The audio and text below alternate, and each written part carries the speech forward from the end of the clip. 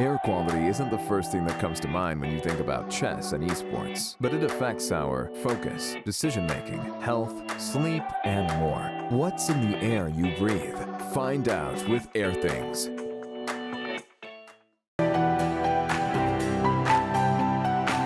Okay, so let's send a challenge. Here is challenging.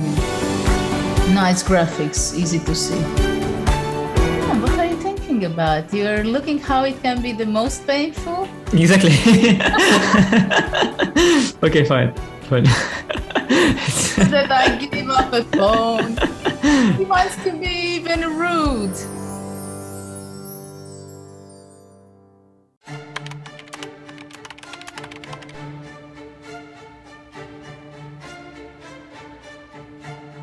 Hi everyone, welcome to our new video series. My name is Jan-Krzysztof, and I'm thrilled to be reunited with fellow Magnus Carlsen's trainers, seconds, Peter Heine Nielsen, Magnus Carlsen's head coach, and Laurent Fressinet, Magnus Carlsen's French coach, are both here, and we will be going through the World Championship match 2021.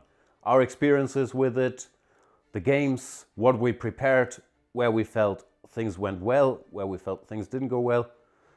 Peter, we have different perspectives because we were in different locations. Very much. I'm looking forward to talking to you guys about it because you were in Thailand during all the match and I was in Dubai with Magnus and his non-chess team. So I see some kind of debriefing where we will discuss what was the mood in Dubai, what was happening in the technical department in Thailand, and we got to sort of basically compare notes and get the two kind of inside looks from the match.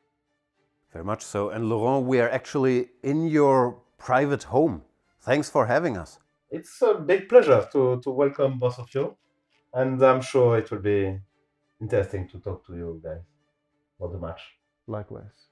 So we hope you guys enjoy the series with our behind the scenes insights. See you then.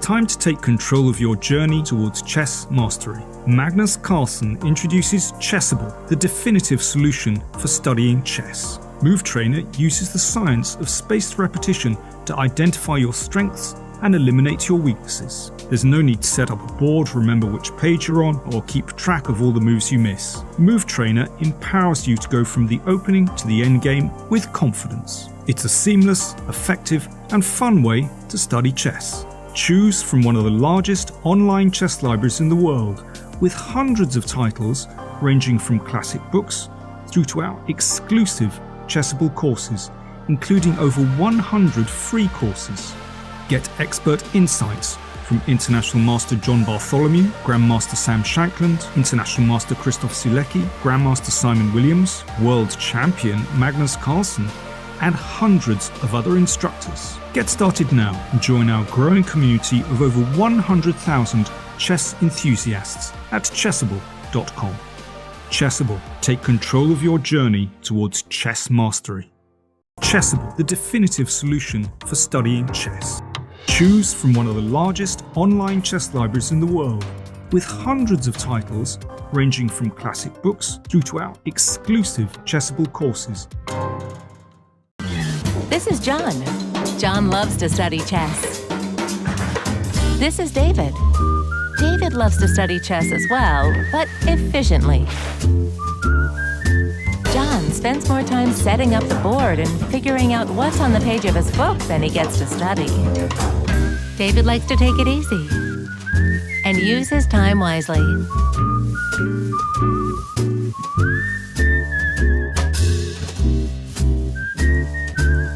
David has finished his exercise for today. John should try the same.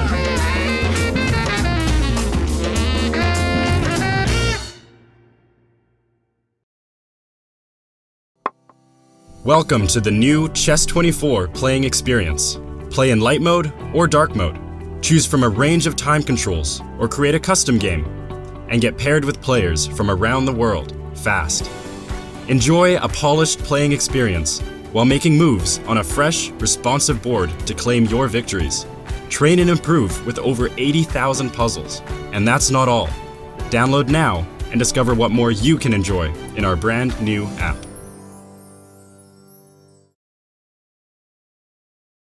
I'm ahead of the game.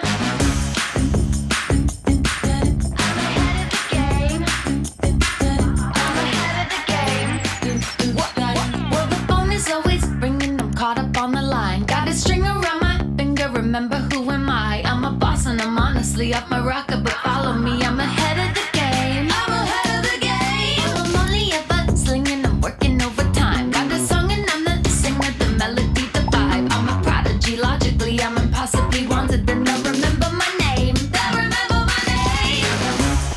Ooh, well,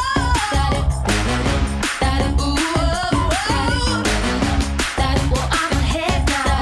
I'm ahead of the game. I'm ahead of the game. Ooh,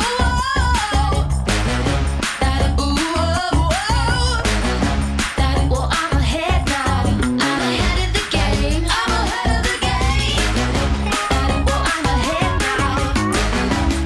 Well, I'm ahead now. I'm ahead of the game. I'm ahead of the game.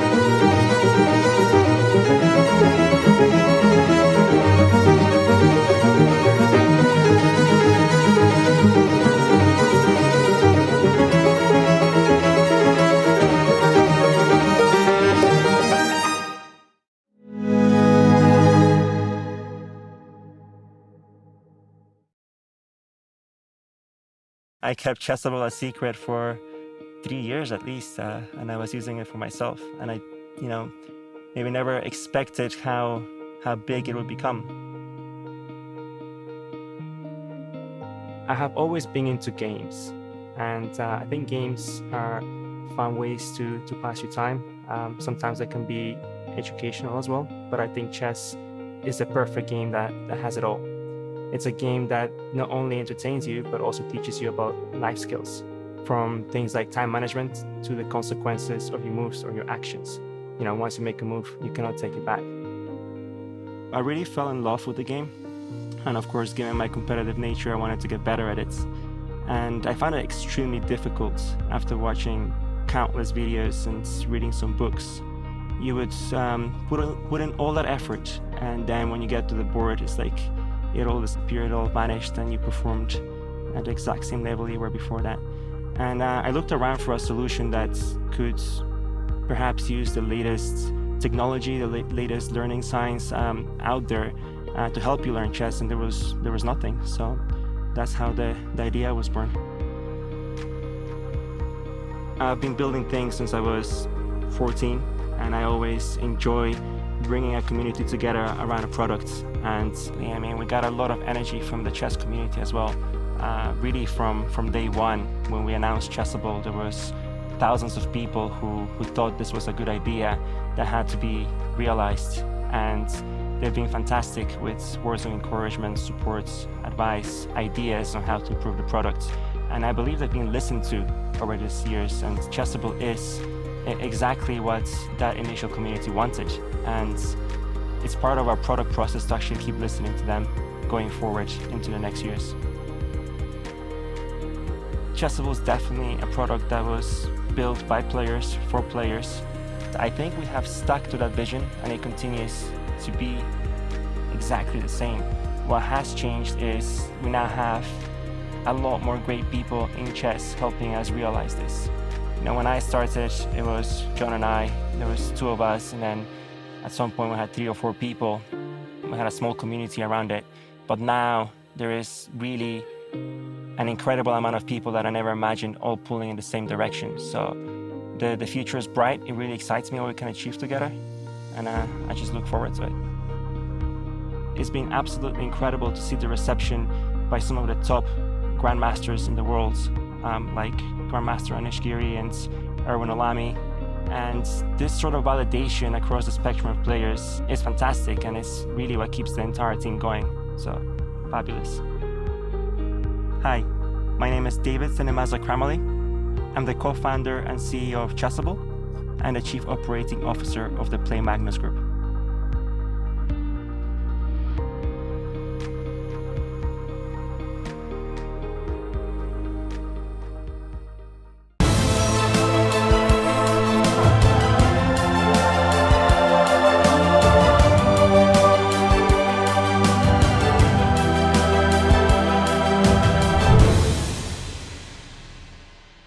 Air quality isn't the first thing that comes to mind when you think about chess and esports, but it affects our focus, decision-making, health, sleep, and more. What's in the air you breathe?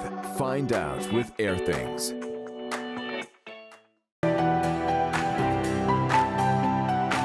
Okay, so let's send a challenge. Here is challenging me. Nice graphics, easy to see. What are you thinking about? You're looking how it can be the most painful? Exactly. Okay, fine. That I give him up a phone. He wants to be even rude.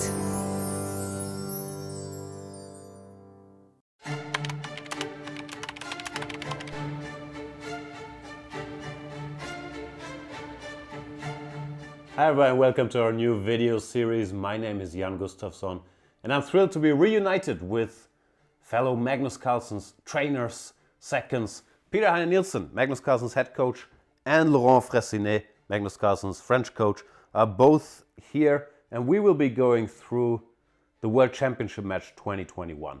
Our experiences with it, the games, what we prepared, where we felt things went well, where we felt things didn't go well. Peter, we have different perspectives because we were in different locations. Very much. I'm looking forward to talking to you guys about it because you were in Thailand during all the match, and I was in Dubai with Magnus and his non-chess team. So I see some kind of debriefing where we will discuss what was the mood in Dubai, what was happening in the technical department in Thailand, and we got to sort of basically compare notes and get the two kind of inside looks from the match.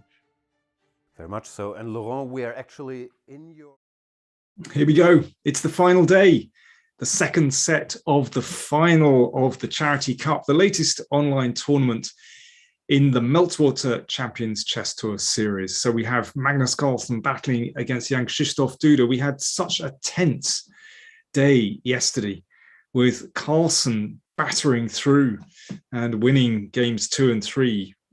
Really exciting games with Magnus just edging it at the critical moments. But the question is, can Jan-Krzysztof fight back and win the second set to force a tiebreak? We shall find out soon as the games begin in about 5 minutes time. Before we get onto that, let me give you some news about a few little offerings. So there is a trophy for this Charity Cup, an NFT, and this is being auctioned off. You should be able to see that in a graphic there. There it is, fantastic. And this, apart from the elegance of the trophy itself, there are benefits that go along with this, which are absolutely superb. So, for example, lifetime benefits. You get a lifetime subscription to Chess24 Premium. You get a lifetime subscription to Chessable Pro, lifetime subscription to Aim Chess Premium membership, and Play Magnus Plus. And personally, I think this is the real clincher. You get a lifetime subscription to the digital version of New in Chess, with the most prestigious chess magazine in the world. So that is quite a range of benefits. I would check out that auction. It doesn't actually close today. You can see that it closes on the 28th of March, and we're at the 26th of March today. I had to check that, but that is really worth investigating. And there's something else I want to let you know about. There is a really special series of videos that is being published online on Chess24, available to Chess24 Premium members. It's called Inside Team Magnus. And this is a story of the World Championship match, obviously in December last year, from the viewpoint of Magnus's team. So that's headed by Peter Heine Nielsen. And then there were a range of seconds. There's Jan Gustafsson, Daniel Dubov, Laurent Fressinet, and Jordan van Foreest, and probably others. I'm not even sure. I haven't had a chance to look at them all, but I watched about 20 minutes of one of the videos, and it is absolutely fascinating. This is the inside story of the match from Team Magnus viewpoint. And it's not just about the analysis, it's also, they go through each game, of course. I can't wait to get stuck into that. It really looks fascinating. And I know somebody else who can't wait to find out what the real story was. Peter Leko. Peter, you were on the other side. You were working for Jan Nepomniachtchi. I have a feeling you might be interested in that video series. Yeah, hello, Danny. Hello, everyone. Well, I would have been really happy to be a party killer there. Yeah, that would have been the real dream. We have been working very, very hard, and I think it was very close. I mean, if you look at the match, then the score, then you think like, okay, Magnus won it quite smoothly, but no. I mean, the tension that we have witnessed in the first 5-6 games. There was a completely different dynamic, and this game 6, that was the incredible turning point. Magnus winning that game, basically that set the tone, and after that he got very confident. It was obvious that after that loss somehow Jan didn't find his way, and Magnus went on to to succeed defending his crown. Certainly always very interesting and always very fascinating to have a chance to look inside, what is really happening, because people are only seeing the games. They know that, seconds are there, they are helping something, but they can't even imagine, the impact and all the analysis and also all this like a brotherhood working together, this team spirit, what that really means for the player.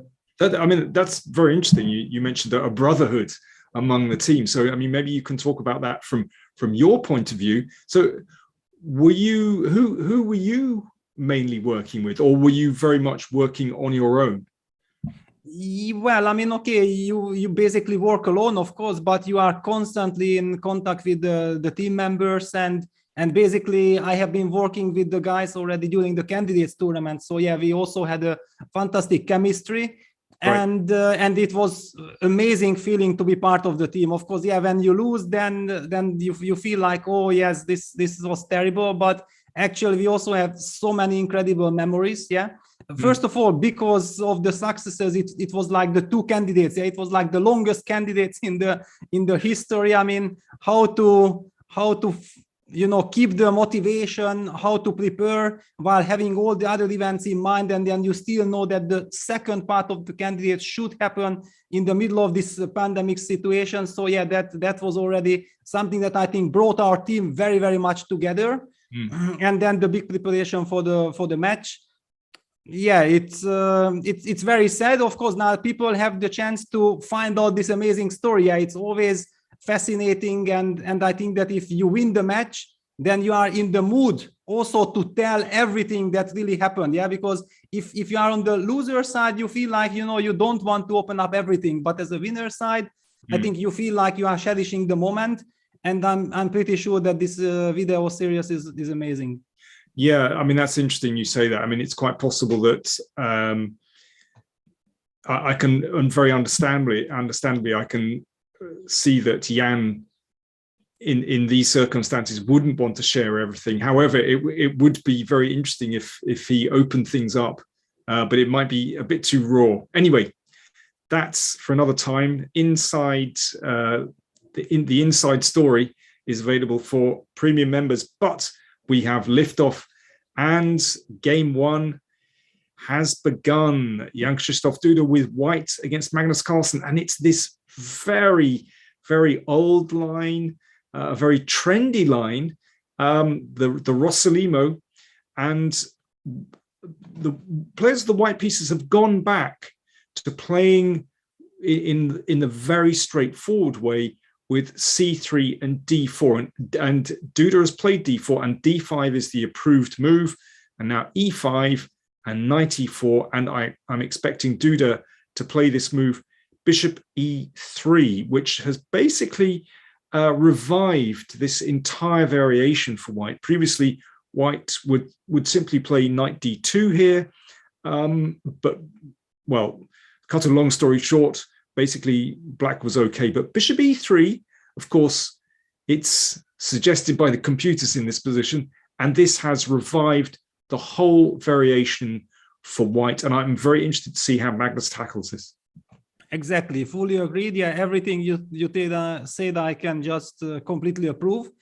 I think this move, bishop e3, came into fashion around 2019, at least. That was the moment when I first noticed it, that the engines were showing it, and suddenly the old forgotten line, which was supposed to be harmless, turned out to be playable. Magnus opts for this CD queen b6 move order. And I'm also very curious to see how confidently Magnus will handle this variation. I think Magnus actually had this with white, didn't he? Oh no! I'm getting confused. Now, who was he playing against? Where he sacrificed the exchange. There was against Caruana. You mean in Vaikanze? This game, you mean? Yes.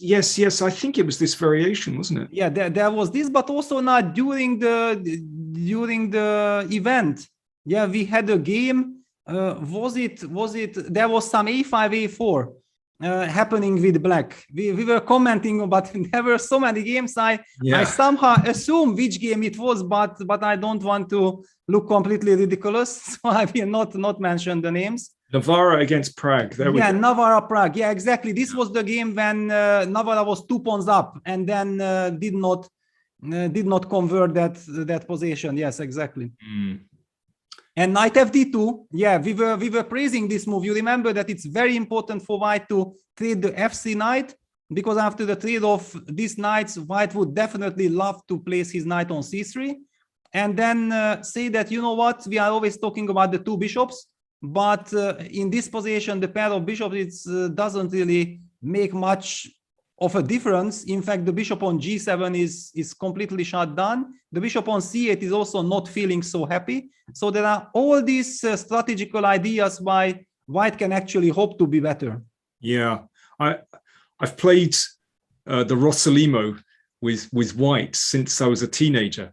It's always one of my favorite openings to play, and I still recommend it to my students because I always feel it's a very straightforward opening. The opening principles are, well, for me, really very clear. You develop very quickly, you castle quickly, you try to achieve a big center, and yeah, I like the logic of it. Whenever I played the Rossolimo, it felt like I was putting on a favorite shirt. I felt so comfortable, you know. And I'm so glad that it's sort of been revived, this main line. Yeah, I think that British chess players in general like the Rossolimo very much. I also remember that Mickey Adams, right from the very beginning, was also very, very big. Yes. And also a real master. I mean, because there were players who were just playing it, you know, but there were players who were mastering it. And I always felt like Mickey was one of the very, very best. Mickey played or plays the Rossolimo really, really well. Absolutely. Yeah, totally agreed. Because somehow I think it suits his strategic style. But of course, you know, he can turn to the attack as well very easily. Yeah, definitely. Yeah. Exactly. I remember that in Dortmund 2002 during the candidates tournament, which eventually I won, it started with a black game against Mickey, and I was completely outplayed in the Rossolimo, and I was so incredibly lucky that somehow I survived with a miracle.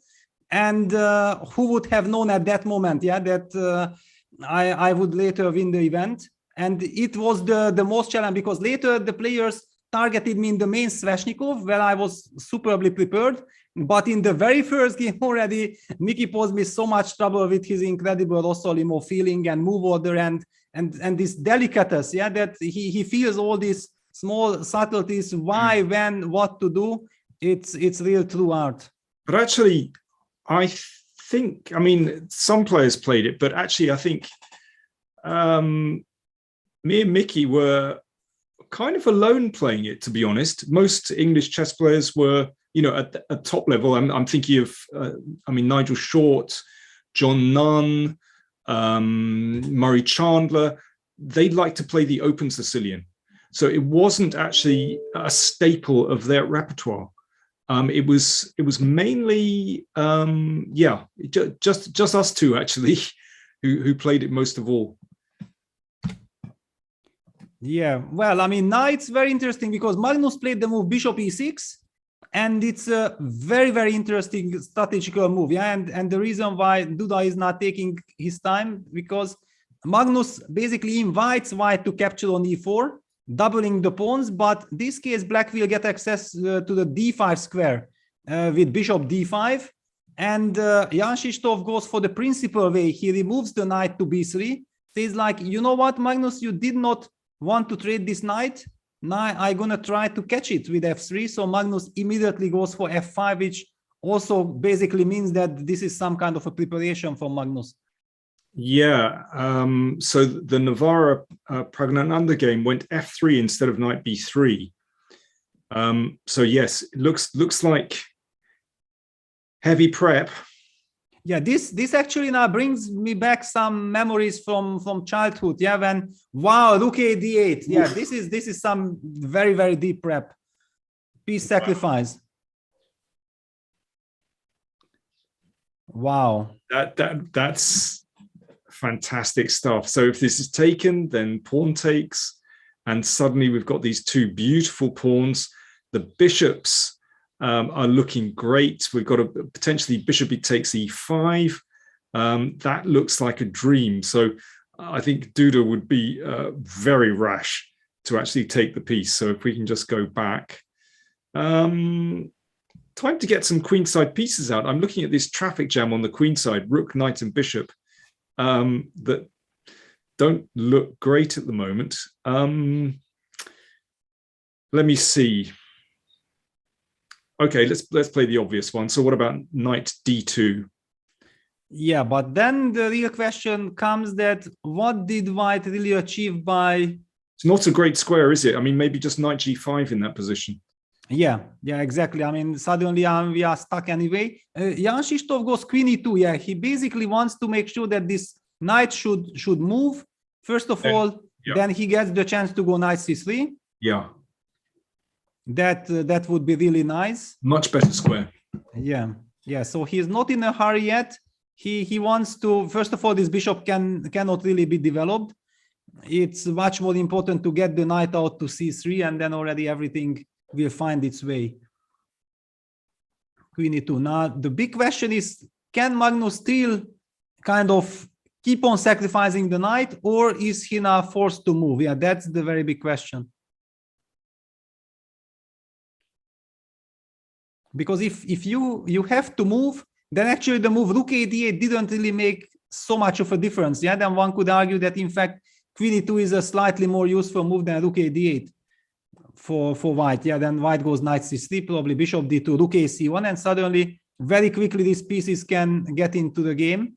There is another question that should white, for example, after knight g5 try to grab this pawn on f4, yeah, with h4, hoping to force the knight back to f7 and then take on f4.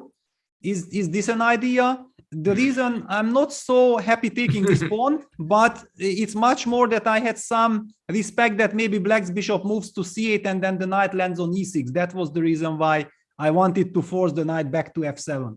Okay, I understand, but I think Magnus might be delighted if that happened. And it seems to me the knight it's even when it reaches e6, there's still a real traffic jam of pieces in black's position.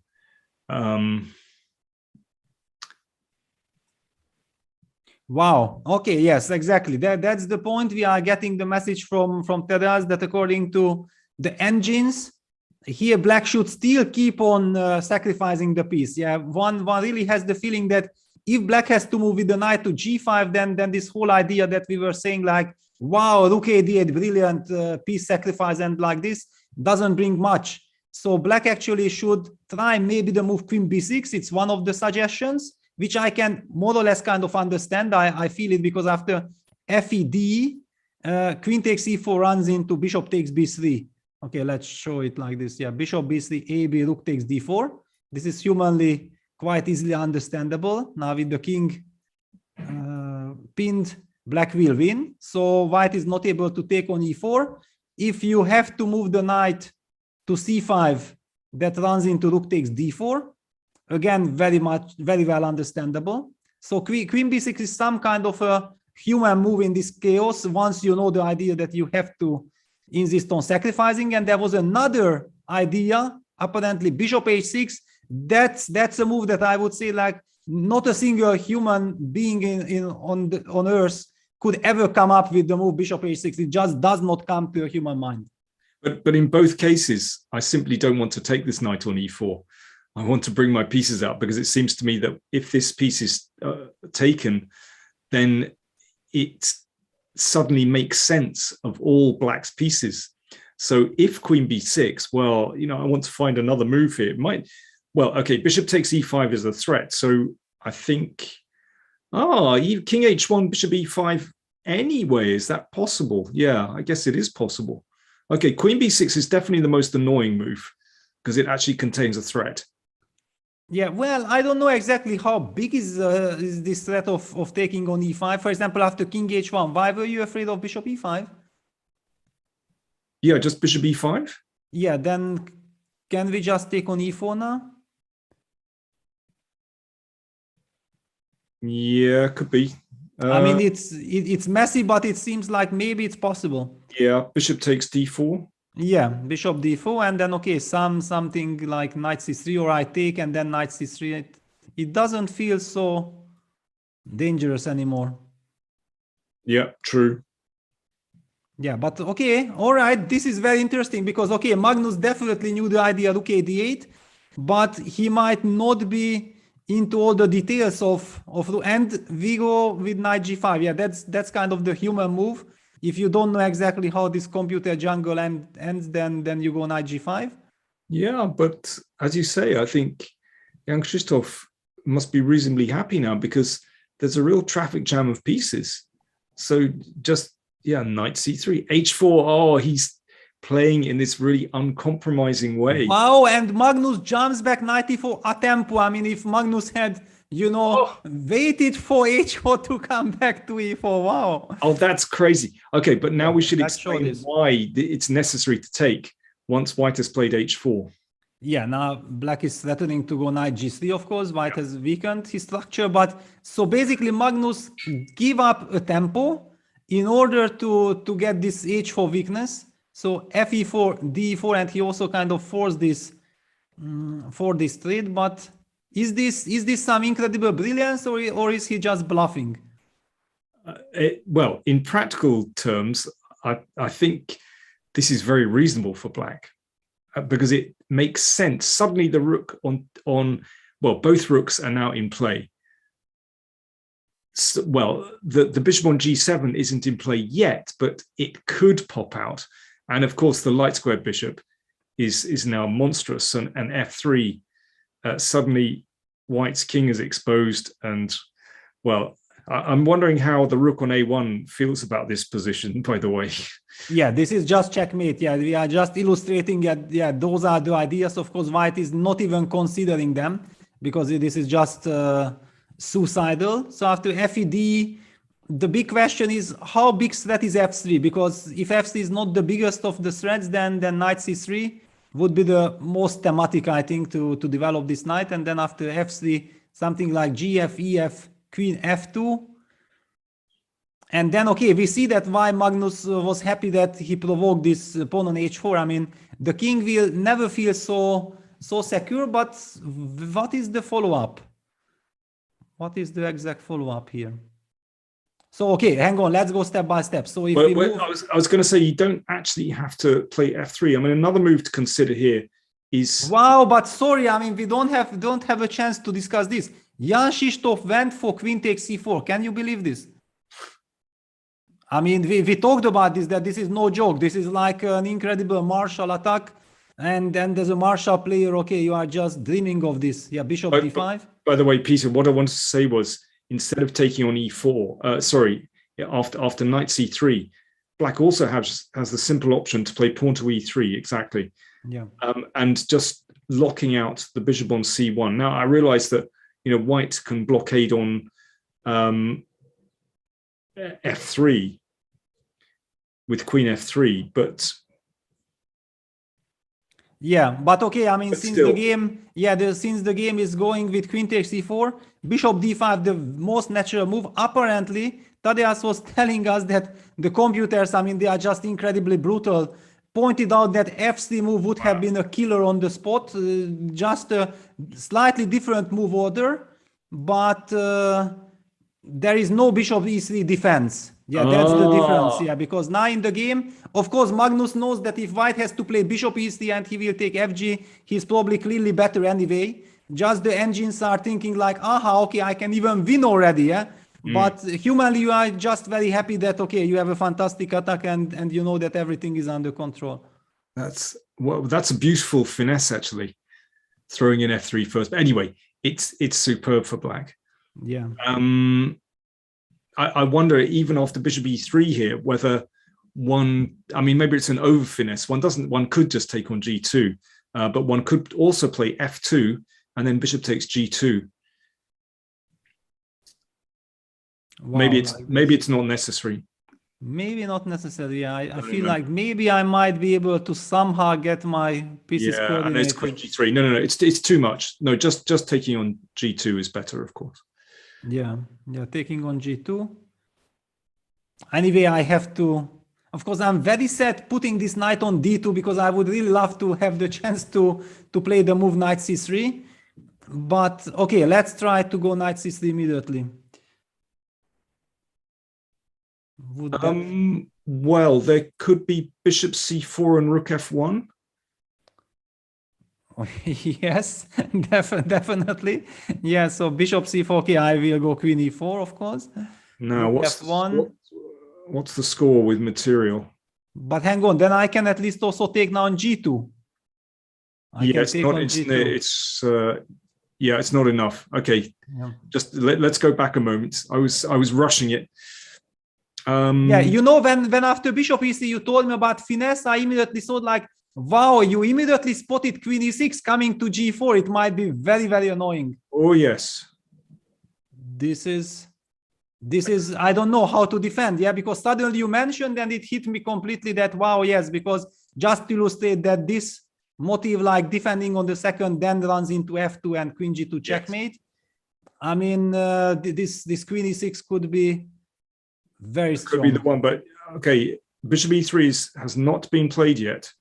I think how's Jan-Krzysztof looking? Let me have a look. Well, I think he's completely destroyed. I mean, to play f takes e4, I think that he's just very angry with himself that bishop is on the board, that he got provoked for h4. I think he regrets it. He just completely missed this knight e4 return.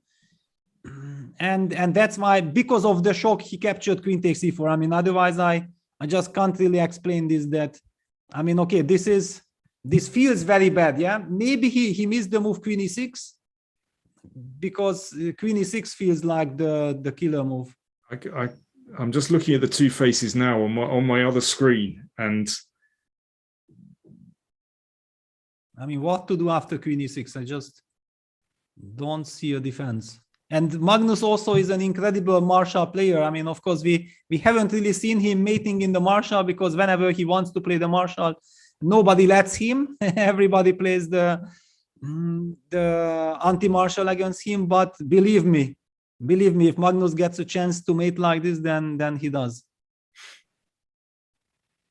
And look at this, like Duda has just realized, because it's Magnus to move, and the way I'm seeing Jan-Krzysztof face, the way he was concentrating, shows that he just realized to his horror that something very bad is about to happen.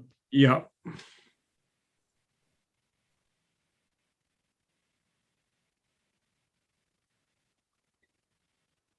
Wow. Okay, so we are getting a message that the same idea like queen e6, apparently according to the computer, queen c8 is even stronger with the same idea. Of course, black is heading to g4, just in case maybe it's slightly more precise, not to run into any knight c5 in any moment. But since knight c5 never really disturbed me, I was not really being worried. But yeah, so the line after queen c8 is something like white has to go white has to play bishop f2. I mean, okay, this bishop f2 is already like a super defense with the idea that after queen g4, g3, queen h3, white still has queen f1. Yeah.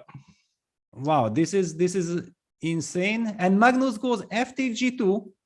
Okay, very interesting. I mean, he just goes f take g2. Does not go for, I mean, let's just finish this, that after bishop f2, according to computer, f takes g2, knight 1 d2, and now rook takes f2 was the starting line.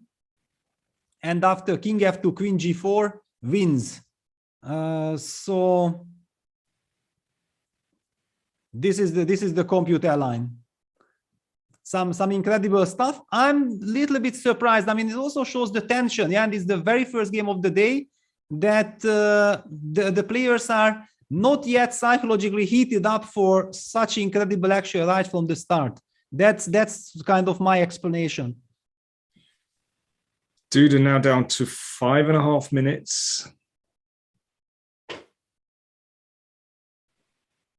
Or is Magnus thinking that he is just winning anyway? I don't know, because this queen e6 or queen c8, of course, I didn't see the queen c8 finesse, but queen e6 looked like it should be very effective as well. And FG, and I wanted to play knight c3. Yeah, so after this very, very natural move, Jan-Krzysztof goes knight d2. Okay, he goes knight d2. Well, at least he's covering f3 because, yeah, I guess. Yes, but he can never target this bishop. Yeah, that's the problem. True. It's a big compromise. Yeah, Magnus goes queen e6, tries to go queen h3 check. So clearly the move queen e6 was on the agenda of Magnus. For some reason he felt like fg2 is better. I don't know why. Queen e6. Okay, how to defend? I mean, the queen is threatening to reach h3, and then queen h1 checkmate is okay, which suggests moving the bishop.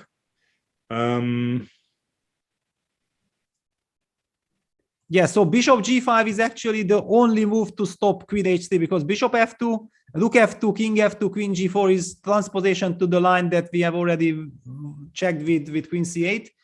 So probably Magnus was thinking that it doesn't matter, and we are about to see this. Yeah, bishop f2 on the board, and now believe me that rook f2, king f2, queen g4 will not be missed by Magnus, because that was kind of his calculation, and I think he was just not sure from which move order he can get this position more force.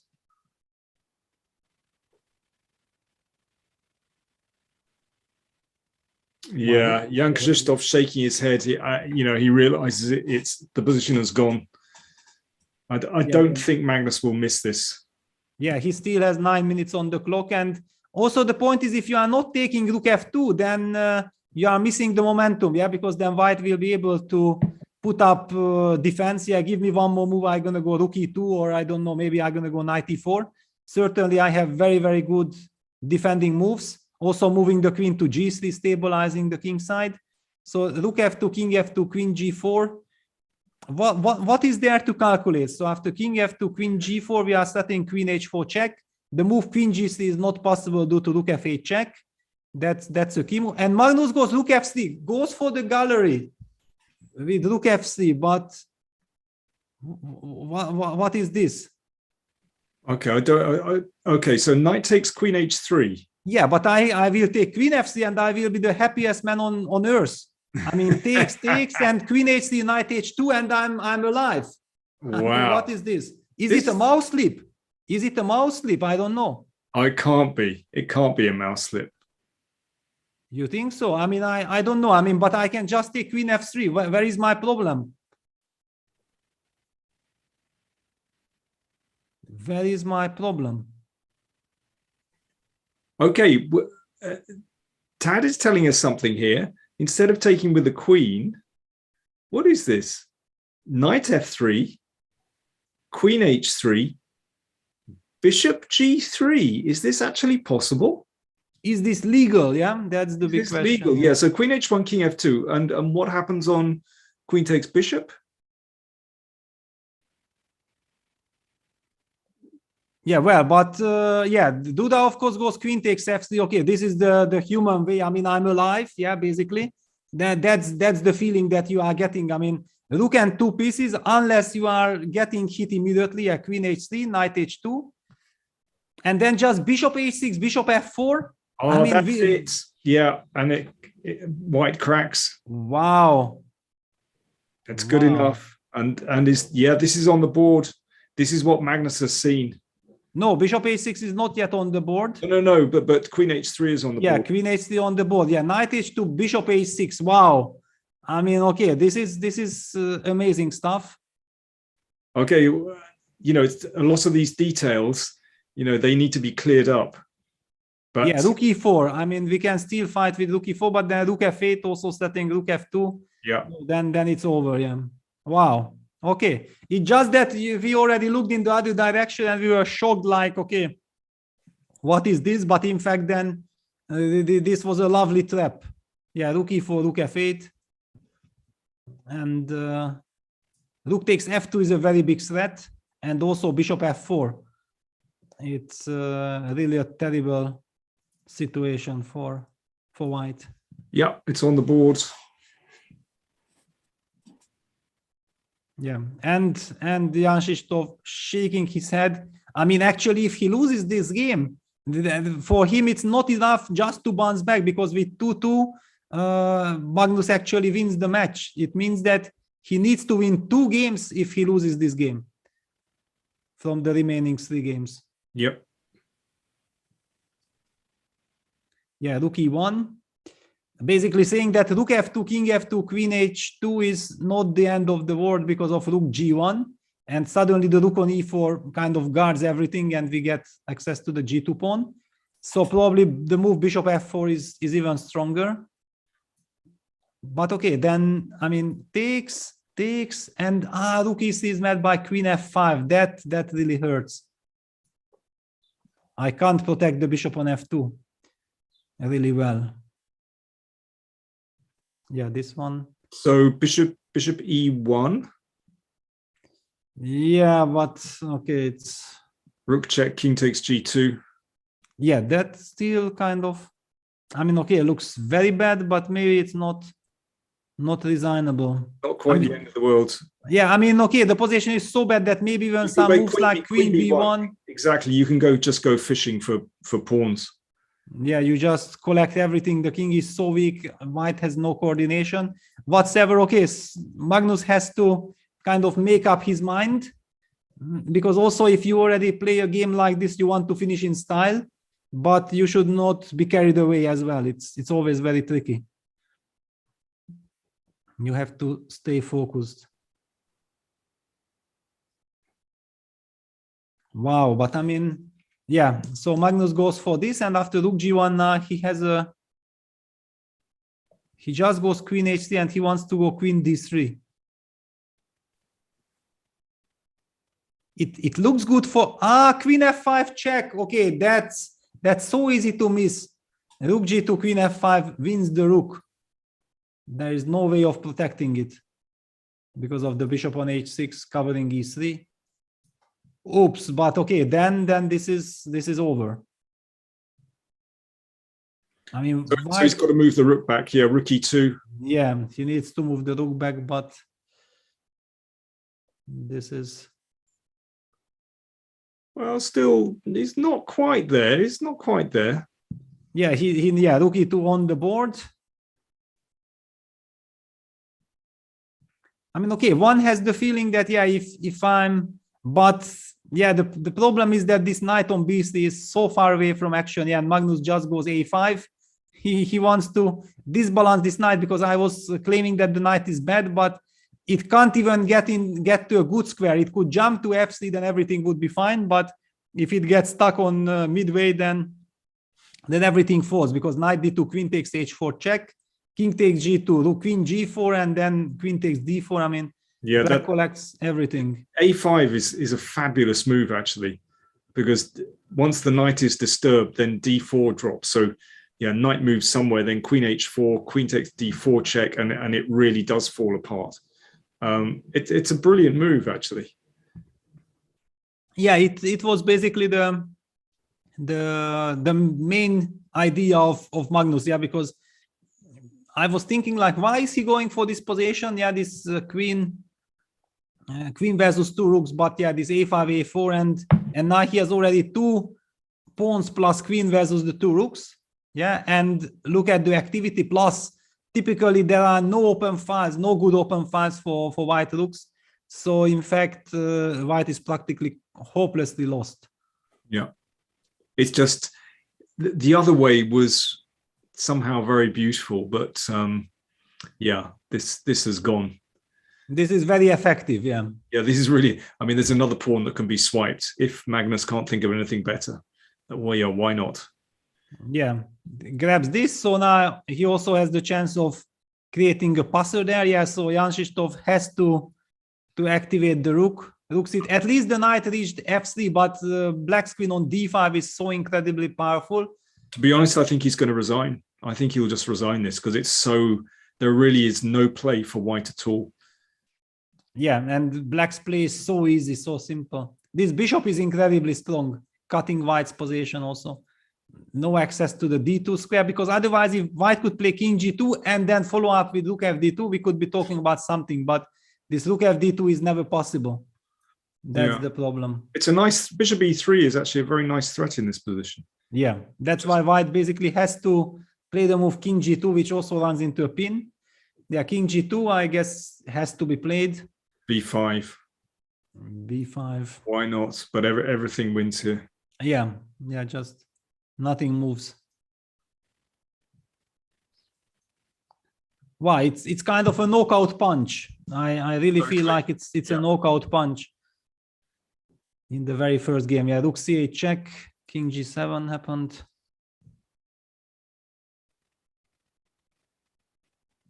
Now the rooks are split as well. That's not good. That's never good.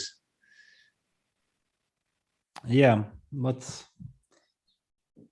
not, yeah, king g2. Basically, he will try to get rook c7. Yeah, he will try to target the c7 pawn, the only weakness in black's position. But now also black has ideas like just transferring his bishop over to c5 and then protect it with b6, cutting off white's rooks, and then also some queen e6, queen g4 ideas will appear. Actually, I think this wins material straight away. You play bishop e3, the rook goes to e2, queen e6, and then queen g4. Yeah.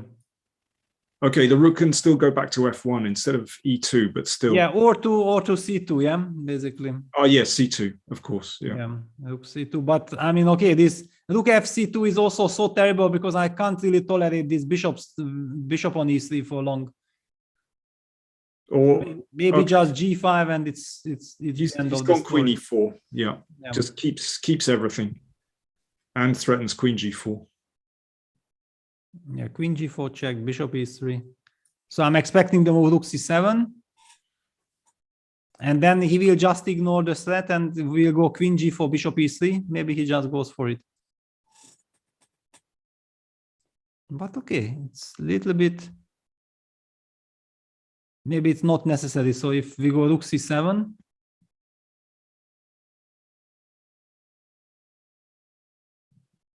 Will you really go for this? Yeah, you can start with bishop e3 or queen g4. I don't know, but it looks so winning for black that let's wait for Duda to make a move. He's now under a minute just to add to his woes.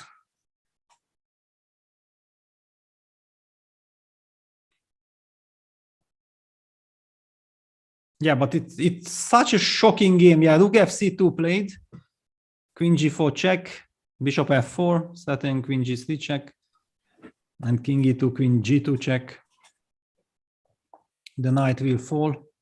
I mean that he did not want to take the piece. Yeah, that's why he played queen e2 when Magnus sacrificed this. Yeah, I mean it's just so difficult to understand that why he felt the need to change his mind. Yeah, that's a big question. I mean the shock that after h4 the knight transferred back to e4. I think the shock had the effect.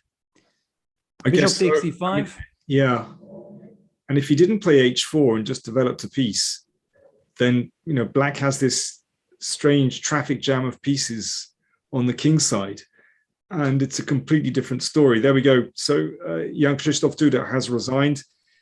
An absolute, as you say, a knockout punch in this first game. An absolute shocker. And now Jan-Krzysztof has to win the next two games because he has to win this set. So it's a very tall order indeed. I think Duda, Magnus has disappeared, but Jan-Krzysztof is still there, just obviously going back through the moves, just trying to work out what on earth did I do? How did that happen? That's not the start he wanted. Shocker.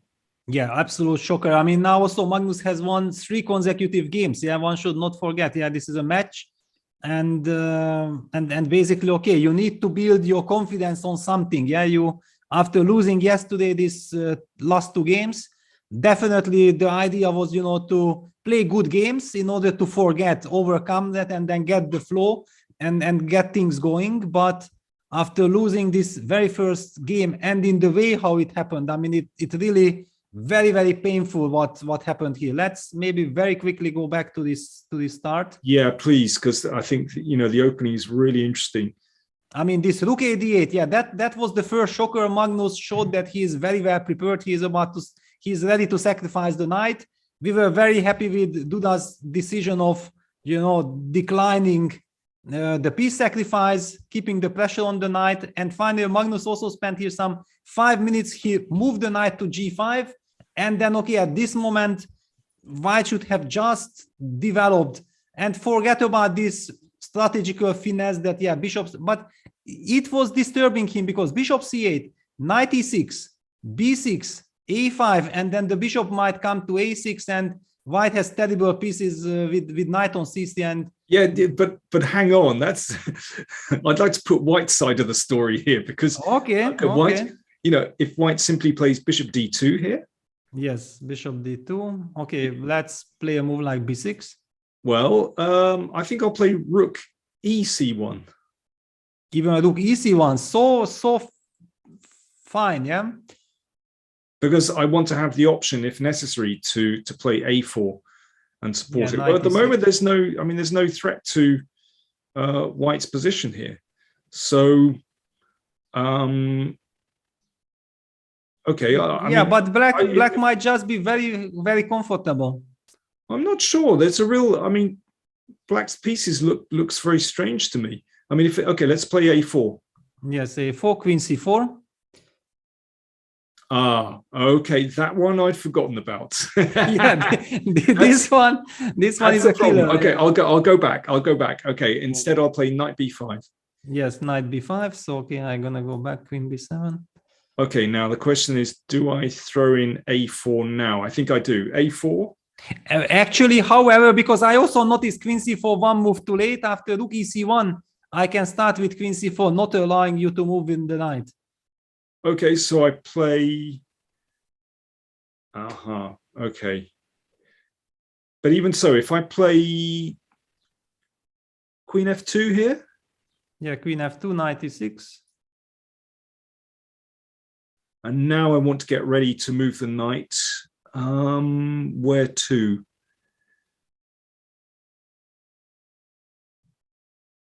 Okay, knight e2.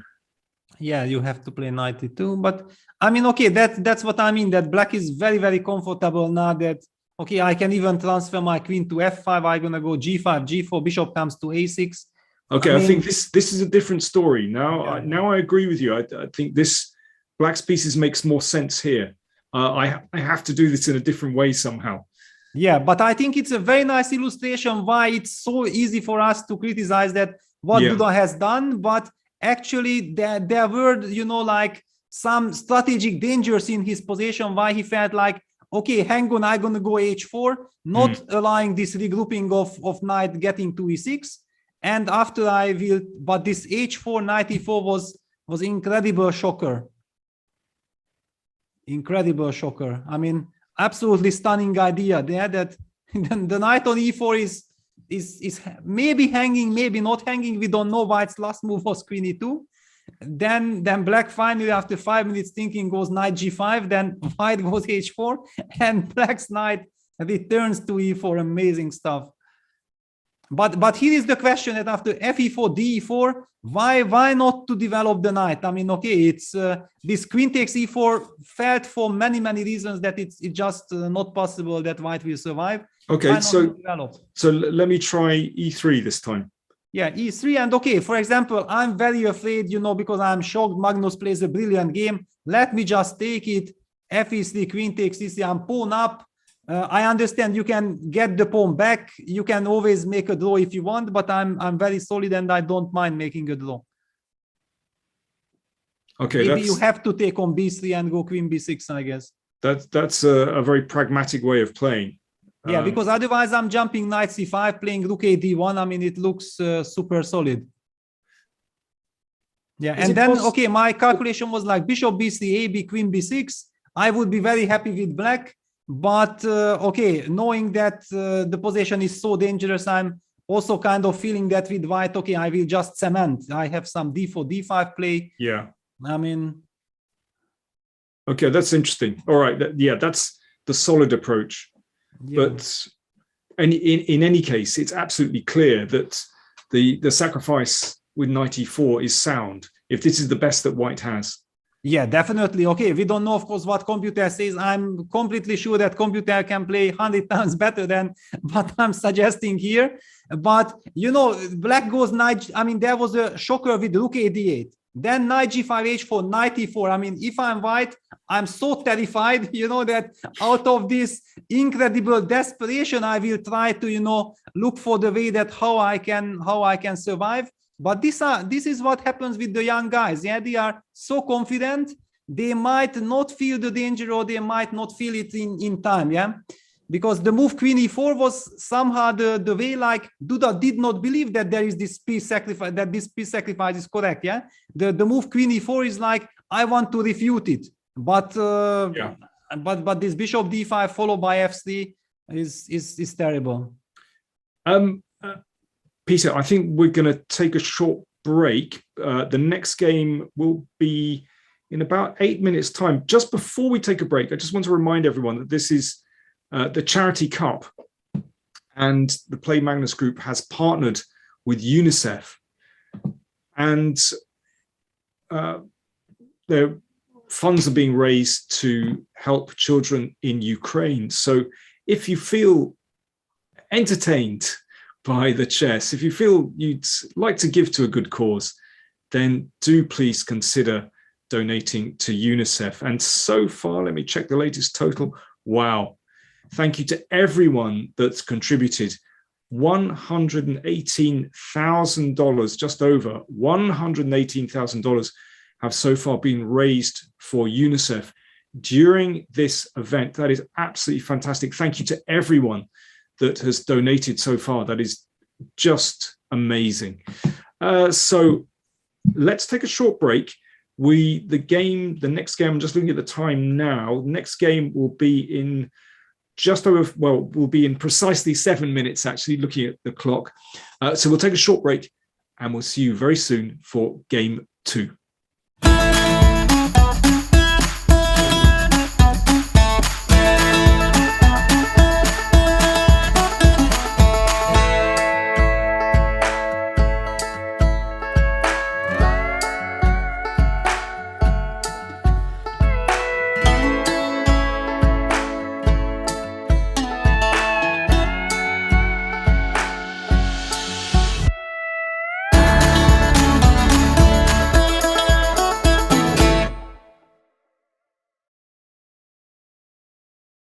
Air quality isn't the first thing that comes to mind when you think about chess and esports, but it affects our focus, decision-making, health, sleep, and more. What's in the air you breathe?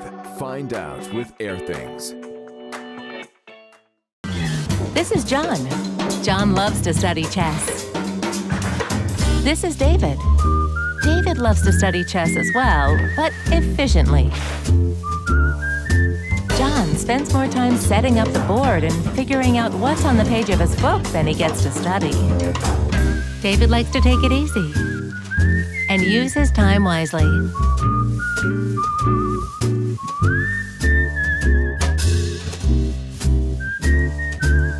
David has finished his exercise for today. John should try the same.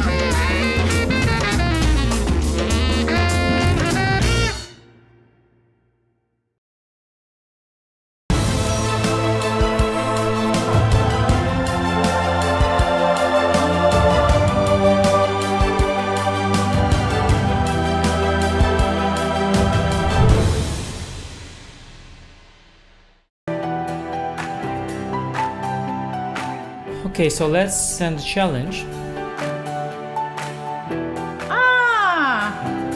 Here is challenging me. Nice graphics, easy to see. What are you thinking about? You're looking how it can be the most painful? Exactly. Okay, fine. That I give up a phone. He wants to be been rude.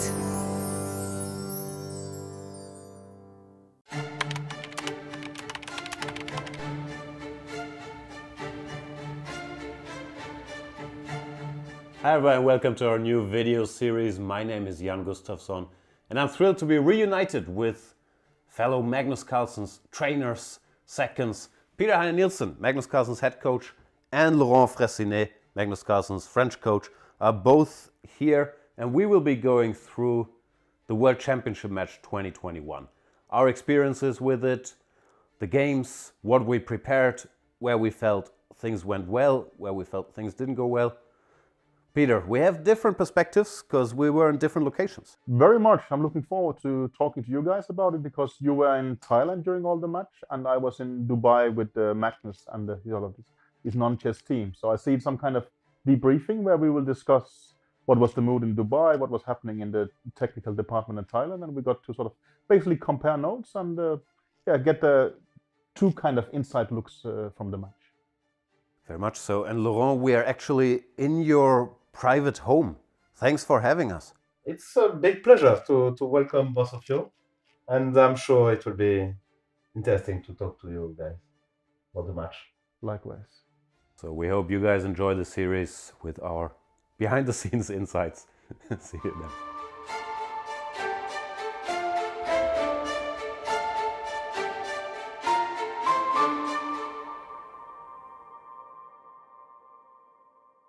Chessable, the definitive solution for studying chess. Choose from one of the largest online chess libraries in the world, with hundreds of titles ranging from classic books through to our exclusive Chessable courses. It's time to take control of your journey towards chess mastery. Magnus Carlsen introduces Chessable, the definitive solution for studying chess. Move Trainer uses the science of spaced repetition to identify your strengths and eliminate your weaknesses. There's no need to set up a board, remember which page you're on, or keep track of all the moves you miss. Move Trainer empowers you to go from the opening to the end game with confidence. It's a seamless, effective, and fun way to study chess. Choose from one of the largest online chess libraries in the world, with hundreds of titles ranging from classic books through to our exclusive Chessable courses, including over 100 free courses. Get expert insights from International Master John Bartholomew, Grandmaster Sam Shankland, International Master Krzysztof Duda, Grandmaster Simon Williams, World Champion Magnus Carlsen, and hundreds of other instructors. Get started now and join our growing community of over 100,000 chess enthusiasts at chessable.com. Chessable, take control of your journey towards chess mastery. Welcome to the new Chess24 playing experience. Play in light mode or dark mode. Choose from a range of time controls or create a custom game. And get paired with players from around the world, fast. Enjoy a polished playing experience while making moves on a fresh, responsive board to claim your victories. Train and improve with over 80,000 puzzles. And that's not all. Download now and discover what more you can enjoy in our brand new app.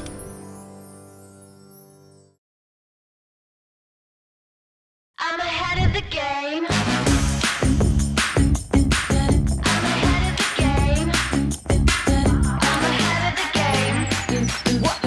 Well, the phone is always ringing. I'm caught up on the line. Got a string around my finger. Remember who am I? I'm a boss and I'm honestly off my rocker, but follow me. I'm ahead of the game. I'm ahead of the game. I'm only ever slinging them. Welcome back, everyone. We've had a spectacular first game today where Magnus Carlsen just crashed through in spectacular style. Jan-Krzysztof Duda now must win 2.5 out of 3 at least, to actually get back into the match. Remember, it's a 4-game set, so he needs 2.5 to win. So 2.5 out of the next 3. It's going to be a very tough call. Let's see if he can do it. Well, Magnus played e4. Jan-Krzysztof has played the Caro-Kann with c6. He might be in this situation where it's a bit like tennis players, when they're 2 sets down and suddenly it allows them just to swing freely.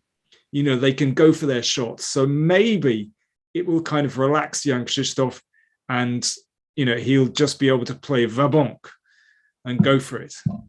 Yeah, but look at Jan-Krzysztof.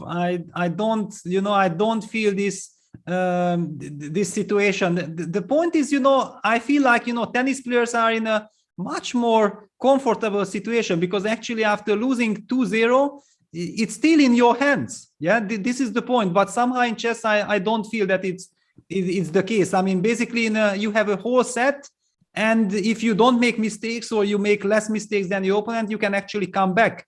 But in chess, there is the draw, yeah, and those are not good for Jan-Krzysztof.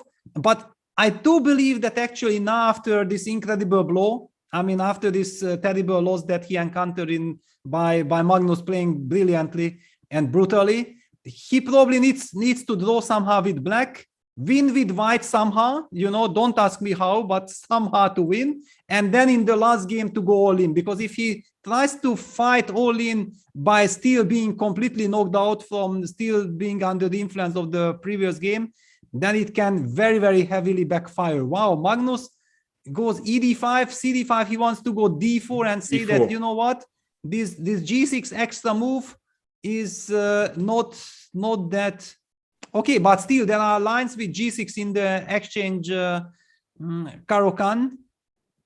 I'd say it's a really interesting way of playing. Why not? Because against the exchange Caro-Kann, the G6 system doesn't have that great a reputation. Now, Bishop H6. Ooh, I don't know about that one. Yeah, and also I'm not sure about the speed. This is what I'm worried about. I feel like, Duda is a little bit playing out of frustration, and I'm really worried for this, because Magnus is just so incredibly good, and he has shown during the whole match that he's extremely sharp. And then if you give him some chance, if you do something dubious, he might exploit it to the maximum. I think it's really interesting that Magnus is prepared to go in for this whole variation, a tempo down, because he realizes, well, this is just a very solid way for white to play. So, yeah, and Magnus likes these positions with a fixed center. But Bishop H6, I've got to say, I find a little bit strange. Yeah, well, it's a typical move that if the game will end well for black, people will be praising that, wow, what a bold and what a clever idea Bishop H6 was. But if Magnus goes on to win, then everybody will, how could you play Bishop H6? Yeah, I feel like it's one of those typical scenarios. It's a very interesting move by Magnus. For a start, he allows Jan-Krzysztof to take bishops, and that will bring the queen to C1. And then if the knight moves to F6, then of course the queen has the option to go to H6. So actually what Magnus is doing is just causing a few problems for black, in the sense that it's not so easy for black to develop now, actually. That's a very cool move. And he's just playing very positionally, playing Bishop B5, getting some kind of control over E5. I noticed a couple of games recently where instead of the traditional Bishop D3, white was playing with Bishop B5, just to play really positionally. Levon Aronian was doing this with white in this exchange Caro very successfully. Yeah, both Magnus and Levon had really great contribution to this the development of the exchange Spanish. And since now there is some time, exchange Caro-Kann, sorry. The point what I wanted to highlight that I think why it is justified. It's very interesting, because actually it comes like, if we think about the Nimzo, Bishop B4, E3, castles, yeah, and then okay, white plays something, knight F3, D5. Then after CD5, ED5, for example, we get exactly the same structure. The black is some tempi behind, but actually black is super happy. Yeah? If you ask someone with the black side, will tell you that I'm so happy for this structure. Usually, of course, white is doing this CD5 idea only with Bishop D3 and like this, when he gets a very harmonious setup. And even then, black is kind of happy.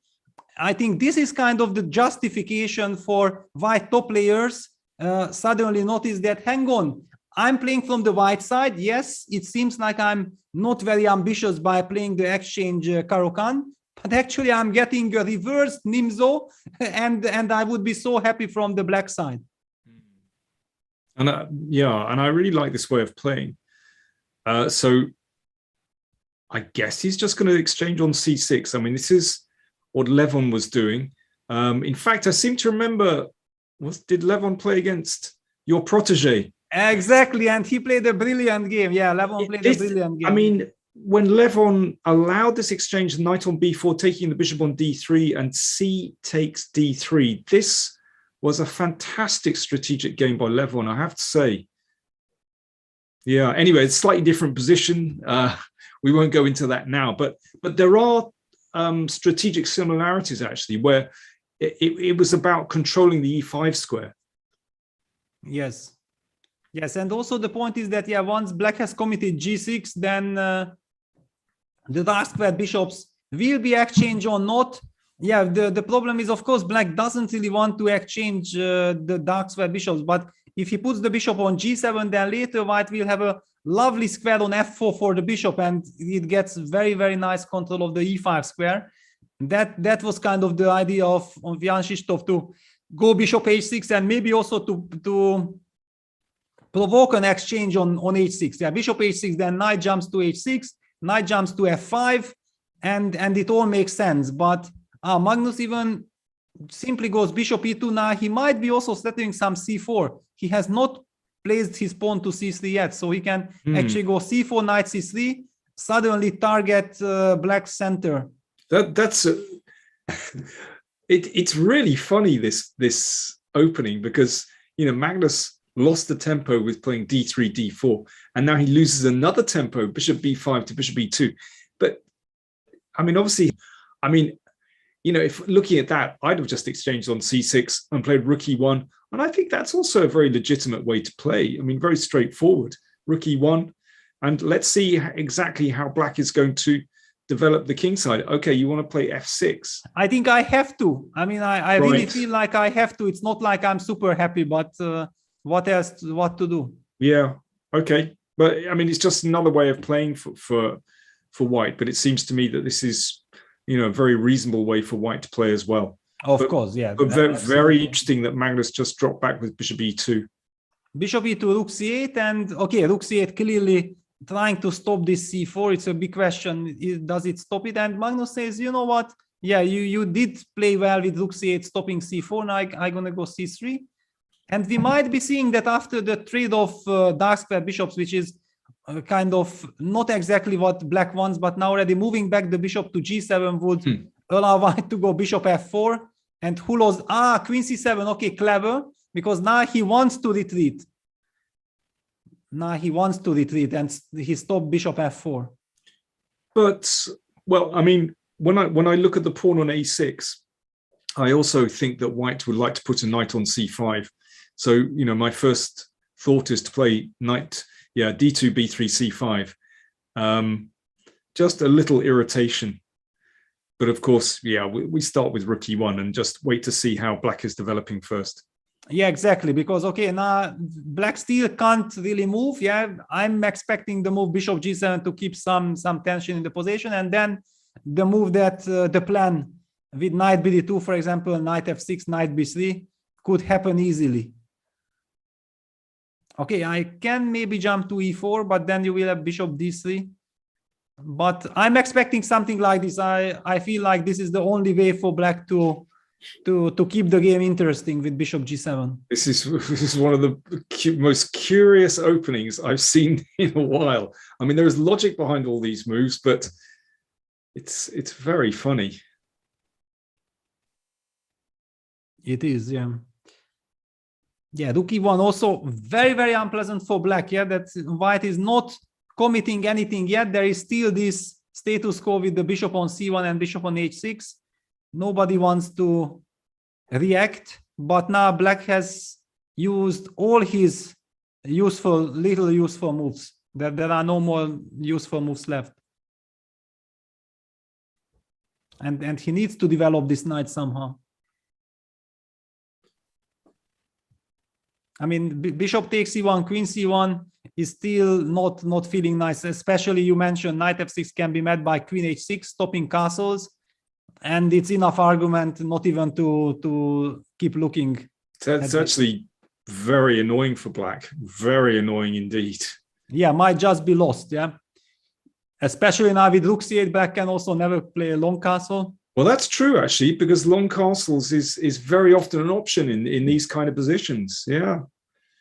Yeah, but here is completely stuck. Yeah. And then some moves like bishop d3, queen g7, threatening queen takes f6 due to the pin would appear as well. No, of course, this is completely lost. Jan-Krzysztof is taking his time, but actually I feel like he has to play the move bishop g7. I mean, good or bad, he just needs to retreat. Okay, let's make a couple of moves. Okay, let me play bishop g7 while Jan-Krzysztof is thinking. Okay, just, I mean, I was going to suggest another move, though. I was going to suggest bishop f4, just for fun, just to keep the originality in the position. Wow, bishop f4, yeah. But I mean, then I will now switch to your plan. Takes, knight bd2. Yeah. No, I mean, I'm not saying it's wonderful, but I just think it's another if, you know, black can develop in this way if you want to, and then knight f6 and castles. Yeah, knight b3. I feel like that knight e4 is not really working because it's too shaky. Yeah, well, so black just castles. Yeah, black castles, then we get this knight to c5. Yeah, rook c7. Rook c7, and then, okay, typical Magnus, some a4, a5, and then... Yeah. No, I mean, I think it's an easier position for white to play, but it's not so bad for black. Yeah, but I do believe that, okay, somehow you have to move back with the bishop to g7. And Jan-Krzysztof burning his time here. He's now under 9 minutes, and they've only played, what, 11? Yeah, 11 moves, 10 moves Jan-Krzysztof has made. I mean, really, it feels like, you know, die Luft ist aus somehow. Yeah, this is the air has gone out of Jan-Krzysztof. Okay, he needs to survive this game somehow. I mean, because he's still very, very shaky. Yeah, we see that he tried to play fancy with bishop h6, but this is not good. I mean, Magnus is in total control. Magnus feels the position. His decisions are coming much faster. He's 4.5 minutes up on the clock. I do think that you have to close your eyes, go bishop g7, knight f6 castle, somehow to get knight e4, f5 or something. I mean, if you want to fight, but it's not just that you want to fight. I mean, basically trying to survive by fighting. Yeah, it's clear that white will be always slightly better. Yeah, but e6 on the board. Yeah, but also, you know, you need to make a decision with some speed, and I think, you know, this indecision are only 11 moves have played, and you know that says it all about, you know, how he's feeling at the moment. You know, just completely whacked by that first game. Yes, but okay, now after e6, yeah, Magnus goes knight bd2. And the point is, I understand, yeah, Jan-Krzysztof wants to get some of this knight e7, f6, the Nimzo-Indian spirit, but I mean, white's knight is coming so quickly to c5. You will, yeah, everything is coming, and now also still you have to solve this problem. To be honest, I don't get this, because with the, I mean, f6 weakens e6 and feels unrealistic with the knight coming to c5. I mean, really. It looks like an odd decision to me. Yeah, absolutely. But I mean, somehow I feel like he knows that. To me, it looks like he feels that he is in a must-win situation with the black pieces, because all his decisions with this bishop h6, I mean, trying to play fancy, he's trying to create some chances for himself, but not like he's ending up creating real trouble for himself. Yeah, bishop g7. Now Magnus goes knight c5. Now give Magnus one more move, moving the bishop back to f1, stopping any kind of f6. and then how will you ever break out from this construction? I mean, I think bishop f1 will be quite quickly played by Magnus. The only question, do you play bishop d3 or bishop f1? But I do believe that bishop f1 is much more natural. Yeah, hard. I mean, both are good, aren't they? And then white can do lots of stuff. You know, the pawn advance on the queen side is very attractive. You might be able to throw in bishop g5 to get to h4 and g3 to get on this diagonal. Very easy play for white. Yes, yeah, the same also some after yes. bishop f1, g3, bishop f4, but what you also mentioned, bishop g5, bishop h4. Only I was afraid for bishop g5 that not that I will step into some knight f5. Yeah, true. That was the only danger. Yeah, that yes. If the bishop lands on g3, it's wonderful. But Magnus puts bishop on d3 to control knight f5. He simply believes that this knight will anyway never be kicked, so he doesn't care about the d3 square for the knight. Well, it looks unlikely. I mean, yeah. White has so many natural plans here. You know, if one wanted to be very aggressive as well, there's also h4, h5 in the air too. I see nothing wrong with this plan. Yeah, especially after putting the bishop on d3. Exactly. Yeah, if you're going to play bishop f1, then you go in another direction and everything is fine as well. But this one, I mean, it's so natural. Yeah. Yeah, h4, h5, and then g, knight g5, queen g4, and suddenly checkmate idea, because black's construction without f6 is just terrible. I mean, this whole placement of the pieces without f6 threatening e5 is just catastrophical. But and if, you and never black, get f6 because e6 is hanging. Yeah. Yeah, and if black blocks with h5, then it means that f6 is never going to be played, and the g5 square is available for one of white's pieces, perhaps knight, perhaps bishop, and even g4. So yeah, it just feels like Magnus has all the options here. Just depends how black plays. Exactly. Yeah, rook cd8. I think this is absolutely correct. It's the only move. First of all, black wants to go bishop c8, and then he will need to break out with e5. It won't be a pretty move, but actually, if you break out, it's kind of fine. Yeah. Do you know what? Yeah, I was going to say it might be the time to take the bishop, because before it drops back to c8, because then, you know, white would then have to worry about b6. So just get rid of the bishop and actually just go for h4, h5. It's just a very simple way of playing. Yeah, and now we see that very tough question. Maybe I think that Jan-Krzysztof will take with the rook and then try to play e6, e5. I believe, yeah, rook d7, because after queen d7, he would insist that he wants to go f6, e5. But for example, white putting the queen on e2 stops any kind of f6, and then you feel that this is misplaced. Plus also white will simply go bishop f4 and control everything. So rook d7 taken, queen e2, stopping e6, e5. Yeah, because that would be, and now white will just play h4, h5, maybe g3, bishop f4 as well. Perfect harmony. Just perfect harmony. Yeah, this is in fact something like of a brilliant queen's gambit from reverse colors. Yeah, that usually you have taken one of white's bishops, you manage to set up this construction, and then you just go h5, h4 with black. Yeah, this is now h4, h5 from white side. Yeah, I mean, it really is clockwork. You know, we've seen this so many times. It's such a lot of fun for white to play, it has to be said. Yeah. So Jan-Krzysztof facing a really difficult task here. If Magnus wins this game, that's it. That'll be 2-0, and that's the end of the match, because the best that Jan-Krzysztof could hope for then is 2-2, but that wouldn't be sufficient anyway. So Magnus might be just cutting this whole match very short if he wins this. But I mean, so far, what a convincing display from Magnus Carlsen. He really does seem to be in fantastic form. I'm wondering, when is his next classical event? I'm trying to think. I don't know his schedule.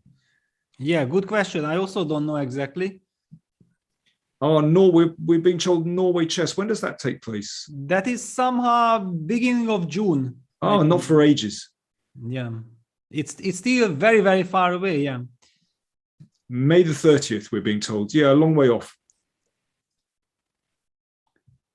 Yeah, H4, rook E7. Yeah, we see that Jan-Krzysztof wants to break out with E5 at all costs because he knows exactly that otherwise he might get mated. And also at this point, I somehow feel like he thinks about this, that, oh my God, yeah, if I lose this game, actually it's match over. And he still wants to hang on. He wants, I mean, he doesn't think about winning this game. He has to somehow survive and then try to, I don't know how, try to put pressure on Magnus, get some confidence out of that game. If he can win that, then there might be a chance to try to go all in the very last game. Of course, it's many ifs, but I think that's the only way to survive. H5. Well, regardless, he just goes for it. Okay, so the big question, what happens on E5? Okay, E5, D takes E5, knight takes E5, yeah. Will be played.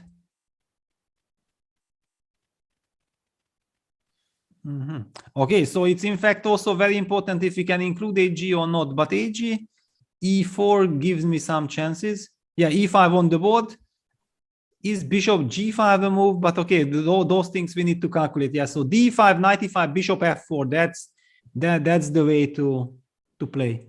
So if knight E5, then of course bishop F4. Ah, that's the simple move. Yeah.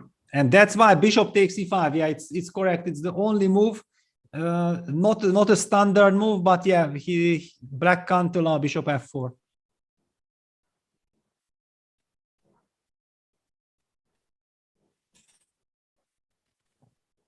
So very interesting. Now AG6 doesn't work because of check. Actually, even this is good. Actually, even this is good, but yeah, it's too speculative. I mean, the position is good enough. No reason to get fancy. I mean, I was just looking at moving the queen. I was looking at a funny variation, queen c2. It's actually possible to play bishop h2 check here, but okay, it doesn't have any consequence. King f1. Yes, and it's still okay. But I mean, also probably not so bad for black actually. Bishop f4. Yeah, it feels like at least this is some kind of queen c2 doesn't look right. There must be something better. And if knight takes, then rook takes, and h5 is hanging. Yes, exactly. That's why the question appears that if we could include hg6, yeah, then for example the same line white could just play bishop e3, and I guess would be very happy. Maybe we can take a look. Yeah, that what happens after hg6, because you have bishop h2 check or you have bishop takes e3. You have these two options, but in both cases I can sacrifice my queen. Let's just start with bishop h2, yeah, because this is a forcing line. So we take, you take on e2, we take on h7, check, king h8, and we take rook e2. Looking very good for white also. Yeah, should be. once that dark squared bishop comes into play, then black has to take enormous care. Yeah, and the same applies after hg6, bishop takes e3.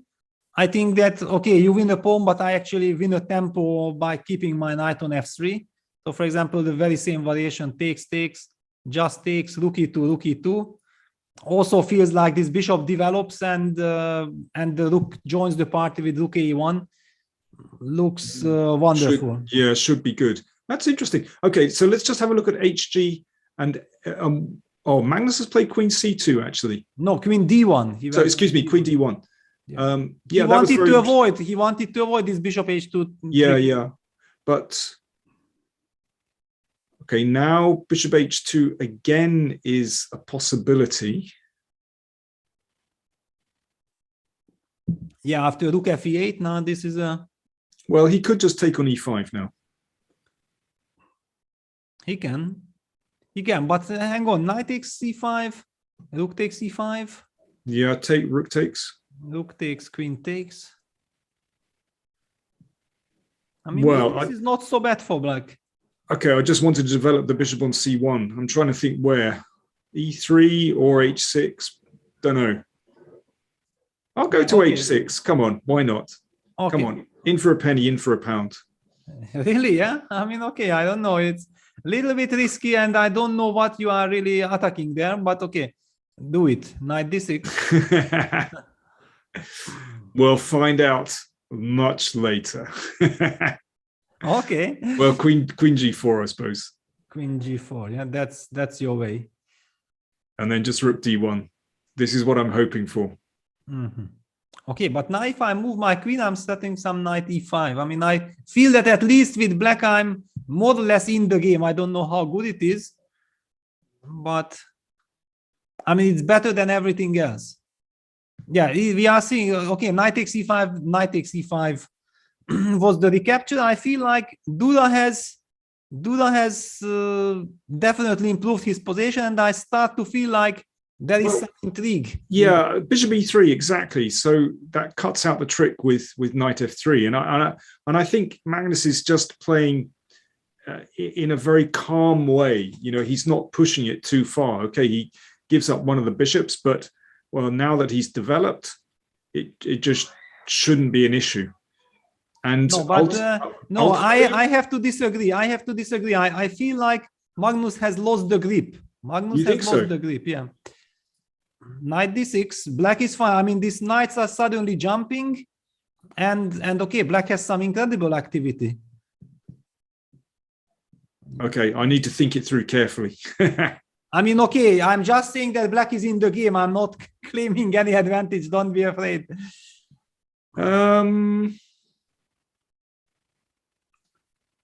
But I mean, before we were talking about white is having wonderful position, black has terrible position, no plan and whatsoever. I feel like suddenly in a practical game, black has created chances for himself. Yeah, fair enough. I mean, if I was looking at now bishop c2, but then actually the knight ec4 is a bit of an issue.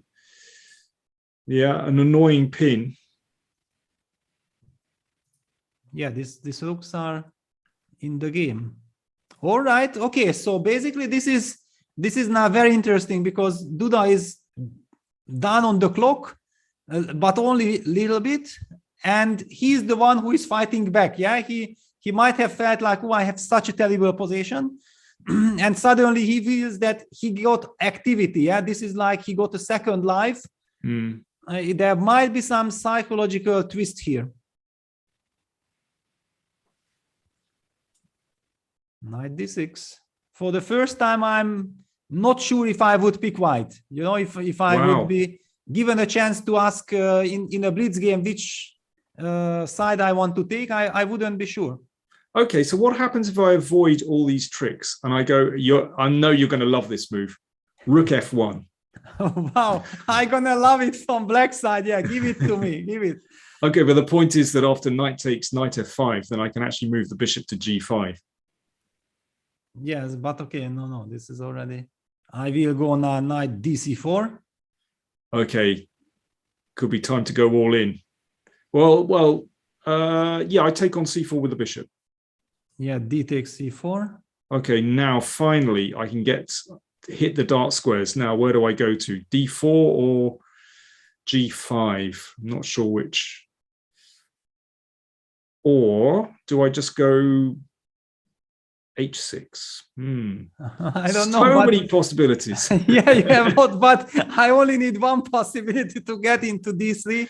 And then with these two rooks, rook f1 on the board. Wow, wow! I'm not sure that this is a good sign. You know, I'm not sure.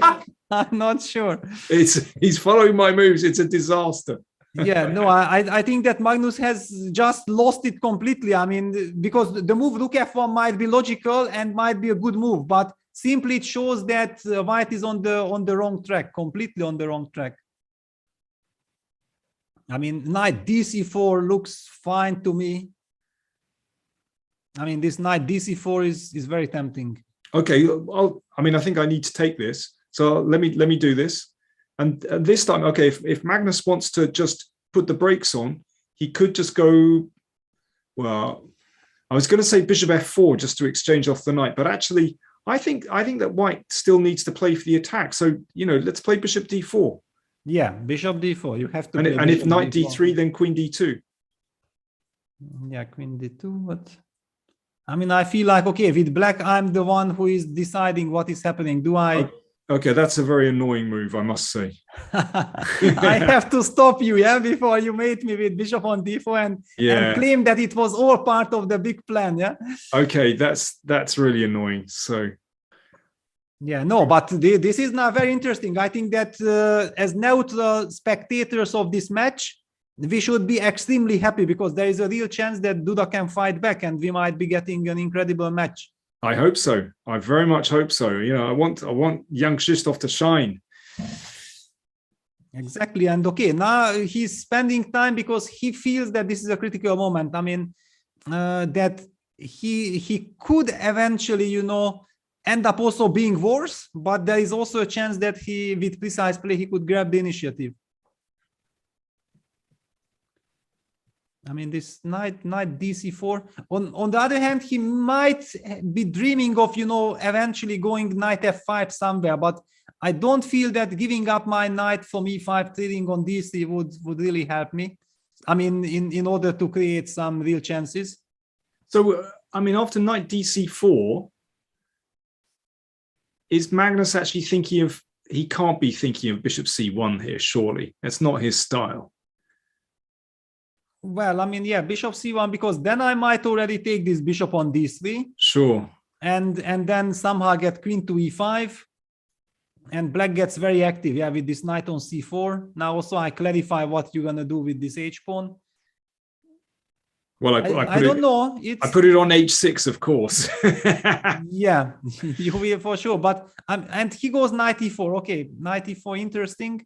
I would have preferred the other direction, but it's fine.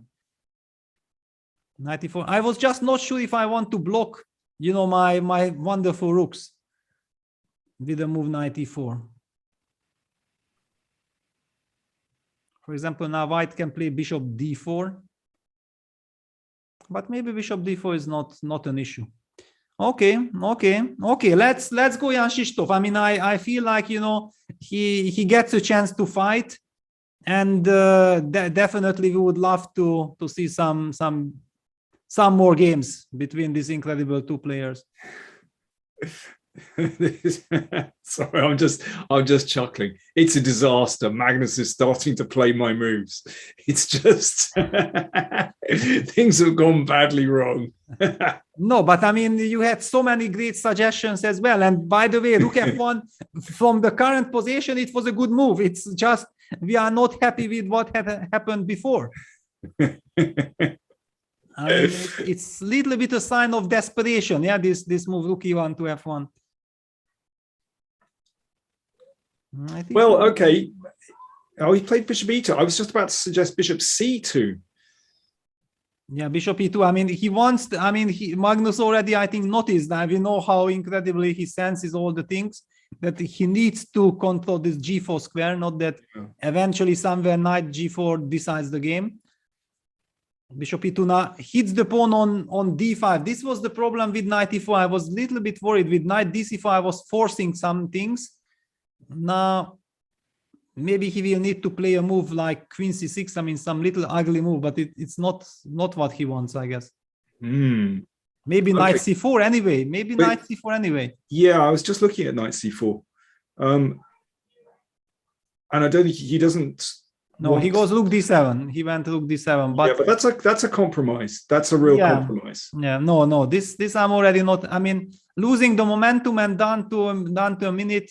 This is not again shifting to something that Magnus might be able to stabilize and then claim that after all, I'm regrouping my pieces and I have some pressure. I mean, for example, bishop d4, knight c6, bishop f3. Let's just show these two natural moves. They are not forced at all. Maybe I can even do something better, but just to illustrate that something like this would be also, for example, queen e5, rook a d1. Okay, well Invite- now we're back on track. Now it's just not a problem at all. Exactly, but Magnus even goes queen d4 immediately. Does it mean that after knight c6 he wants to do what exactly? I don't know. Not queen. I mean, surely not queen b6. It feels like it's running in the wrong direction. f5. f5. Oh, this Wow. is bonkers. what? I mean, opening up the king. I mean, really.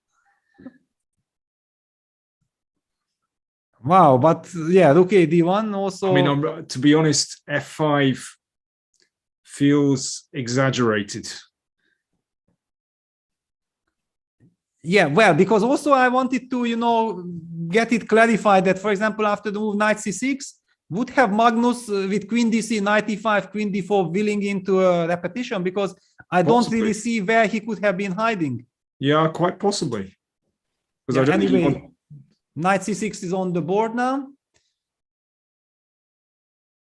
Or he will move the queen to a4. Ah, queen a4, now f4. That's actually Duda's trick with f5. Queen b6, but takes, knight c3. What is this? I mean, queen b6, bishop b6, knight c3. A big blunder. Queen What? e5. Queen e5. But Jan-Krzysztof is now down to 40 seconds. Okay, but I mean, he's just no, so of course he should do good. it. I mean, I think he realized he missed it. I think he now sees it afterwards. Yeah, let's just just looking show. at his face, looking at his face. Takes, knight takes c3, hitting the rook and the bishop. I mean, I think he saw it and move after. Yeah, but I mean, he could have just won the game. Huge advantage. Yeah, huge advantage. I mean, incredible. Yeah, now it will be very, very difficult to play this game quietly. Yeah, because he had the chance to maybe bounce back. I mean, it was a golden opportunity. Yeah, now, okay. I mean, White has several moves available, but I mean, one could just play calmly with bishop f3. Just to remove the bishop. That way you don't need to worry about, well, if the bishop had gone the other way, you do have to be concerned about f4, f3, but bishop f3 just plants it there. It's very solid. Magnus goes taken bishop an a6. Wow. That's extraordinary. So, I mean, he's just not backing down at all. This is incredible. Rook e6. Yeah, now some... But I don't know.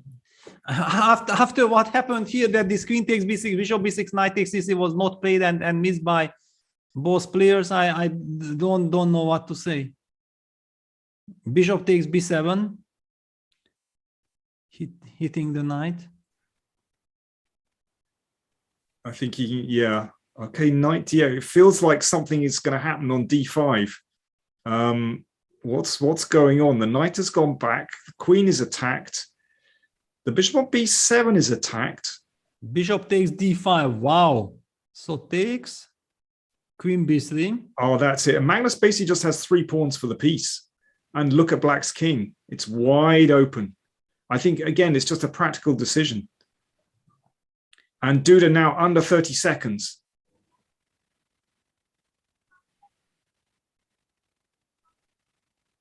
Yeah, now takes, knight f7. No, because there will be somewhere some bishop d4. Bishop d4. Queen back to c7 or queen f4? No, the e6 rook is hanging. E6 rook is hanging. Yeah. Oh. Yeah, so queen d6 is the only move. Stepping into this terrible pin. There is pin here. There is pin here. But I don't see a killer blow. Maybe pawn to h6. that would be incredible. I mean, if you can really make a move like this and look everything done, and then even go. But actually, why not? Yeah, why not? Yeah, but the other thing is that also nothing moves from black's side. Magnus goes f3. Okay, this is interesting because if it does not win, it creates counter chances for black. Yeah, not kidding. I mean, if knight g3, then Magnus wants some force win. Probably. I think bishop f2. Okay, knight e2 check, king f1. Check. Yeah, it might be. Maybe winning. It might be, yeah, because this is suddenly okay but- for white. Yeah, queen h2, queen takes e6. Yeah, it's this has on the happened. board. Oh my word, we're about to find out. Black queen attacked on d6. Yeah, queen h2 is met by queen takes e6, and then the knight Okay, is and what if the queen goes back to e7 instead of queen h2? What if? yeah, what but if then there is some very nasty queen b8 check maybe. then king g7. Duda down to 10 seconds. Goes queen e7.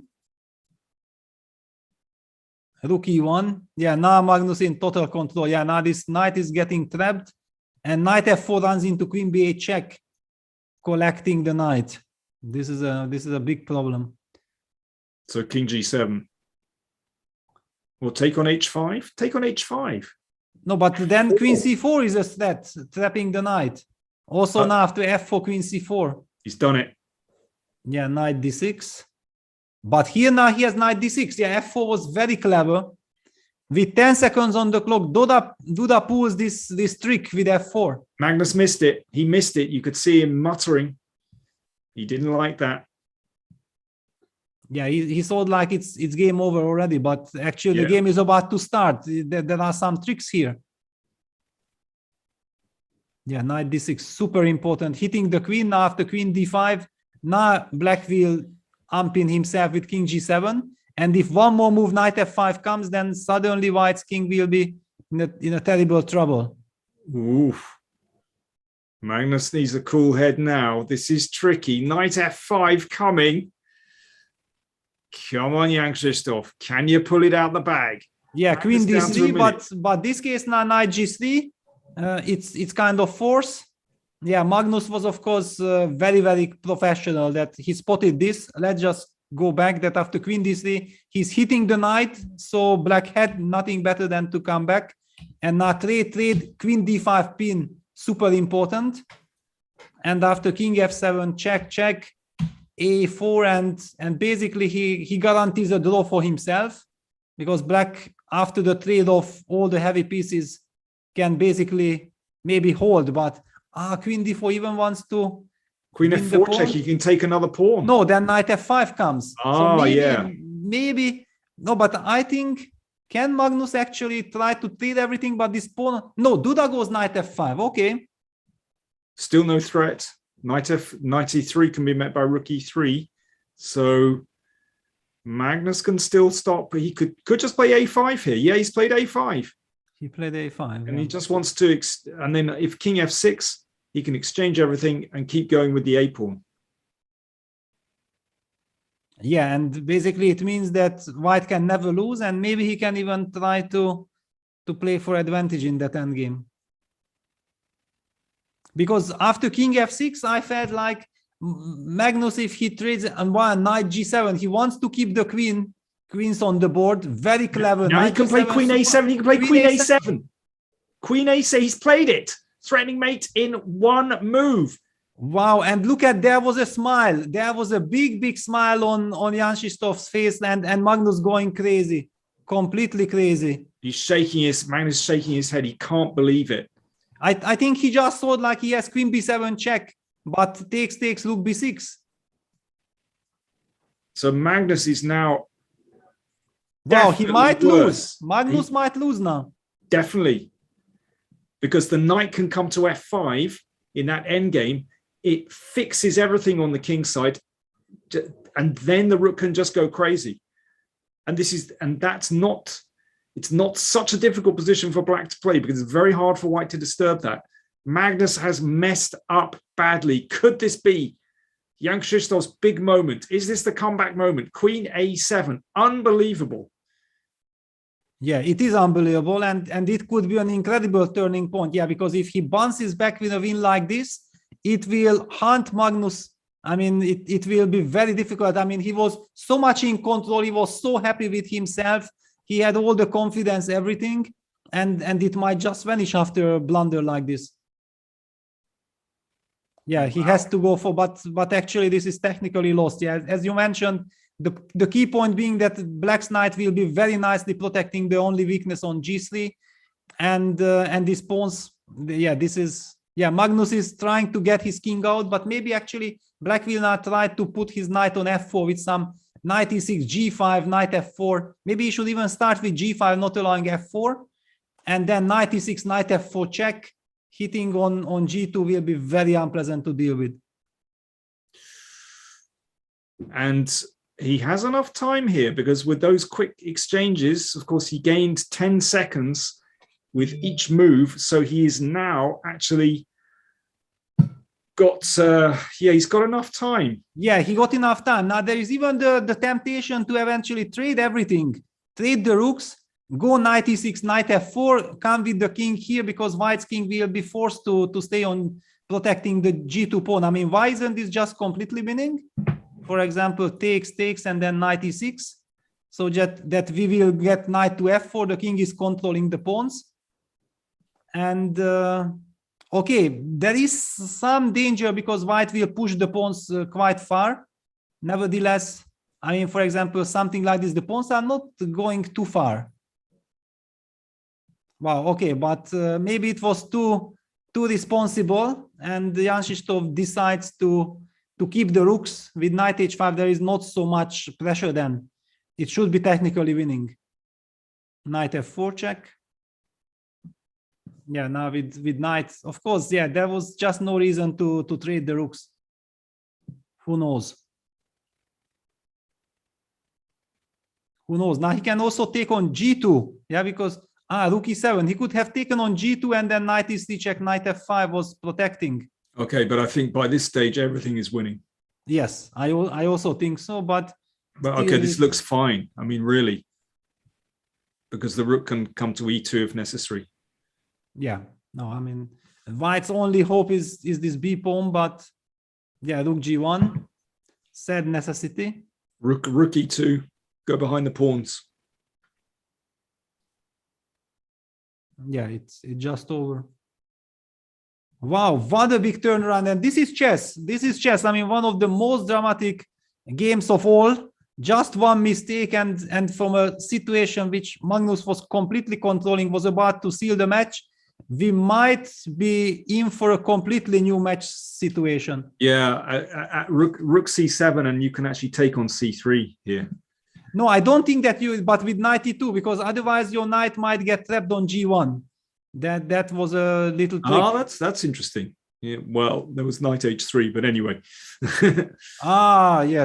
Yes, this is, but no, hang on. Let's just show this quickly because it was so super funny and beautiful.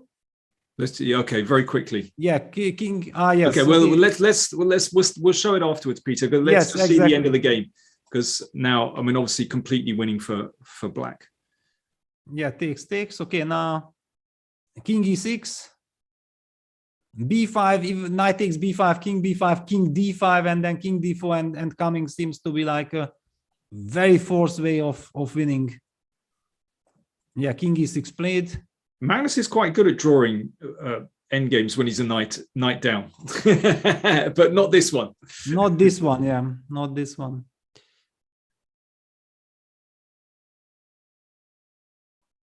Yeah, b5, just knight b5, king b5, king d5. It's of course absolutely not necessary, but very stylish. And then there is no way of stopping this. Magnus goes king c5 first. Yeah, he doesn't want to give this option. He wants to go king e5, king c6. He wants to harass this knight. Comes back. Comes back with the king. No, he resigned. Yeah, Magnus resigned. I mean, okay, this no point. Wow, what a comeback! Extraordinary turnaround, and Magnus just messed it up at the end there, where he overlooked this idea. I mean, let's just go to that moment actually where Magnus made the fatal mistake. Yeah, well, but I mean, showing that how nervous the situation was. Yeah, that both players actually after f5, rook ad1, knight c6, there was a mutual blindness, mutual hallucination that after queen b6, actually Jan-Krzysztof has missed, and Magnus also has completely missed the very simple tactics. You know, if you ask them, they tell you that, okay, when I was 10 years old, I would see this immediately if you wake me up in the middle of the night. but but this is it, yeah, the tension and everything, yeah.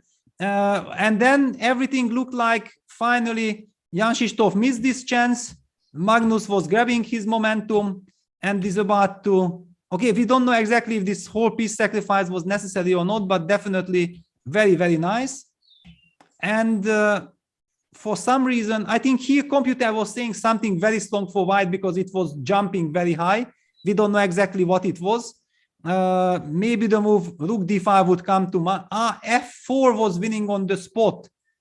F4 wins on the spot. And what happens? Queen f6. Yeah, then I guess check and bishop d4. Yeah, because that's the one, right? Yeah, but this f4 is such an anti-positional move. Yeah, that's why. Yeah, basically, then Magnus could have just finished the match with f4 and this resigns. But Peter, it's not just that. After bishop d4, queen d6. Now, again, maybe white was still okay after f3, but f3 is such a funny move. White does not need to play that move. And suddenly, even though white was still fine, it suddenly gave black chances. I mean, it's just not necessary to play that move. Yeah, absolutely. I mean, it's a very committal move, weakening the king. Maybe just go a4, a5 because black is not threatening anything. I mean, white is in total control. But after f3, we immediately had the feeling, unless white is winning on the spot, he will regret this move heavily. Totally.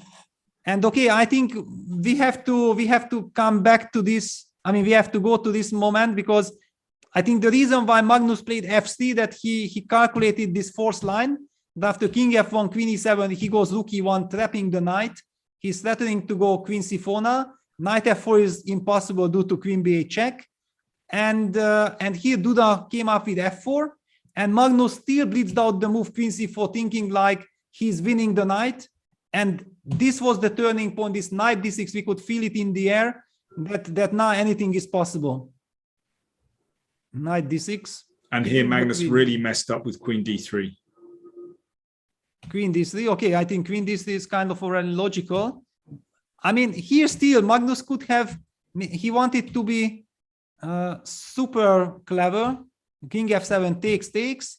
I mean, he still played a4, yeah. And first happened king f6, yeah, in the game. And after king f6, he could have just traded everything on e6, for example, yeah, and then play this three pawns business. For example, play a move like king e2, and then push b4 and then push a5. Yeah, true. I'd forgotten that actually. Yeah, I'd forgotten this moment. Yeah, he was still okay. Yeah, he's still okay, but for some reason here he played queen d4 check, king f7, then he went queen d5, and then Jan-Krzysztof suddenly used this chance with knight f5, but Magnus, I think, missed that there is knight g7 is the idea, yeah?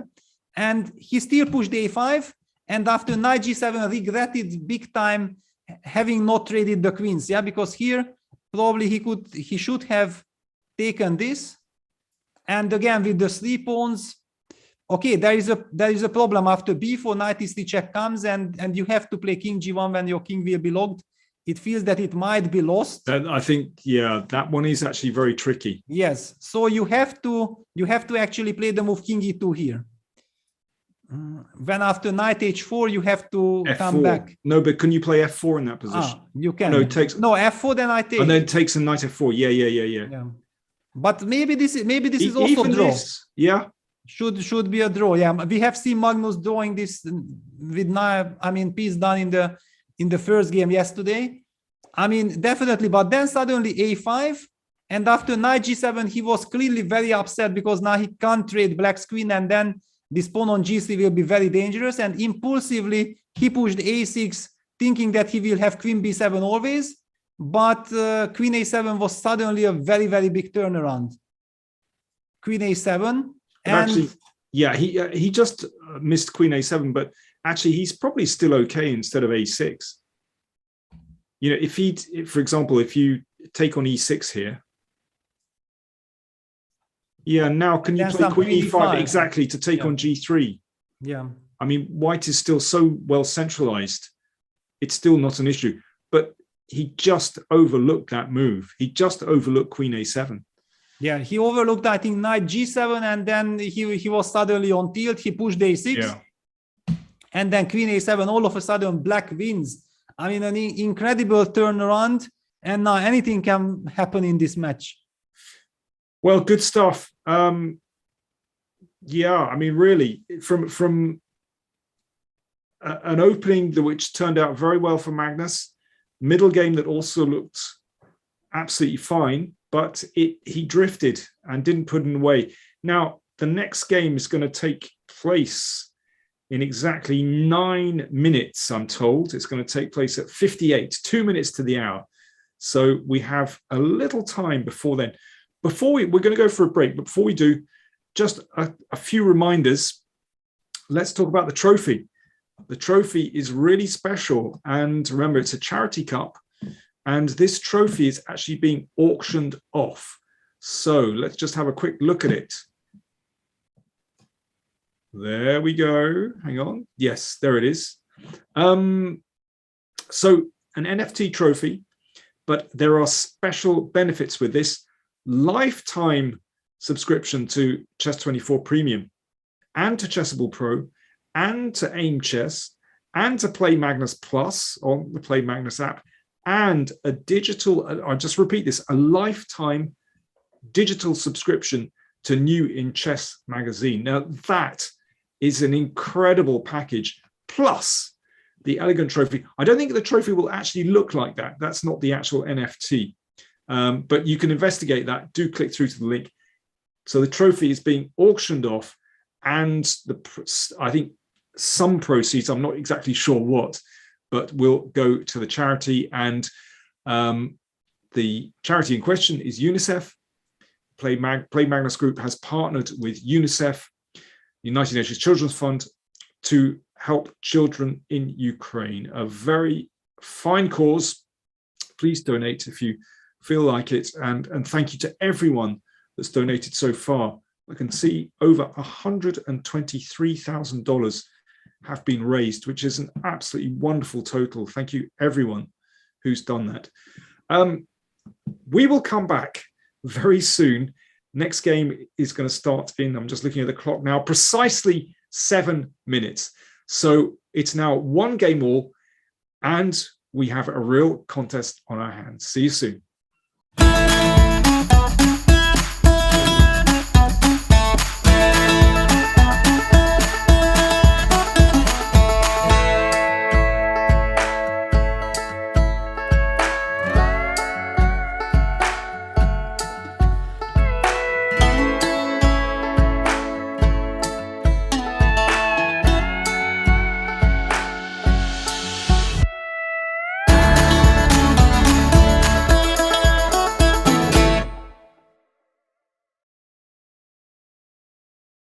Air quality isn't the first thing that comes to mind when you think about chess and esports, but it affects our focus, decision-making, health, sleep, and more. What's in the air you breathe? Find out with Air Things. This is John. John loves to study chess. This is David. David loves to study chess as well, but efficiently. John spends more time setting up the board and figuring out what's on the page of his book than he gets to study. David likes to take it easy and use his time wisely.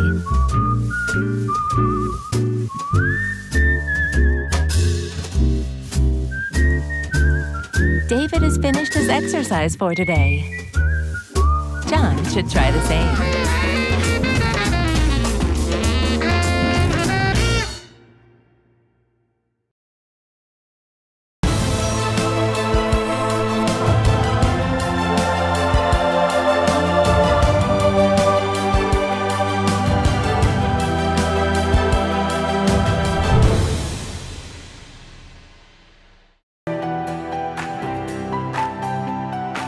Okay, so let's send a challenge.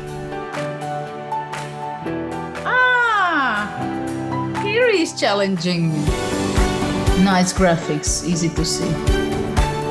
What are you thinking about? You're looking how it can be the most painful? Exactly. Okay, fine. That I give up a phone. He wants to be even rude.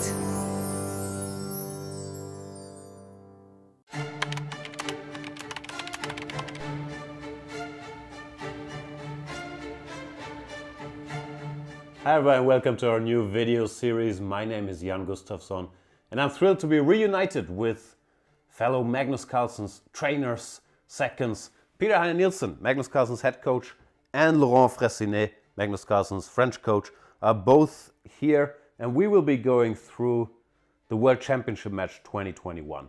Our experiences with it, the games, what we prepared, where we felt things went well, where we felt things didn't go well. Peter, we have different perspectives because we were in different locations. Very much. I'm looking forward to talking to you guys about it because you were in Thailand during all the match and I was in Dubai with Magnus and his non-chess team. So I see some kind of debriefing where we will discuss what was the mood in Dubai, what was happening in the technical department in Thailand, and we got to sort of basically compare notes and get the two kind of inside looks from the match. Very much so. And Laurent, we are actually in your private home. Thanks for having us. It's a big pleasure to welcome both of you. And I'm sure it will be interesting to talk to you guys about the match. Likewise. So we hope you guys enjoy the series with our behind the scenes insights. See you then.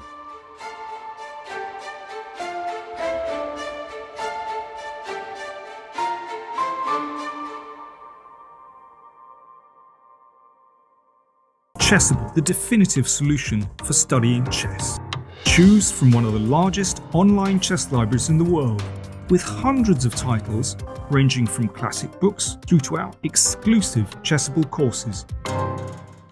It's time to take control of your journey towards chess mastery. Magnus Carlsen introduces Chessable, the definitive solution for studying chess. Move Trainer uses the science of spaced repetition to identify your strengths and eliminate your weaknesses. There's no need to set up a board, remember which page you're on, or keep track of all the moves you miss. Move Trainer empowers you to go from the opening to the end game with confidence. It's a seamless, effective, and fun way to study chess. Choose from one of the largest online chess libraries in the world, with hundreds of titles ranging from classic books through to our exclusive Chessable courses, including over 100 free courses.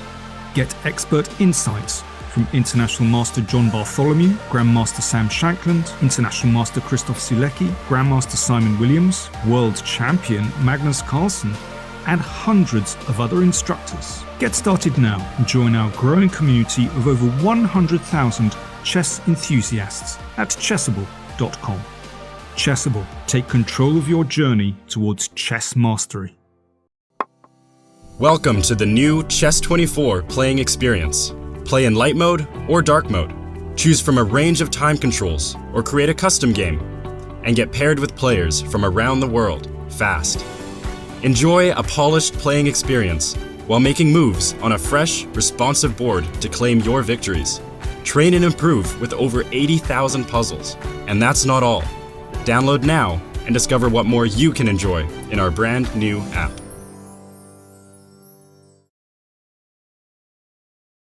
I'm ahead of the game.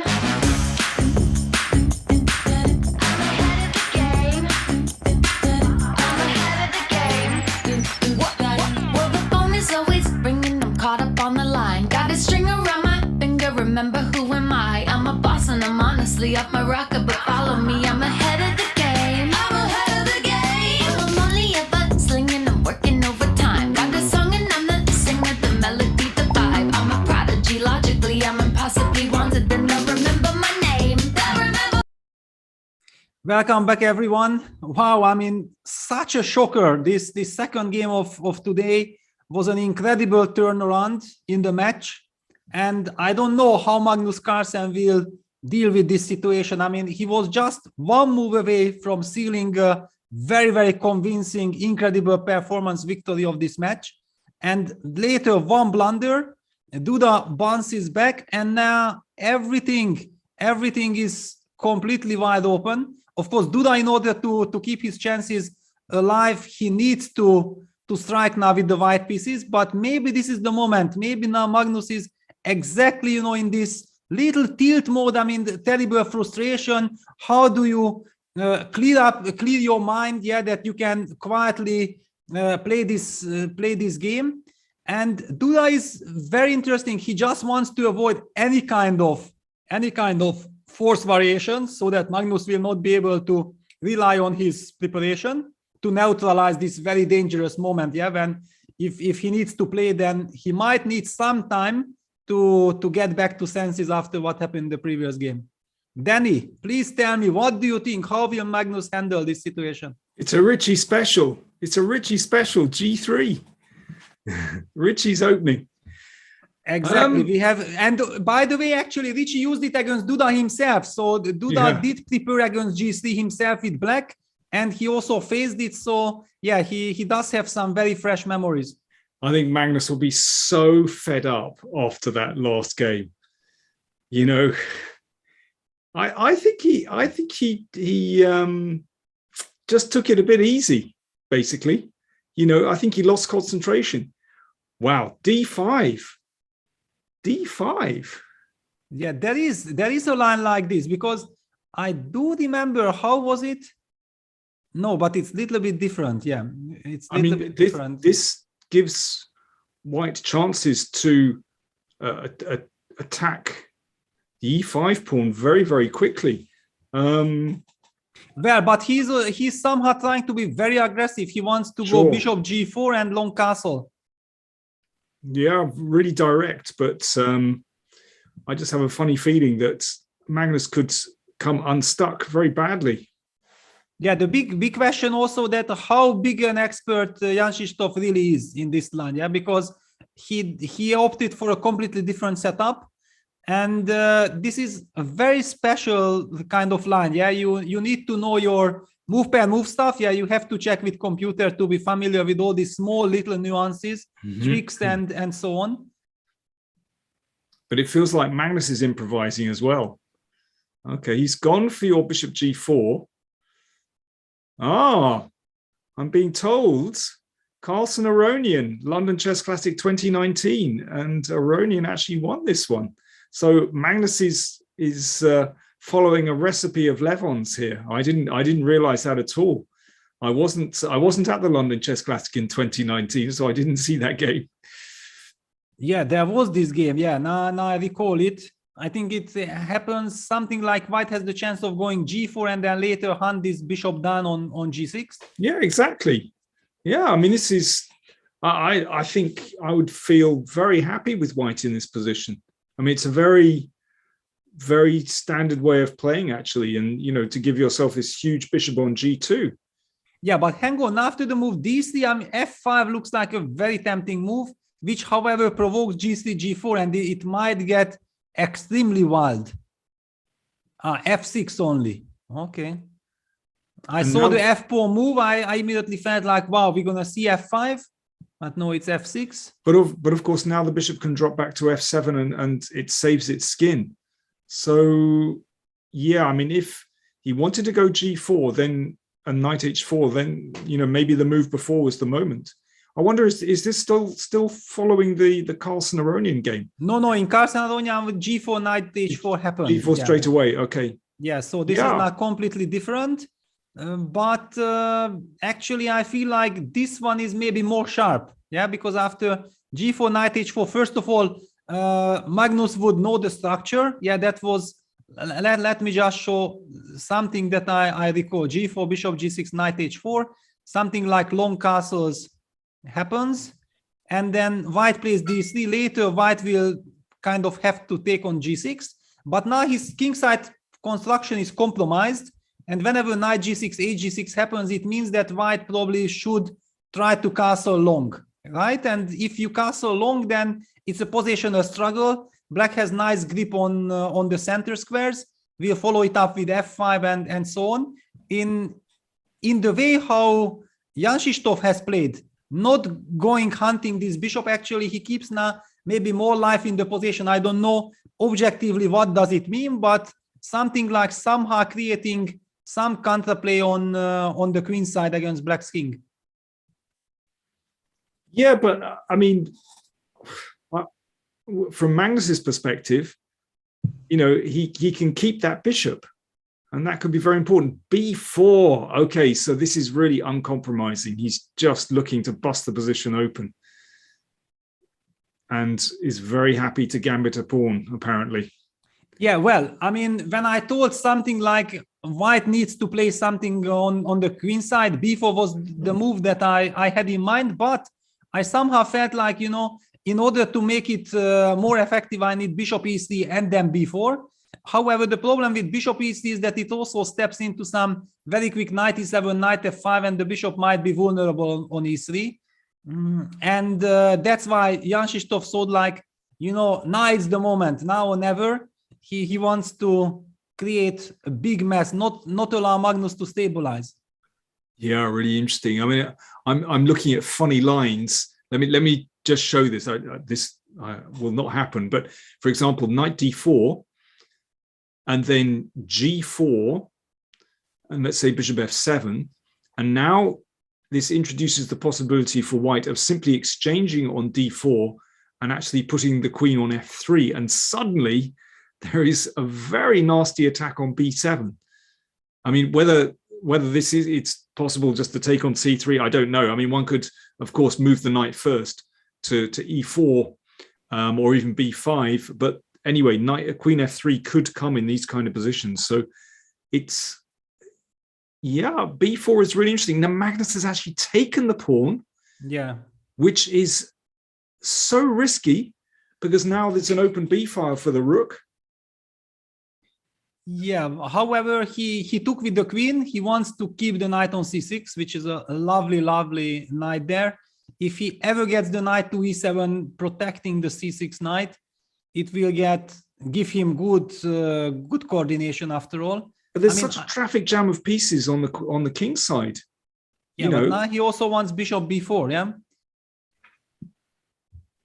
Some quick bishop b4 and then knight e7. If he gets that, then it's wonderful. Okay, I'll start with rook b1. Yes, for sure. Yeah, so bishop b4. Okay, and now I'll have a think. Well, of course, I'm already looking at sacrificing the exchange. Rook takes b4. But then I take with the queen. Yeah, and then just move the queen somewhere. Where? a1.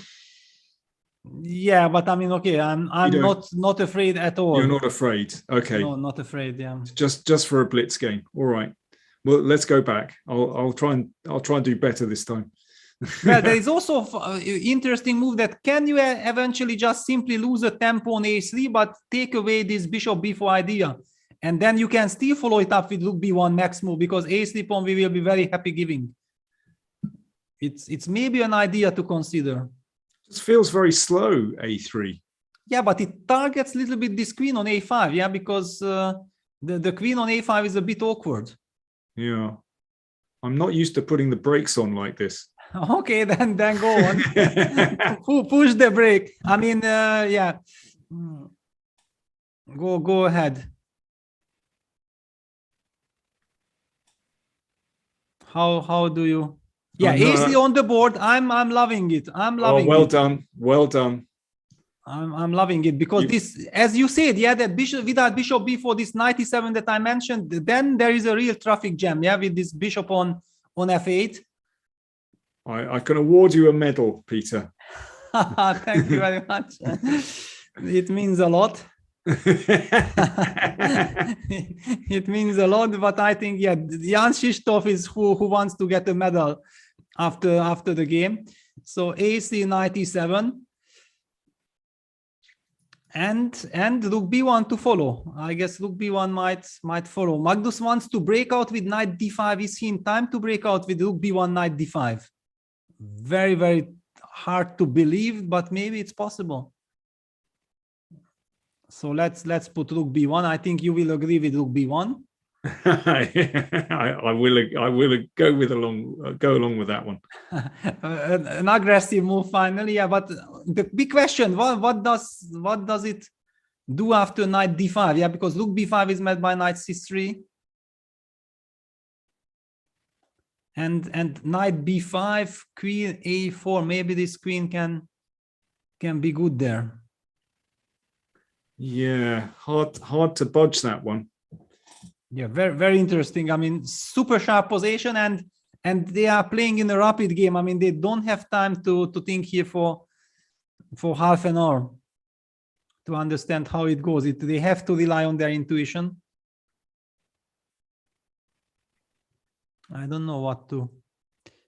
Actually, the other move I'm looking at is Queen B1, but actually it's kind of annoying that sometimes the bishop on D2 can be loose. But Queen B1 is on my radar.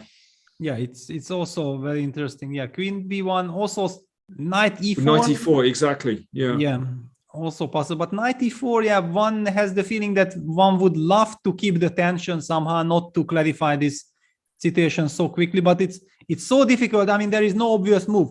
To me, A3 was very obvious, but now I don't see any clear follow-up. And Jan-Krzysztof goes Rook E1. Rook E1. That's surprising. Huh. He'd like to play I understand. No, Rook E1 is wonderful because it hinders Knight D5. Because Knight D5 now can be taken. White goes G4, hits the bishop, and then Knight E5 is coming. That's very clever. That's very clever. And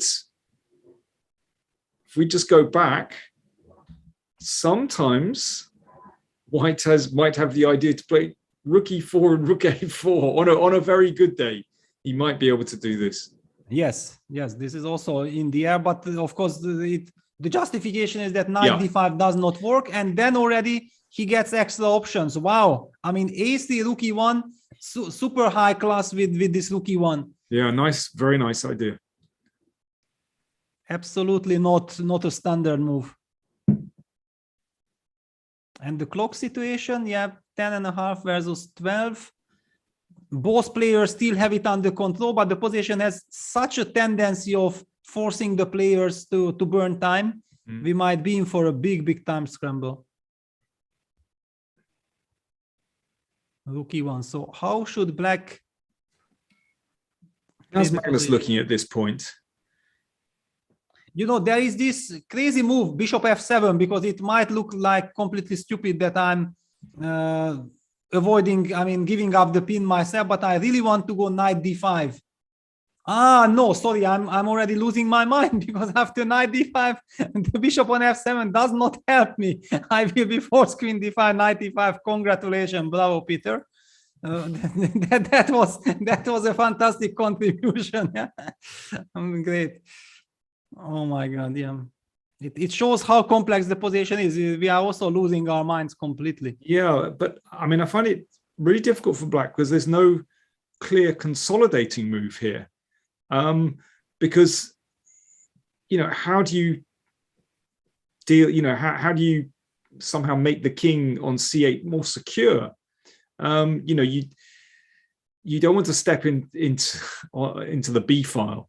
There's obviously an attack down the B file. You don't want to play B6 so that weakens the light squares. So, where's that consolidating move that Black has?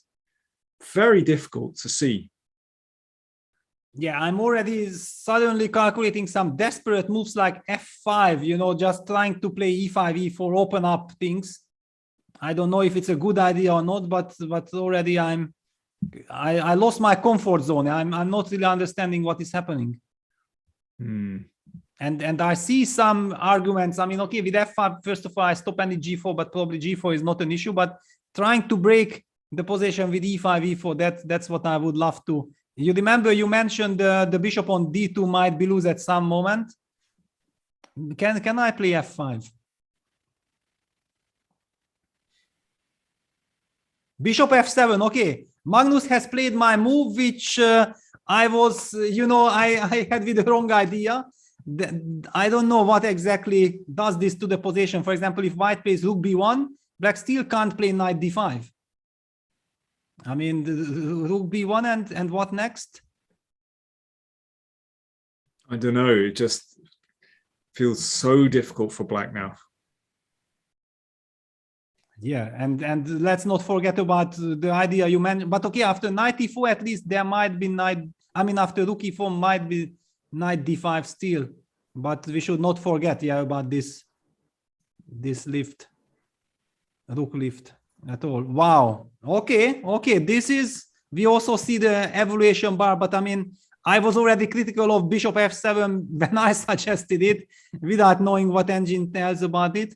Simply the move Bishop F7 made so much sense with the idea to stabilize with knight d5, but since this move is not working, because knight d5 runs again into knight d5, the queen has to take, and then knight e5 tactic works.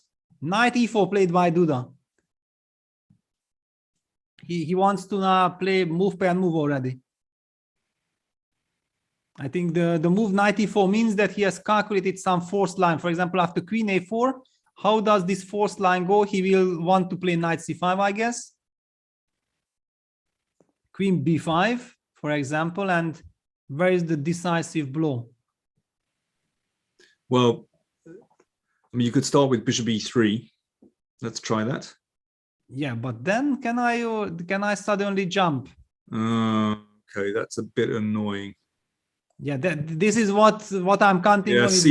C4, knight takes e3, and black is in time.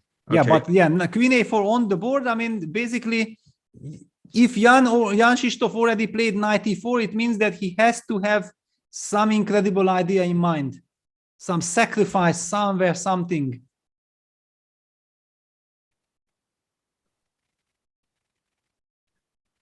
I don't know. Can he really do something like this, like knight c5, queen b5, knight g5, fg5, queen g4 check, king b8, knight takes b7, and then go rook b1? Is this possible, or it's total madness? No, I like the spirit with which you're playing now, Peter. This is good. Yeah, but if I sacrifice, it's not working. So you might just take and you get bishop d5. Yeah, the move that I'm so terrified always. Yeah, but game on. I think this is a really interesting position now because, I mean, let's just take on g5 and let's just play. Yeah, of course. I suspect that White's attack is actually incredibly strong. It's dangerous, but maybe we can even try to use this, because knight c5, queen b5, even maybe knight takes e5, maybe the same ideas in an even better construction. It's possible, but definitely this is what Jan-Krzysztof has in mind, because moving the knight to e4 gives now the chance for black to play knight d5 in the next move and stabilize everything. Yeah, if suddenly black's knight lands on b6, it will be super solid. This is a golden opportunity for Jan-Krzysztof now to make something. I mean, knight c5, queen b5, and then maybe knight takes e5. Is that another choice? Let's just show this. Yeah. And then, for example, knight takes e5. Yeah, knight c5 on the board, and after queen b5, we're gonna only bishop b4, only bishop b4. Maybe it's strong, but well, it means, I guess, he has the option to play, for example, knight d5, then c4 is actually winning. Yes, that's the idea. So I think that's the point. So I think he might just be squeezing the queen if knight d5 isn't possible. Yeah, but somehow I don't know that blocking the b file. Yes, this c4 is the idea, but it's not blocking. I mean, the rook is going to come to b1 anyway. Yeah, it will, but I don't know. Maybe black actually play a5? Is that possible? Oof. I hear you. Yeah. And I understand you.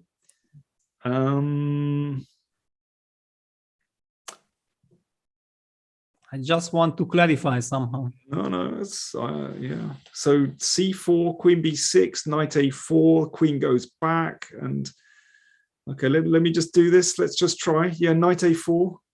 Yeah, and then queen a6, and still okay. I mean, now suddenly also white has compromised his structure very much. Yeah, I don't know. Yeah, no, I understand, but I mean, this still might be a way to play, actually. Yeah. Okay. Of course. Excuse me. Maybe instead of a5, there are also other moves. Yeah. Magnus actually just grabbed on b4 and played knight c6. A very natural way if it works. But I somehow suspected that this is the first thing that Jan-Krzysztof should have kind of calculated. And there is a potential of some sacrifice now on e5, opening up this bishop. and then taking on c6, taking on a7. Oh, and there's your move queen g4 check as well, just to add to the fun. Yes, So this is somehow very this interesting. feels very shaky. But okay, if it would be so trivial, Magnus would have never missed it, or he has his, he believes in his defense.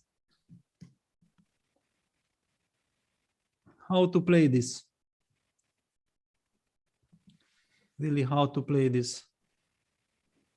Because knight takes e5, f takes e5. And now always this bishop takes c5 is there. Well, there could be some stuff with, well, queen g4 check and then c4, just to disturb the queen. Just like this, yeah. And then queen takes b4. Woof! Here we go. B-file action. How do I do this? I don't know. Well, I'll start with knight a6. Or... well, I was going to say knight b7, but knight b7, then queen b7, and bishop b4 might close things. Well, there's bishop takes c6 as well, just to add to the fun. Yeah, there is. So maybe, but it feels like this is this could be just lost actually. Yeah. Also, okay, what if we play 96, and actually you don't even need to play. You could just play bishop c6 precisely. Exactly. Yeah. And then rook b1. Yeah, and it reminds us of the first game how Magnus won. Yeah, that he just played nicely, quietly, and long terms. Okay, so knight c6, all kinds of tactics with knight e5. Jan-Krzysztof still has 5 minutes, 5.5 minutes. He needs to find the genius idea, yeah, because there is potential in his possession. Oh yeah, I think he's going to enjoy this. Let's have a look. I need to look at his video. What's he looking like? Well, it seems like he's showing total poker face, no?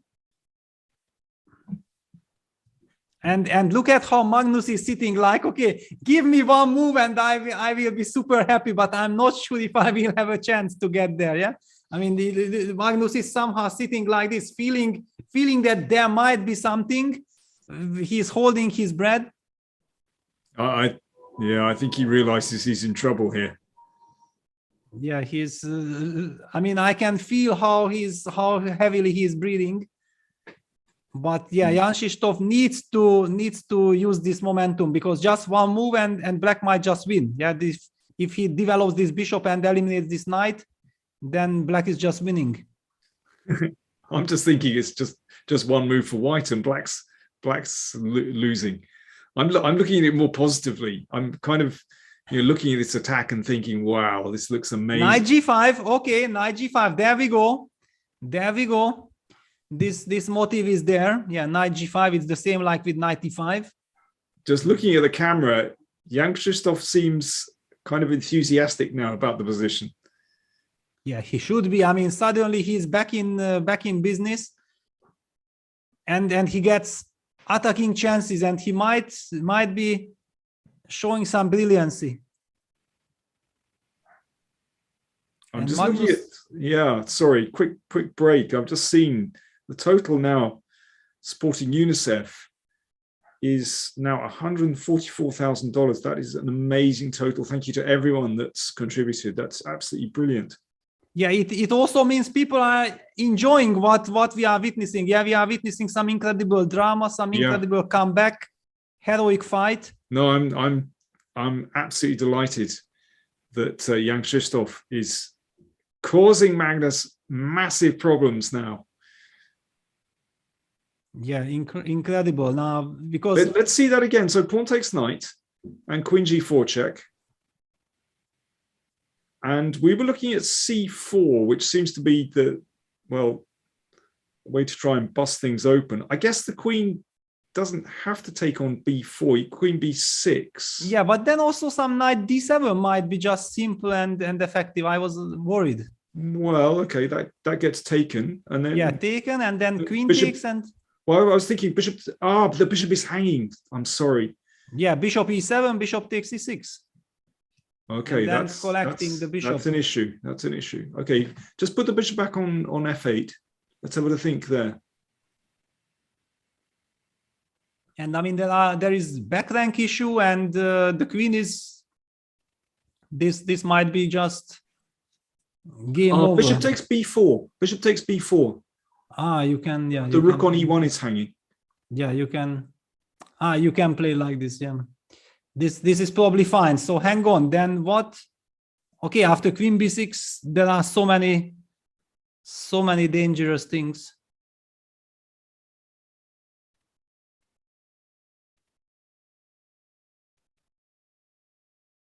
But okay, I mean, I'm not so sure, because if you move the knight, I have queen d4. Yeah. Knight takes b7 here without the b file open. It does not feel. Maybe it's possible, but it does not feel. Yeah, no, why not? Let's try it. Why not? Knight b7, yeah? Yeah, because the rook is hanging and there's b5. Okay, also here I have bishop takes b4. But yeah. Okay, let's just show this, yeah, because this is actually a very nice line. Yeah, something like takes, rook eb1 or first take on c6. I don't know exactly. I just wanted to highlight this, that after a5, takes, rook takes a5 is a killer, because using the pin and rook b5 check is coming. Yeah, fg5 on the board. We might be finally getting a real answer of what is happening. It looks so strong. Yeah, strong, but at the same time, okay, white really needs to play incredibly well, yeah, to keep this initiative going.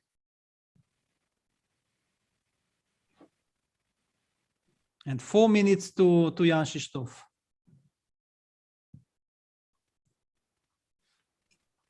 Yeah, so your move is c4. What else? I mean, there are not so many options. Knight takes b7 immediately, but it feels too early a bit, no? Yeah, but actually, I think it could be reasonable, because how does black play after that?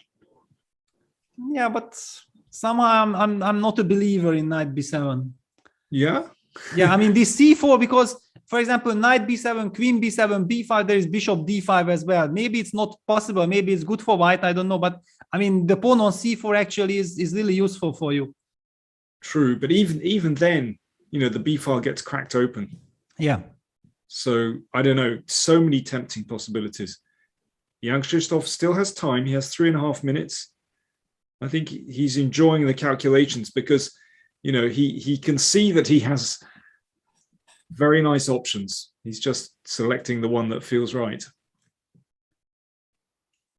Well, but we see the evaluation bar, and now we know that actually engines think that white is having some very strong idea, but over the board you never know exactly. He might be thinking like he's gambling, and he might not know that actually this is objectively even very, very strong. This is a completely different story. And then do you include c4, because somewhere then this bishop takes b4 idea is possible, that you already committed c4. It's not an easy decision. King b8. So he goes knight d7, and the engines approve the move knight d7. So in fact, he simply, because rook d7, queen d7, bishop takes b4 is now less of an issue, yeah? So let's just check this. Let's just compare to the line that we discussed. Rook eb1. Yeah, now suddenly black is much more in the box.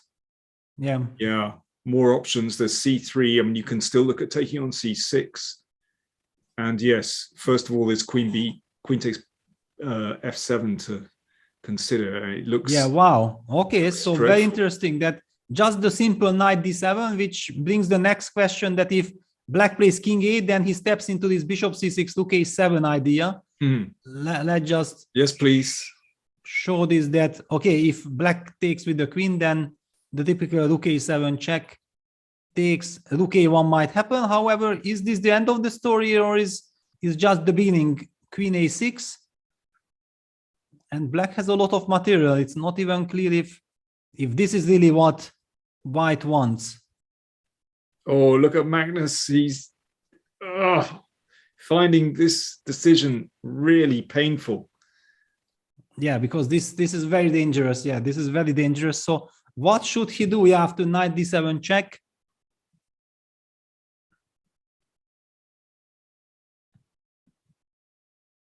Yeah, rook d7, queen d7, bishop takes b4 on the board. This is the practical decision. Practical decision, but it's practically lost. You think so? Yeah. Yeah, I mean, after rook e b1, tactically, I mean, how does Black get out of this? I don't see it. Yeah. Too much to take care of. Yeah, this was the position that we were thinking that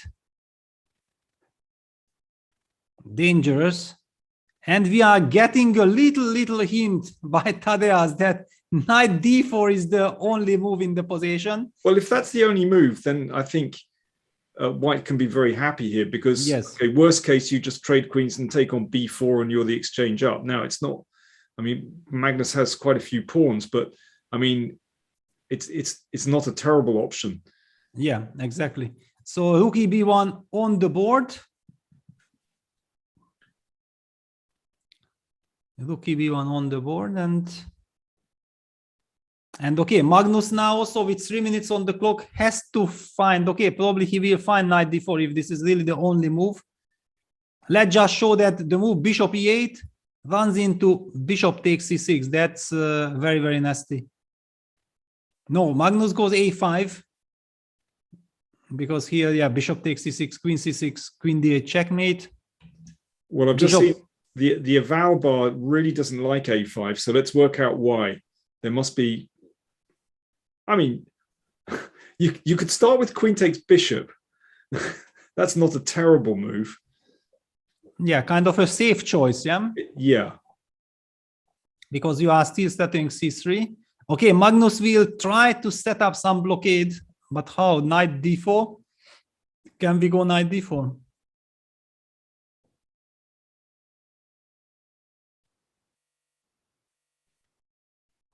Maybe actually knight d4. It's a very tricky position, because after all, if White is not winning, then Black might be also doing practically fine. We see the evaluation bar says White is completely winning, but okay. Let me start with c3. c3 immediately, yeah. So bishop takes c6 played. Yeah, bishop takes c6 played. Okay, yeah, queen c6, bc, rook takes a5 is the tactic we have been talking about. Yeah. We forgot about this. It's the easy one. We're just taking pieces. Yeah, but this is the way, because you should stop knight d4. Yeah, bishop takes c6, Magnus goes queen b6, and now this is okay. We have to quickly show this, that yeah, queen takes c6, takes, rook a5, and again, due to the pin after c5, White can even play rook takes c5, and bishop is lost. So okay, Magnus, after bishop c6, opted for queen b6. Okay, I mean, completely hopeless. So we could play c3 here. You have good nerves, yeah? c3. I just wanted to move the bishop back, and but why? I think we can just be very straightforward. You know. Yeah, c3 on the board. Approved by Jan-Krzysztof.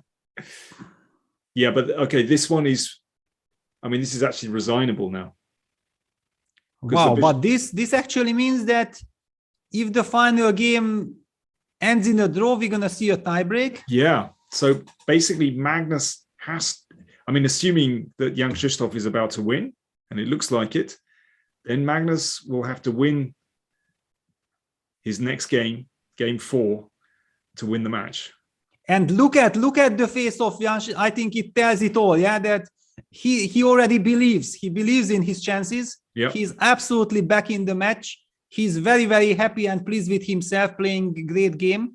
Suddenly, after this turnaround in the previous game, clashing. If he really wins this, then he's really clashing Magnus, and it will be very difficult for Magnus to shake himself up from this.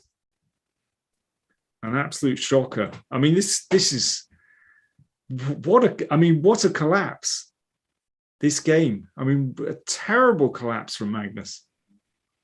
Look at fate. Well, but this AC rookie one, I mean, rookie one being the, I mean, you remember I told you AC, it's kind of natural, but rookie one was the double exclamation mark move, I have to say. Queen e7, Magnus resigns. Jan-Krzysztof is back, and back with incredible vengeance. So we go into game 4. The score in this second set is now Jan-Krzysztof Duda 2, Magnus Carlsen 1. So that means that Jan-Krzysztof just needs a draw in the next game to win the set, and then we go through to a tiebreak, a blitz tiebreak. Magnus needs to win game 4 to win the match. Jan-Krzysztof just needs a draw. So high drama. I mean, really, I don't know. It felt like Magnus had kind of was still out of balance going into this game. You know, I think even on the third move, D5, for me, that's kind of, I don't know. It doesn't feel like a very controlled reaction. Yeah, but look at this. We are still having Jan-Krzysztof sitting in front of his computer, I think checking lines, and I think being very, very happy that probably most of his calculation turned out to be right, and he has played a masterpiece. Absolutely, and I think no matter what happens in the match now, he'll have his confidence back after a pretty disastrous start, actually. Yeah, I mean, there was a chance that he loses the second game today, which would have meant that he's losing 5.5 half in total the match, yeah, and then you will feel terrible, yeah, because you feel there was a big danger, yeah. That's what should have happened. Magnus, on any other day of the week, he'd have put that game away. There's no doubt at all. I mean, his opening was so promising. And, well, yeah, he's just out of balance now, really. You know, there was this match in the middle of 90s, Chanda Rubin versus Novotna in tennis, when it was 5-0, 5-0, 40-0 for Novotna, and she was world number 2, and the unknown, unseeded Chanda Rubin came back. You know, that was the very first thing that came to my mind when I suddenly see this comeback, because I mean, it really resembles this. Yeah. An absolute shocker. The next game, game 4, which will decide this set, will take place at 19:49. So in precisely 12 minutes, we've been advised by our producer, Tad. So we have a little bit of time to spend before then. We'll take a short break, but to refill our mugs of tea. But just before then, just a few words. The trophy for this event is being auctioned off. It's an NFT, and let me just take a look. So the auction actually ends on March 28th. So I think certainly there's another day to go, but you can place your bids in the auction. And that's not the actual trophy. I'm not exactly sure what it'll look like. But there are some great benefits that come along with buying this trophy, with winning the auction. Lifetime membership to Chess24 Premium, Chessable Pro, Aim Chess, Play Magnus, and a digital subscription to New in Chess, which are fantastic benefits. So do check out the trophy auction. And I'm not sure, but some of those proceeds will go to the charity UNICEF, being partnered by Play Magnus Group here. And, well, so far, absolutely fantastic. I saw that $144,000 have been raised already, as far as I can see. We had that on the kind of live ticker during the game, so that's absolutely amazing. Thank you to everyone that's contributed so far to UNICEF. You can see details up there, links there. If you feel like donating, then please do join in. That'd be brilliant. So we have one game left in this set. Magnus needs to win. Jan-Krzysztof just needs to draw. We'll come back with that very soon, but we'll take a short break now. But don't miss it. It's the big showdown in Game 4.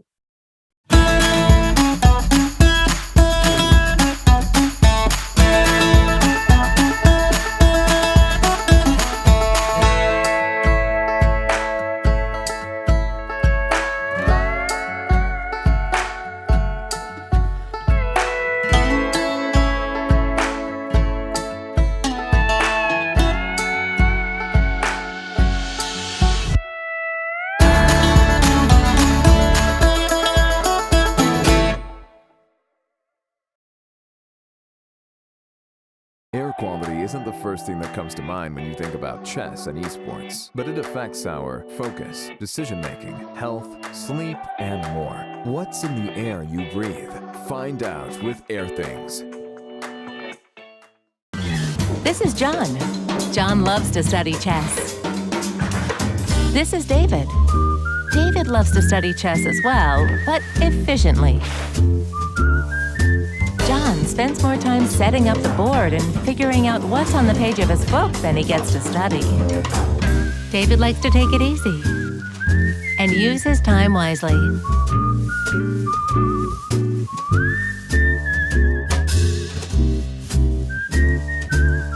David has finished his exercise for today. John should try the same.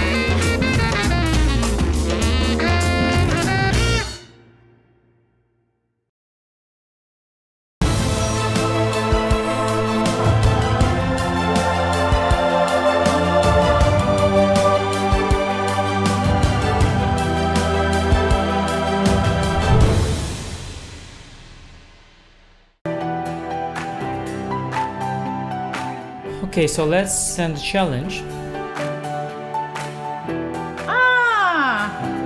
Here is challenging me. Nice graphics, easy to see. Oh, what are you thinking about? You're looking how it can be the most painful? Exactly. Okay, fine. That I give him up a phone. He wants to be even rude.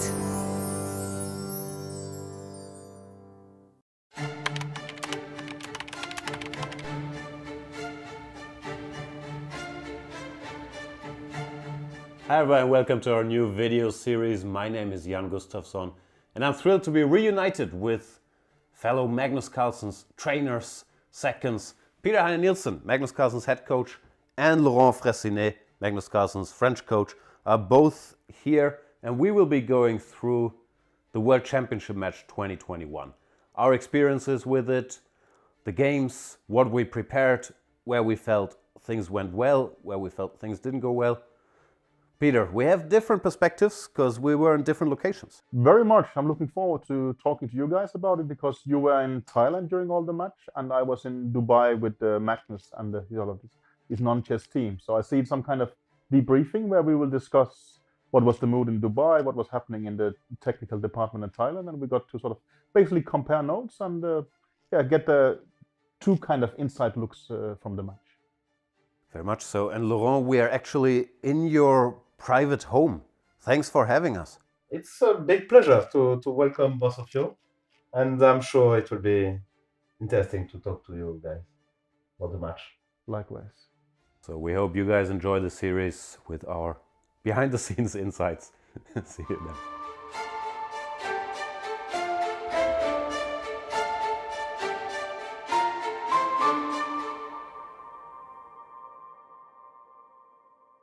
Chessable, the definitive solution for studying chess.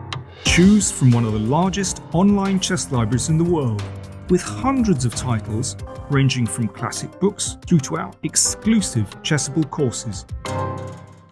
It's time to take control of your journey towards chess mastery. Magnus Carlsen introduces Chessable, the definitive solution for studying chess. Move Trainer uses the science of spaced repetition to identify your strengths and eliminate your weaknesses. There's no need to set up a board, remember which page you're on, or keep track of all the moves you miss. Move Trainer empowers you to go from the opening to the end game with confidence. It's a seamless, effective, and fun way to study chess.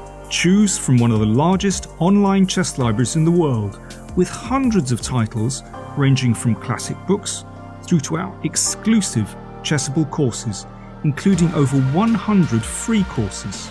Get expert insights from International Master John Bartholomew, Grandmaster Sam Shankland, International Master Krzysztof Duda, Grandmaster Simon Williams, World Champion Magnus Carlsen, and hundreds of other instructors. Get started now and join our growing community of over 100,000 chess enthusiasts at chessable.com. Chessable, take control of your journey towards chess mastery. Welcome to the new Chess24 playing experience. Play in light mode or dark mode. Choose from a range of time controls or create a custom game and get paired with players from around the world fast. Enjoy a polished playing experience while making moves on a fresh, responsive board to claim your victories. Train and improve with over 80,000 puzzles. And that's not all. Download now and discover what more you can enjoy in our brand new app.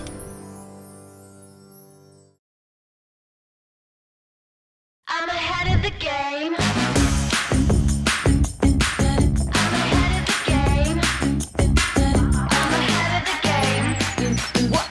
Well, the phone is always ringing. I'm caught up on the line. Got a string around my finger. Remember who am I? I'm a boss and I'm honestly off my rocker, but follow me. I'm ahead of the game. I'm ahead of the game. I'm only ever slinging. I'm working overtime. Got a song and I'm the singer, the melody, the vibe. I'm a prodigy. Logically, I'm impossibly wanted. Then they'll remember my name. They'll remember my name. Ooh, well, I'm ahead now. I'm ahead of the game. I'm ahead of the game. Ooh,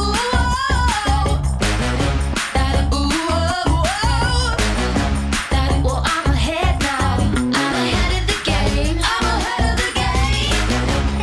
Well, I'm ahead now. Well, I'm ahead now. I'm ahead of the game. I'm ahead of the game.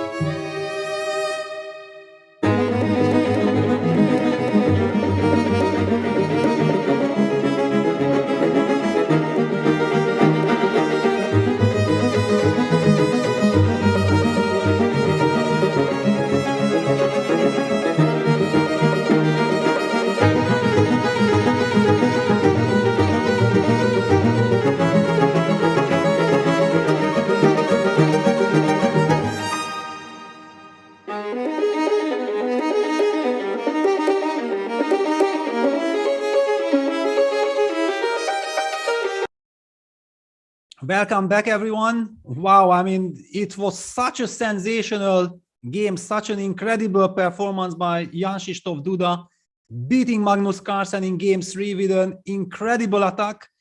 I mean, it's basically the same kind of knockout punch that Magnus has delivered in the very first game. Then we were thinking like, that's it, there is no way back. No way back. Duda can fight back from this situation. And then what do we witness in the second game of today's match? Magnus was just one move away. With one F4, timely F4 move, he could have just sealed the match, and it would have meant that he wins 5.5 half altogether from the 6 game that they had. They would have, no, it was even only 5 games. Sorry, it would have been only 5 games. Incredible knockout. And instead of this, a big turnaround, but nothing is decided yet. Now, Magnus Carlsen, if he wins this game, then he anyway wins the finals. He wins no matter how dramatic it was, no matter what excitement we have witnessed. He wins. But in case of a draw, or if Jan-Krzysztof Duda wins, it means that we will see a tiebreak. I mean, we will be seeing a blitz playoff between these 2 players. All right, so now it seems that Jan-Krzysztof is very, very professional. He has told that he doesn't want to reveal, doesn't want to play his main openings, knowing that the candidates is about to come in the summer. But this is now such a big game. I mean, he knows that if he gets into a playoff against Magnus and he can fight for the title, that's just incredible. At the same time, Magnus kind of has a bonus game, yeah, because a draw and the loss means exactly the same for Magnus. Yeah, it's only the tiebreak. So very, very interesting to see how Magnus will try to use this. We see a Petrov, and Jan-Krzysztof Duda is famous for going for, not for the line that Jan played against Magnus in the match with Bishop d6, but he plays the move Bishop d3, Bishop f5, and then castles Bishop e7, Rook e1, castles, another very solid line, a very, very solid line, knight bd2, knight d6, knight f1, c6, and okay, this is just a super solid line. Magnus going for bishop takes f5. That's kind of surprising. One could feel like there is a pressure here. There is a pressure here on f5. You don't know, you want to release the tension or not. You can also play knight g3. You can play the move knight g3, but no, after knight f1, c6, Magnus opts for bishop f5, knight f5, and queen d3, hits the knight on f5. And after knight d6, goes for b3. Tries to go c4. Now the move knight a6 is played. Well, he gives himself the option to play bishop a3 as well, if he feels like it. Yes, he also gives bishop a3. I mean, especially after knight a6, now that black is maybe ready to jump to b4 after c4, the move bishop a3 is kind of very, very logical. Mm. Yeah, but I mean, Magnus is basically playing in a very responsible way. You know, if he just put the brakes on in that last game, I think the match will be over. You know, if he just simply drawn that last game, you know, he'd still be in, of course, the perfect position, just needing a draw in this final game. Now he's in a must-win situation. So he just seemed to lose his head, you know, after that loss in game 2. Extraordinary. Yeah, it feels to me like he played very emotionally at the beginning. Yes. Yeah, that he felt like, you know, okay, I lost due to some blunder, and he wanted to show immediately that he can bounce back, and he played a very, very risky line with this d5 third move and then queen d5 going for long castles. And of course, if Duda would have not played so bravely and so brilliantly with this b4 and then this a3 rook e1, then we would have maybe said like, wow, of course, that's the way how you have to deal with these situations, that you only need a draw, but Magnus was ready to take risk with black, and it worked perfectly. But now that he got crushed in the way how he really got crushed by Duda, now we can, of course, blame his strategy. Knight g3, okay, this is typical Magnus position. Yeah, white is very, very tiny bit better. Black still has you know, he has to solve some problems. I mean, something like rook e8, bishop f8, moving the bishop back to f8, trading a pair of rooks. Maybe also trying to get the knight to e6 with knight c7, knight e6 would make a lot of sense, but it doesn't solve all Black's problems. Exactly. You know, White has options to press on all sectors of the board. I mean, there's no tangible advantage, but you know, there's potentially a4, there's potentially c4. There's also, if that bishop drops back to f8, there's also h4 comes into consideration to support the g5 square, but also with the idea of pushing the h pawn. So all kinds of things are possible here. Yes, exactly. I mean, maybe just some small little move first, bishop d2 to get the harmony between the rooks, and then who knows, maybe h4, h5, you get this attack going. Of course, Black will try to sit as solid as possible in knight c7, knight e6, but there is a little pressure. Yeah, rook e8, of course, is played. Yeah, I mean, he doesn't have to commit to c4 straight away, of course. Oh, well, he did. There you go. The commentator's curse strikes again. It made sense, because the reason he needed the move knight g3, that if he plays the move c4, then suddenly knight before jump could be irritating, because after queen c3, Black can play knight e4, protecting the knight with the bishop and kicking White's queen, and Black is getting fantastic counterplay. But by having the knight on g3, taking the e4 square under control, and knight b4 can be very, very nicely be met by queen c3. Yeah, okay, so let's see the position on the board. Yeah, there we are. That's it.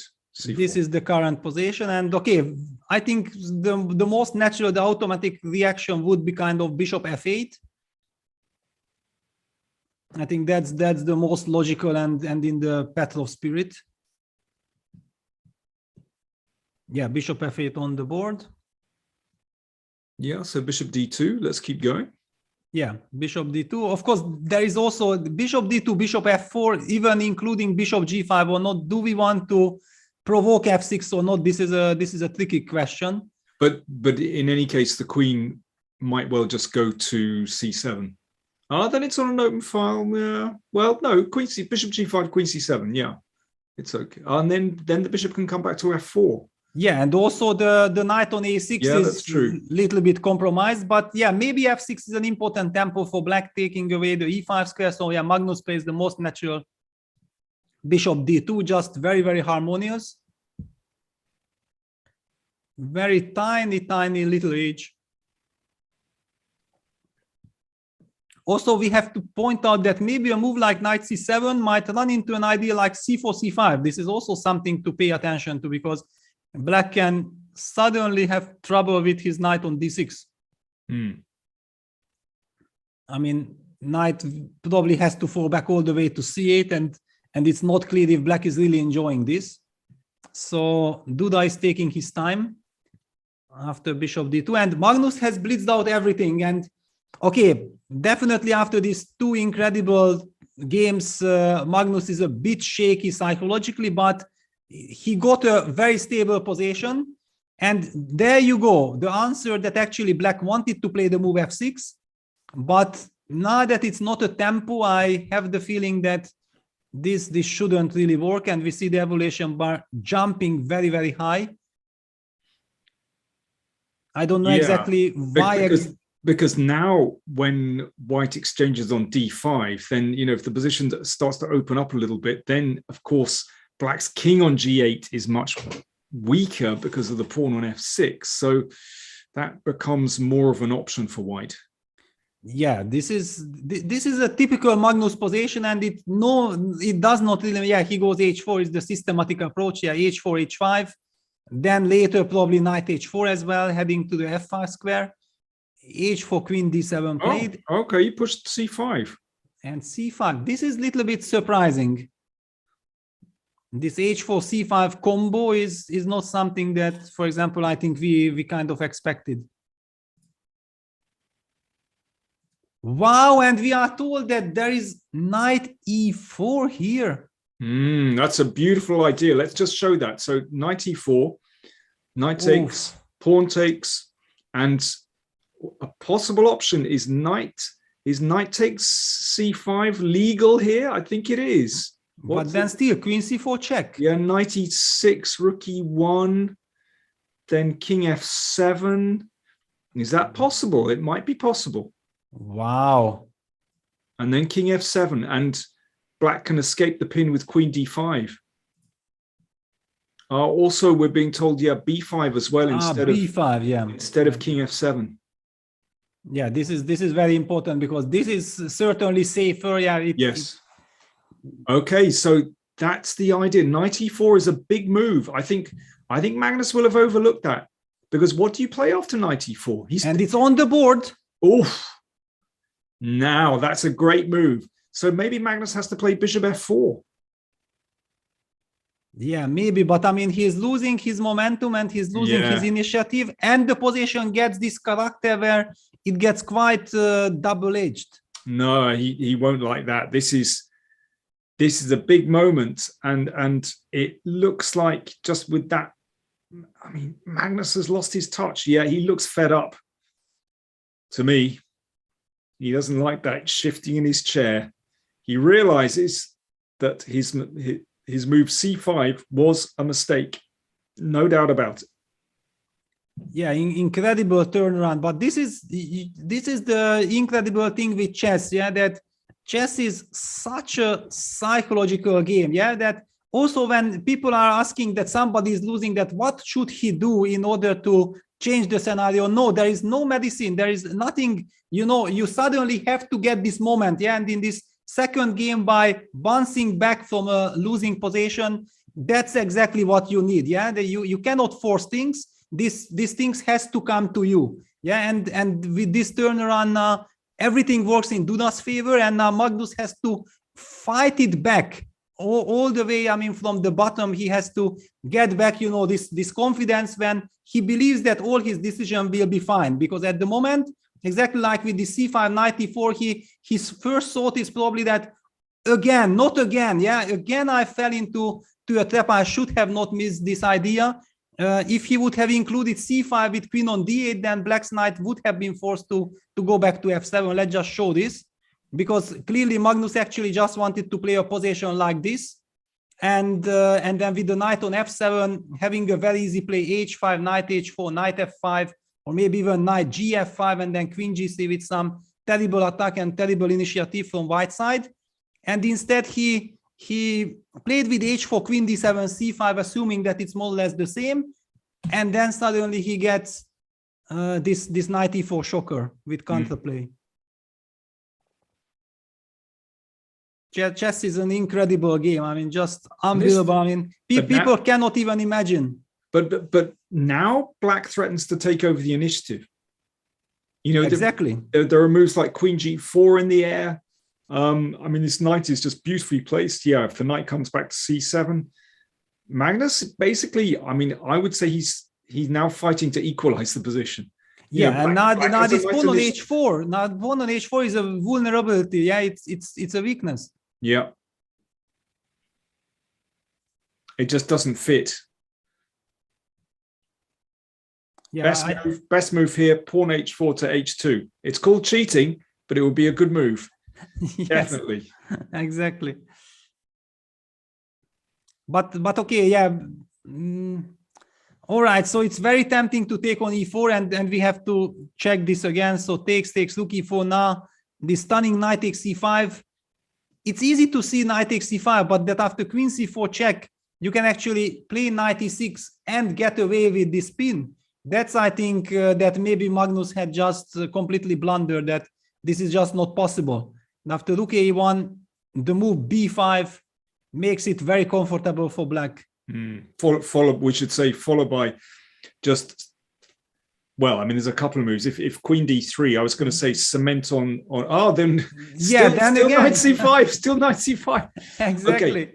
But if the queen goes, let's say the queen goes back to c2, and now there's just cementing on d5 with the queen, but actually, yeah, as you point out, knight c7 just takes once the exchanges take place, takes a lot of pressure off, and the knight can come to d5. That and white's minor pieces, they don't get a look in. That pawn on f6 just stops the options for the knight. Exactly. It's a beautiful position. It's a beautiful, and yeah, Magnus is in total horror, because now he doesn't know what to do. I mean, if he really finds here some harmony, and he proves, because we do see that according to evaluation bar, for some reason there is no reason to panic from white side. But humanly speaking, I mean, this is such a change of events. Yeah, suddenly we see all the arguments why black can be perfectly fine, and yeah, Magnus goes for this line. But actually, this is absolutely fine for black. Well, I mean, probably in this line, you know, he will just say, okay, the pawn's on b5, so it's slight weakness on c6. Then, you know, maybe there's just no need for white to panic, because you can just sit there. You know, it's probably not that bad. But as far as a winning option goes, well, that's really tough to win this position. Very tough indeed. Yeah, exactly. We talked about that he has a free shot. Yeah, that draw and win doesn't really matters. But I do think it matters that if already they reach tiebreak, then for Magnus it would be very important to get into the tiebreak with the feeling that he is back in control. Yeah, that he knows that he can rely on his intuition, because if he gets to play the playoff with the mindset that he's unsure, that I have just missed knight e4, I have lost the previous game, before I lost a game where I was completely winning, I mean, then it might be very tricky to play the blitz against Duda. Yeah. A4. Yeah, okay. A4. It's well, I mean, he shouldn't lose though. You know, it's a very comfortable position for black with that wonderful knight on d5. But you know, one feels that Magnus should be able to hold this. You know, there's this weakness on c6 that just gives white a little something to chip at. Yes, we would prefer to have the pawn on h3 to guard the g4 square, but it can't be that bad. Yeah, but the point is that actually Jan-Krzysztof doesn't need to win this game. Yeah, look at this, how he's sitting there also. Absolutely. He's super happy. He knows that actually nothing can happen here to him. I mean, it's basically up to him if he wants to play for a win or not, or just play it very safe. Yeah, a4, a6. Of course, black can then play rook e8, rook e6 as well. Yeah, if the c6 pawn will be an issue. I mean, if white falls back with the queen to c2, then rook e6 very nicely protects the pawn. I mean, it might be a completely balanced position, but black has everything under control. And if it really ends up with a draw, then he can go with a lot of confidence into the blitz section. Well, now, does Magnus need to play the queen to h4? Because otherwise, that pawn on h5 is a bit loose. Oh, well, no, he's just gone back. Okay, no, actually, no panic. It's okay. He can push to h6 if necessary, but... Yeah, but not easy to play this. Because on one side, g3, king g2 would be kind of preferable, because then the pawn on h5 always can be protected with rook h1. However, after g3, king g2, the change of structure happens. Maybe black moves the knight somewhere and then puts the queen on d5. And some very awkward pin might occur on the long diagonal, which could be quite nasty for white. So not a very obvious choice for Magnus how to play this position. And we should also mention that, for example, a move like a b5 can maybe be met by cb5, creating some additional imbalance in the position. Of course, the move a b5 is the more natural one, but cb5 can maybe add to the dynamic. Magnus opts for g3. I think that this is very, very reasonable to try to go king g2, but I'm afraid of somehow the queen landing on d5. But how to do that? I mean, knight e7, what I showed, might run into bishop b4. Yeah, that's a way to get rid of this bad bishop. I don't want to allow this. Yeah. Okay. So there's still some tension in the position, actually. You know, we're saying, oh yeah, black is a little bit better or stuff, but actually, you know, to make progress here is very, very difficult. Yeah, white at least knows his next move, king g2, which is also very, very nice. The position is a little bit like both sides have all their pieces on the maximal squares, yeah, that you can't really improve the position. And then to have a little next move, king g2, it's always very pleasant.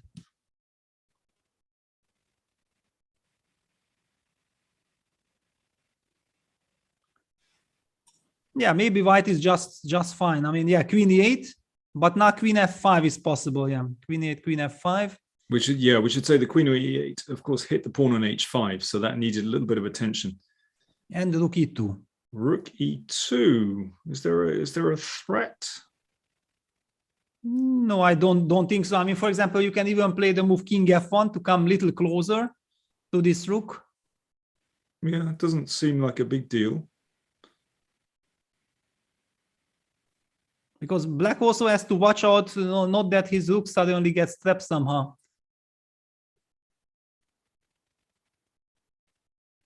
Yeah, king f1 seems reasonable. I mean, it doesn't seem like a problem. Yeah, king f1 is very natural. Yeah, just getting closer. First of all, I don't see any obvious move that white can make, and this is a very natural move. Even if you want to follow it up with rook e1 eventually, then also it's much safer to do it with the king on f1. Yeah, rook e6 back. I think that this is also, yeah, king f1, rook e6 back.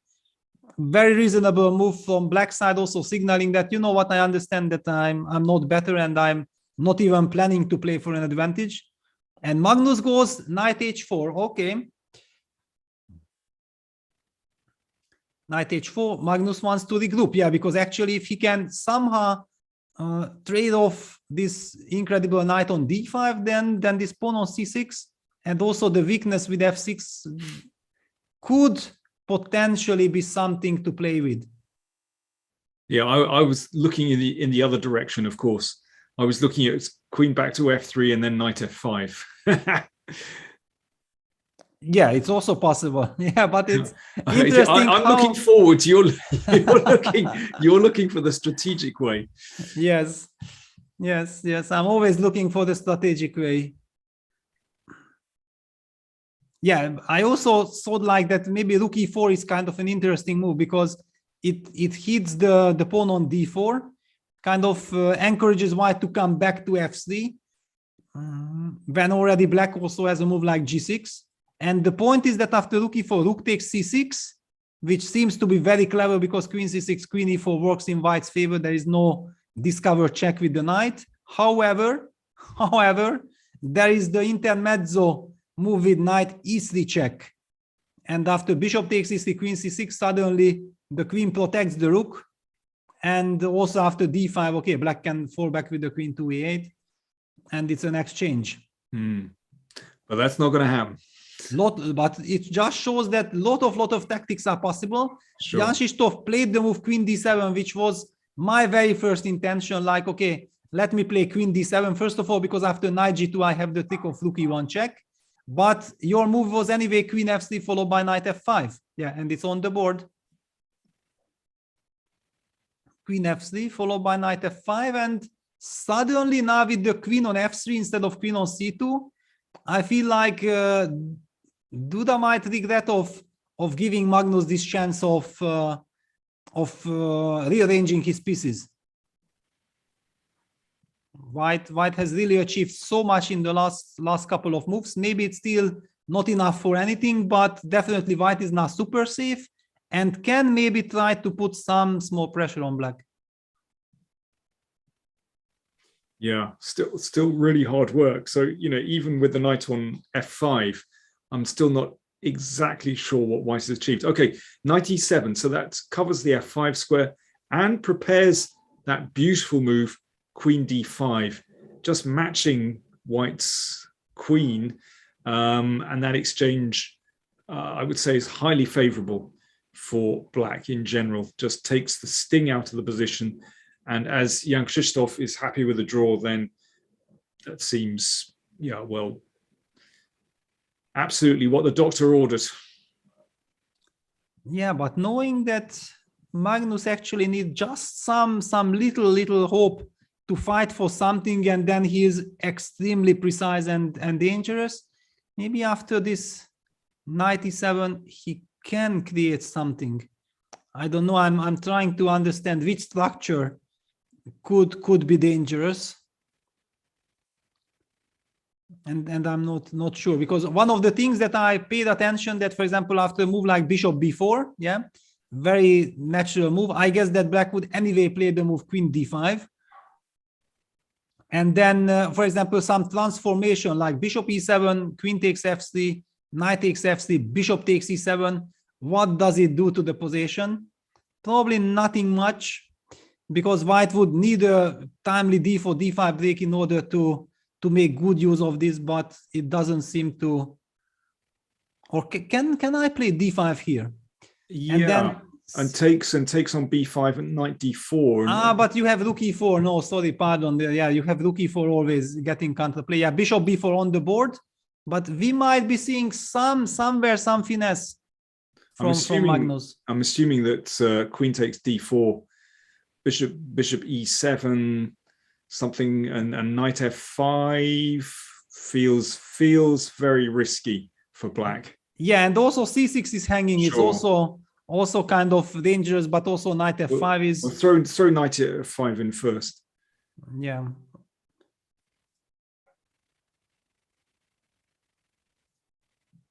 Yeah, well, okay, very interesting. Bishop b4. I feel like white has some small chances now. Really?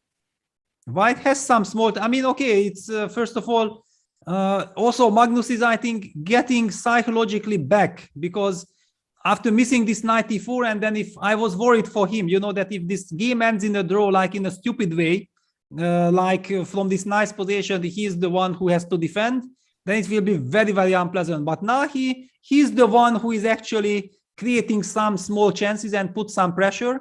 It might still come handy for the blitz playoff, even if this game ends in a draw. This feeling, you know, that it brings you back the feeling that you actually are back in track. Yeah, even though he overlooked this knight e4 idea. Yeah, and okay, now also we see the clock situation, 3 minutes time advantage for Magnus. Not so simple to react now with black. Yeah, and don't forget this little pawn stab with h6 as well. On a good day, it could be a good move. But okay, that's a little bit of a dream.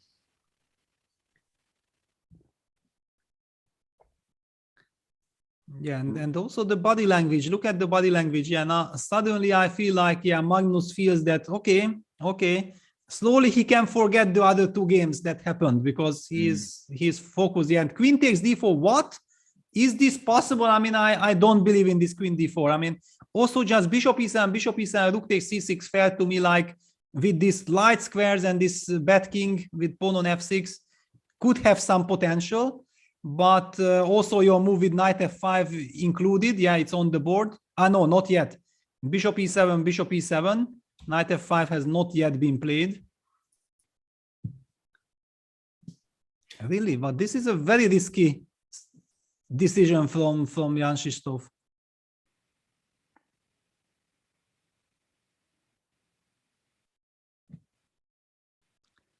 Well, maybe he just felt that the other continuations, he was coming under a bit of pressure anyway, and couldn't see a clear win.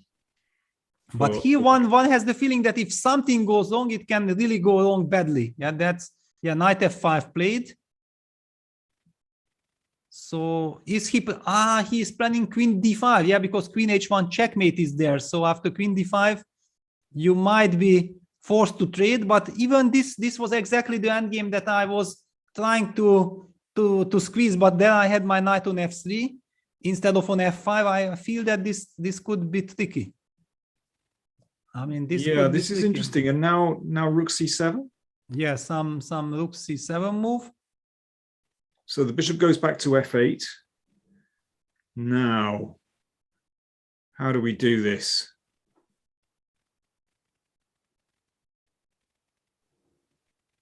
Could keep an eye on the, no, I was going to say keep an eye on the d pawn with rook d7. Yeah, well, queen d5 on the board. We're going to get to this endgame, I guess, pretty soon. Because, yeah, let's just show that queen g4 would run into queen h1 checkmate. So that's a real problem. So queen d5, we are assuming that Magnus will trade on d5. I think this is fair enough to say that this is forced. And here already there are some alternatives. I don't know if rook c8 check, king f7, rook c7, does it make a difference or not with this pin? Maybe not. Maybe it will help black with his king on f7. This is always requires very precise calculation.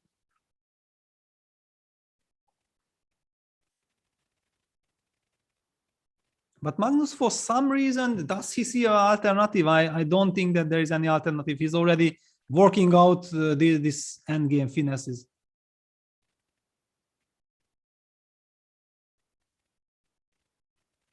There is just no way that he can have another move.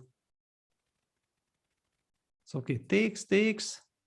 So you still want to go rook c7, yeah, bishop f8, and then probably just take on b5 and go rook d7 or rook b7, or? Well, actually, what I was actually toying with the idea of throwing in h6 at some moment, but I can't quite make it work.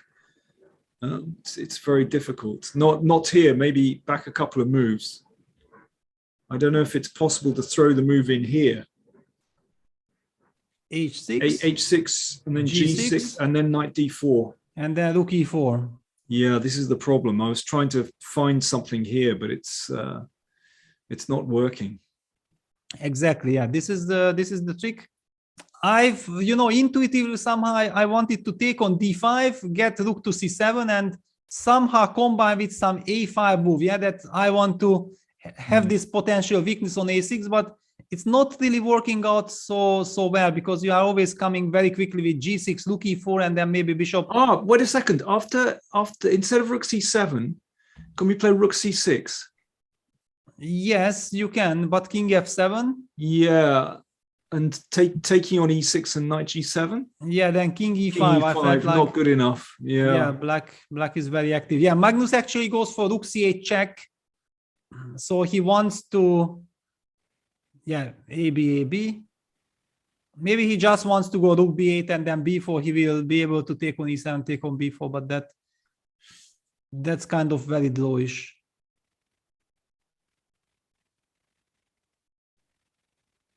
I really want to include this move h6 to try and fix that pawn. But and then rook h8. Oh, rook e5 played. Rook e5 played. Yeah, it's actually a clever move. Yeah, simplest move. It's a clever move. Knight d4. Wow, Magnus gives the h5 pawn, and just like this, he bleeds out the move knight d4. I guess just for the moment, after rook h5, then rook b5, the black's rook is just a little offside, just for a moment. So but maybe also you have some rook b7 idea of trying to use the pin. I think that maybe that's also a justification. Yeah, that you are trying to. But then just rook e5 anyway. Yeah, rook e5, knight c6, rook e4, f3. Oh, am I running out of moves? Oh, tasty. Yeah, but rook e3, king f2, d4. You still have this. Still, yeah. We should just point out if rook e6, then knight d8 check. Yes. This was my trick, but after king f2 you can play d4. Okay, I'm collecting with knight d4, and still we might be able to get back to this trick. Yeah. No, that's really fascinating. That's a beautiful idea. Rook e5, knight c6 again, and actually we're in the same situation. Yeah, but now that's already the rook really doesn't nice. have moves. Yeah. Wow. So maybe this is a deadly trap by Magnus. Maybe it does not work, but definitely it forces the opponent to think with 3 minutes on the clock and to be super alert. And so if black plays b4 here, then again, Rook b7. Then rook b7, yeah. Wow. Okay, so this is a very big question. Yeah, and Duda goes bishop c5. Yeah, he breaks out of this construction, and probably now he's gonna take on h5, but suddenly rook takes b5. The bishop has some problems. Yeah, the knight is irritating for black. I mean, it's tricky, but one can't. I mean, I can see the eval bar thinks it's equal. You know, if black plays accurately. Oh, Yeah, rook rook f5, f5. hitting the f2 pawn. Yeah, wants to provoke f4. Yeah, which probably will be played. Yeah, and then the rook has room around the back.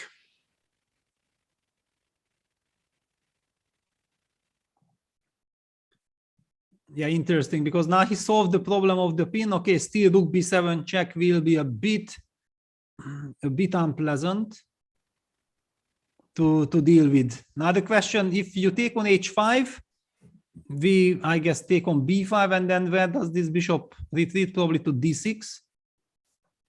And then rook b7 check. You have a problem with this pawn.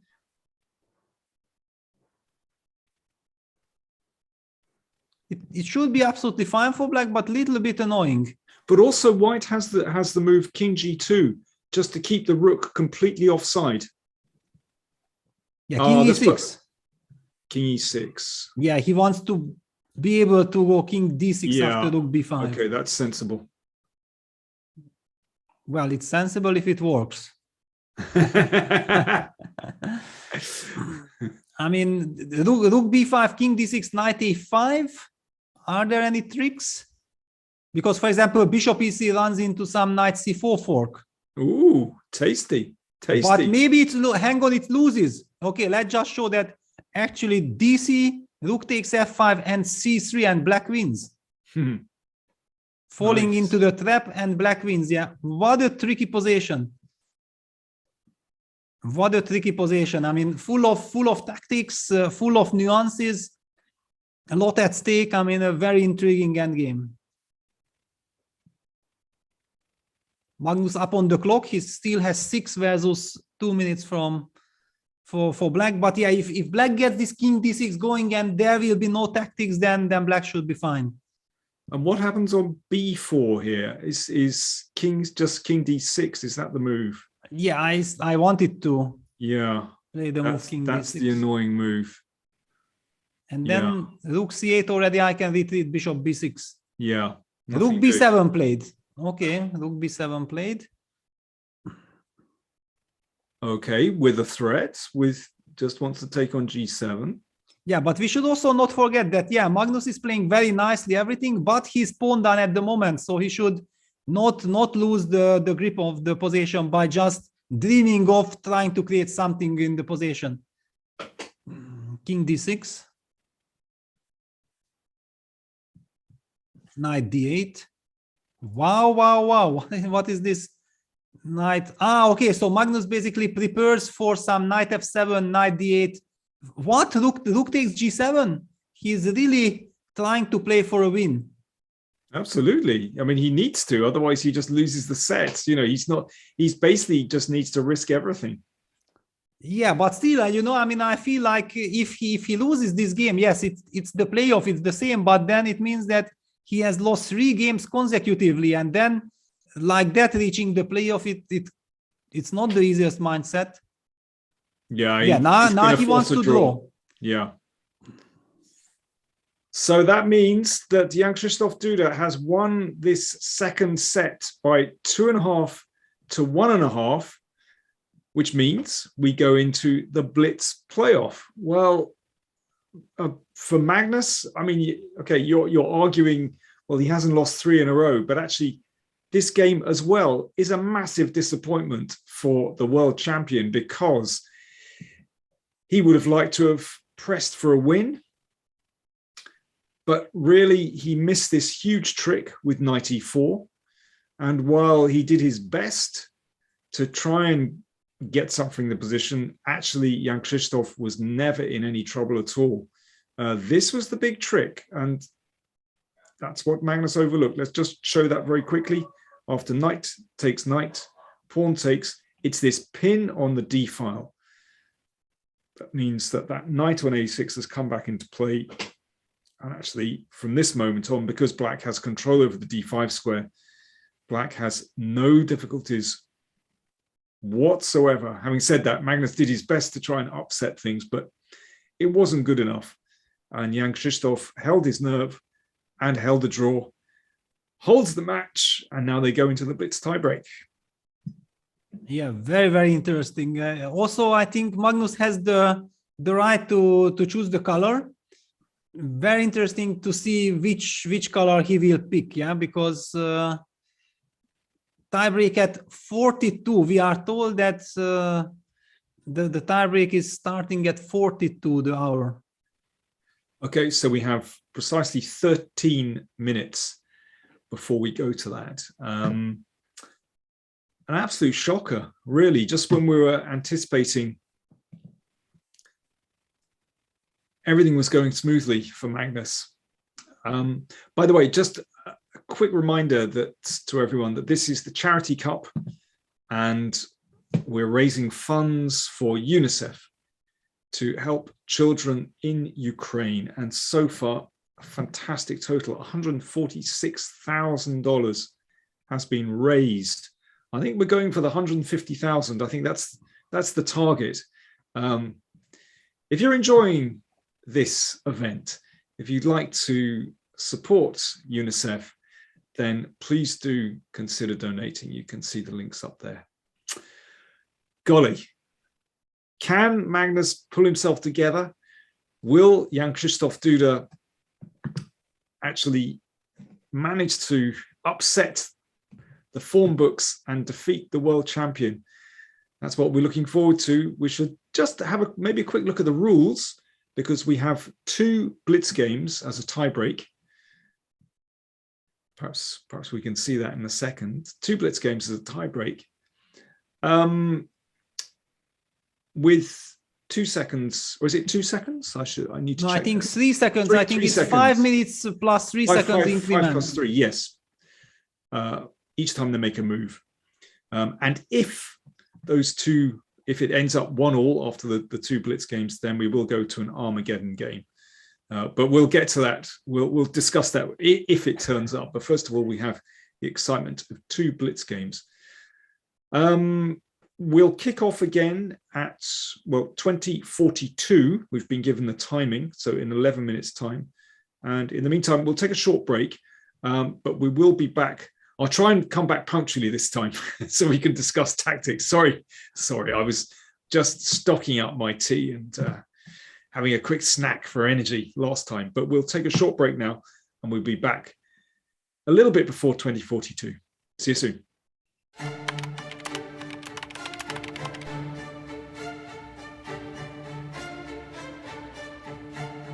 Hi everyone, welcome to our new video series. My name is Jan-Krzysztof, and I'm thrilled to be reunited with fellow Magnus Carlsen's trainers, seconds, Peter Heine Nielsen, Magnus Carlsen's head coach, and Laurent Fressinet, Magnus Carlsen's French coach, are both here, and we will be going through the World Championship match 2021.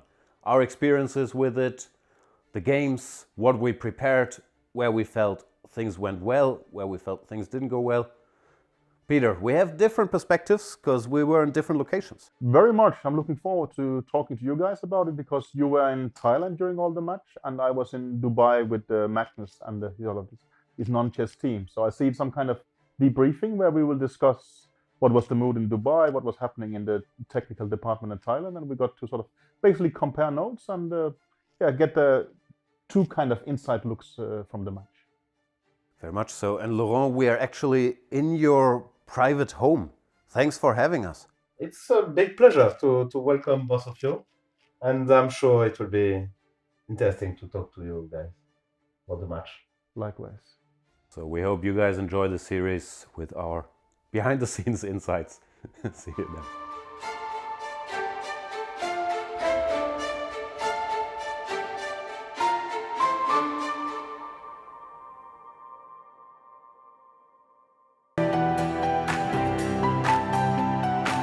Okay, so let's send a challenge. Here is challenging me. Nice graphics, easy to see. Oh, what are you thinking about? You're looking how it can be the most painful? Exactly. Okay, fine. That I give him up a phone. He wants to be even rude. Welcome to the new Chess24 playing experience. Play in light mode or dark mode. Choose from a range of time controls or create a custom game and get paired with players from around the world fast. Enjoy a polished playing experience while making moves on a fresh, responsive board to claim your victories. Train and improve with over 80,000 puzzles. And that's not all. Download now and discover what more you can enjoy in our brand new app.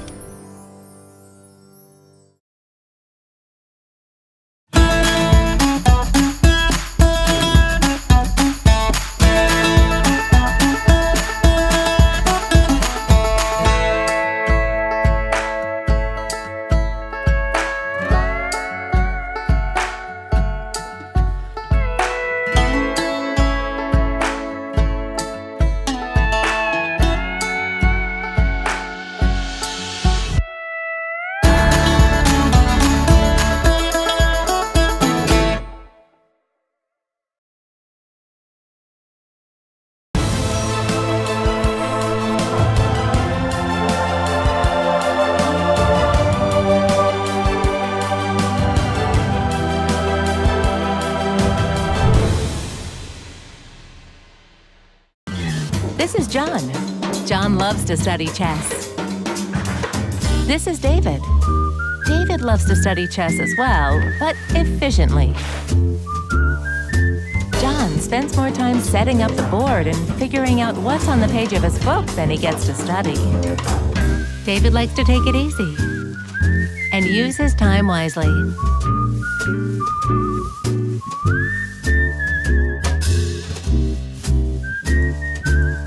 David has finished his exercise for today. John should try the same.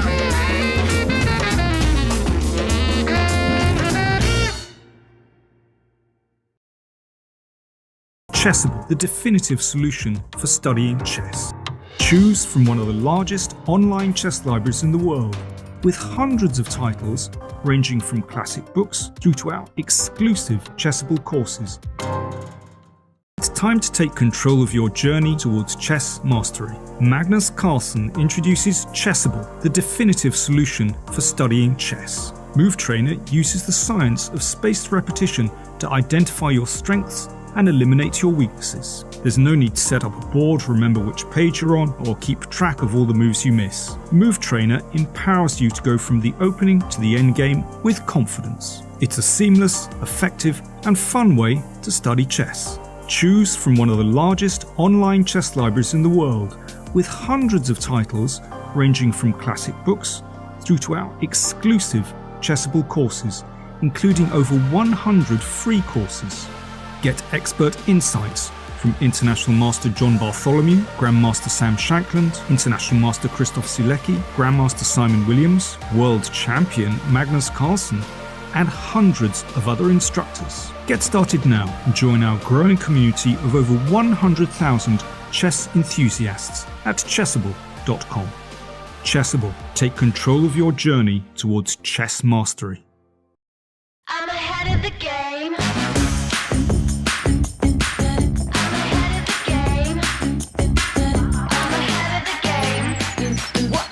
Well, the phone is always ringing. I'm caught up on the line. Got a string around my finger. Remember who am I? I'm a boss and I'm honestly off my rocker. But follow me. I'm ahead of the game. I'm ahead of the game. Well, I'm only ever slinging. I'm working overtime. Got a song and I'm the singer. The melody, the vibe. I'm a prodigy. Logically, I'm impossibly wanted. And they'll remember my name. They'll remember my name. Ooh,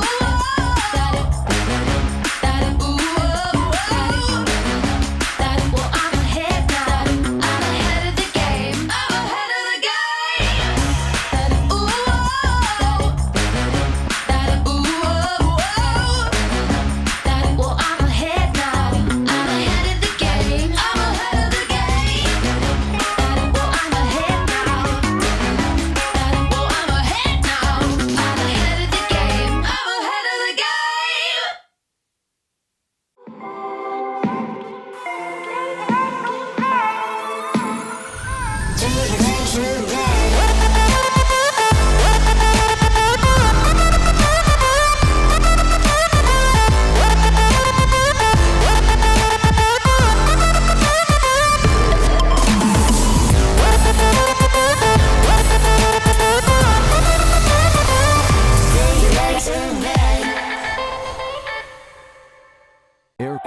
isn't the first thing that comes to mind when you think about chess and esports, but it affects our focus, decision-making, health, sleep, and more. What's in the air you breathe?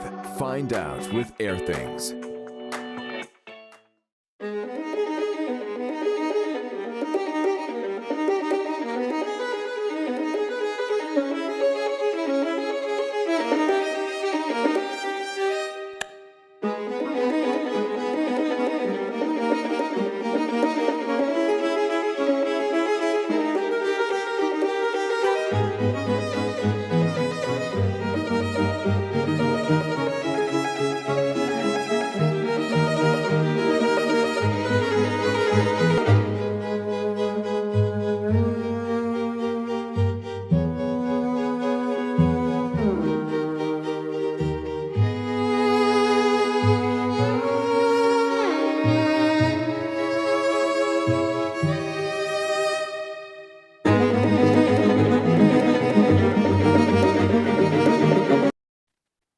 Welcome back. We're about to have the tiebreak to settle the final of this Charity Cup. Golly, we have an extraordinary match on our hands just when we thought that Magnus Carlsen was just going to cruise through this match, cruise through the tournament. He just flipped completely. He lost games 2 and 3. Couldn't win the 4th game. So Jan-Krzysztof Duda, with a remarkable comeback, shows us why he has reached the final, because he kept his nerve in these last games to win through. So it's 1 set each. And now we go into a tiebreak of 2 blitz games. So that's 5 minutes on the clock, plus 3 seconds each time they make a move. If it's 1-1, if at the end of that, then we go to an Armageddon game, but we'll concentrate on the blitz games first. So Peter, I mean, what do you think that the tactics of both players should be here? Well, first of all, Magnus picked white again for the first game. I think it also connected with the last game that he felt like in the opening he got a nice advantage. So basically he wouldn't mind in a blitz game, I guess, to repeat what happened in the previous game. It looked like a very easy, nice little advantage there. And try to push Duda. But also I would like to say that I guess that the whole regulation is very nice, that after, you know, the rapid games, after 15 minutes, it's always very, very difficult to adjust yourself to the new time control. Yeah. And in this regard, I think the tour is doing a very nice, I mean, finding a very nice balance by playing the blitz playoff, not with 3+2, because that would be just insanely fast, and the players are not yet this 5 versus 5+3 seconds increment. I feel it's exactly what is really required, and the players will get the chance to get into this blitz mode and also to focus very well and adjust to the time control. Yeah, that's true. We should say that the kind of standard blitz time control these days is 3 minutes plus 2 seconds. That's, you know, for example, in the World Blitz Championship, that's absolutely normal. You know, when we were growing up, you know, just blitz was 5-minute chess with no increment.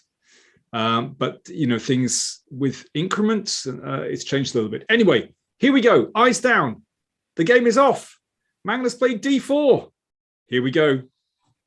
Yeah, and he plays this move order that he already played.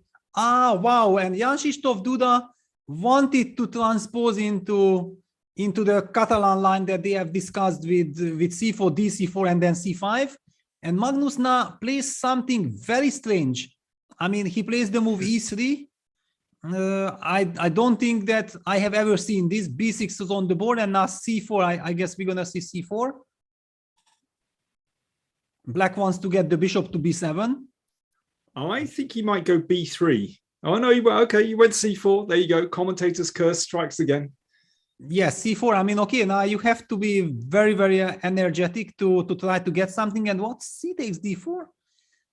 Somehow, you know, it feels like it's quite shaky. I mean, white has now the option also to take cd5 first, and then provoking the knight to d5, and then grab knight takes d4.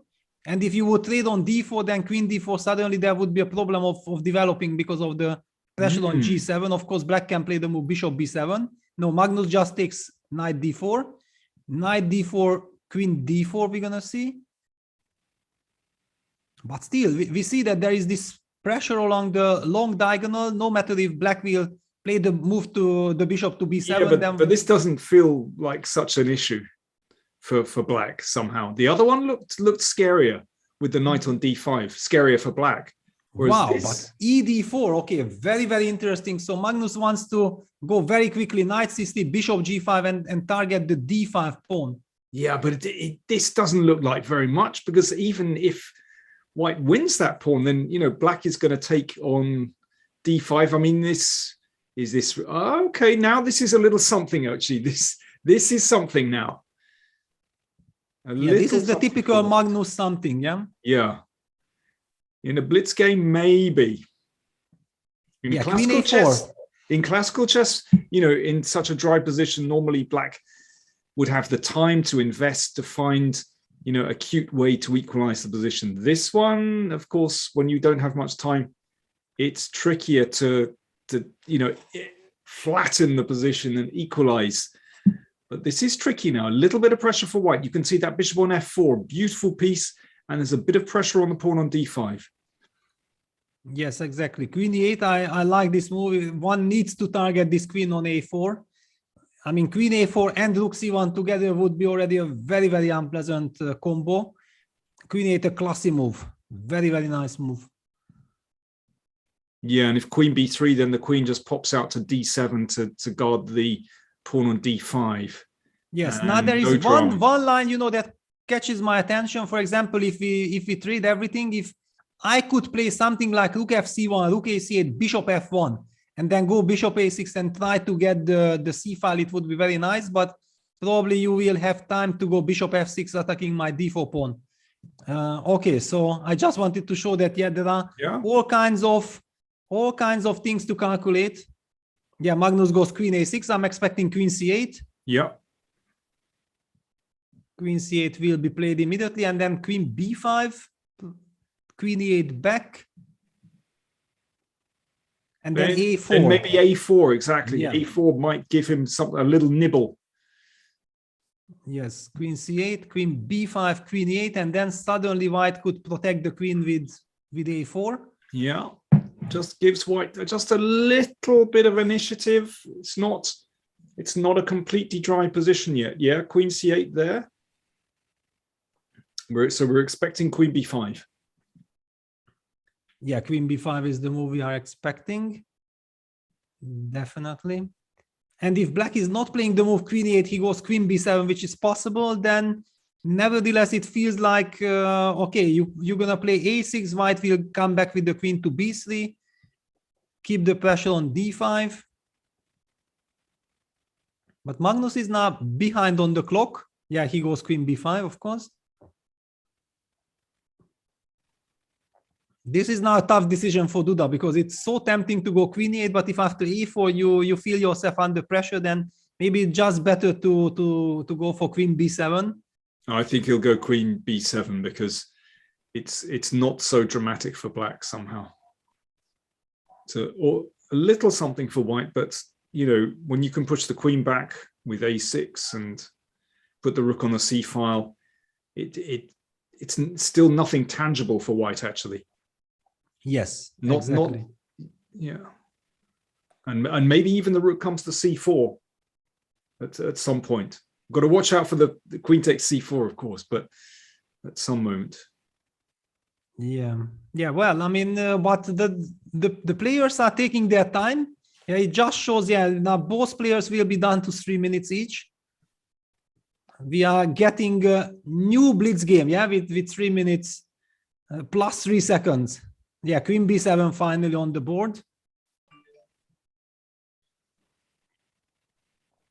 Queen b7, it just feels safer. Yeah, rook fc1. Magnus is trying to get this bishop f1, queen a6 idea, trying to fight for the c file. But yeah, he first goes h4 because black is coming with bishop f6, hitting the d4 pawn. So it's not so easy to Yeah, h4, h6, two useful moves made by both players.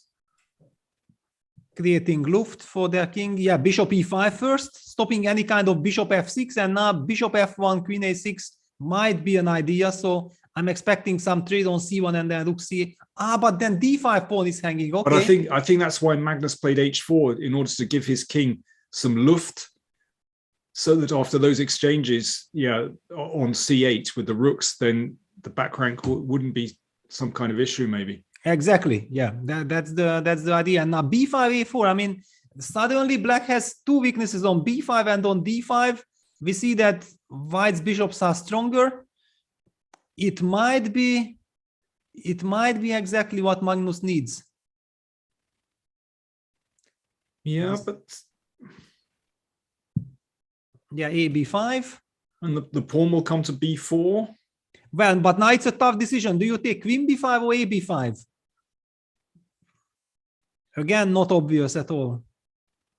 No. And then you are winning time. Yeah, Magnus is now 20 seconds up on the clock. Yeah, queen b5 played. On one side, it's very, very tempting to get rid of this annoying queen. On the other hand, the queen was also a very nice defender from black side. Yeah, but I mean, after the exchange and bishop f1, the pawn comes to b4, and it looks pretty stable for black. And then b5, b4, yeah. It's hard to see how white will make progress there.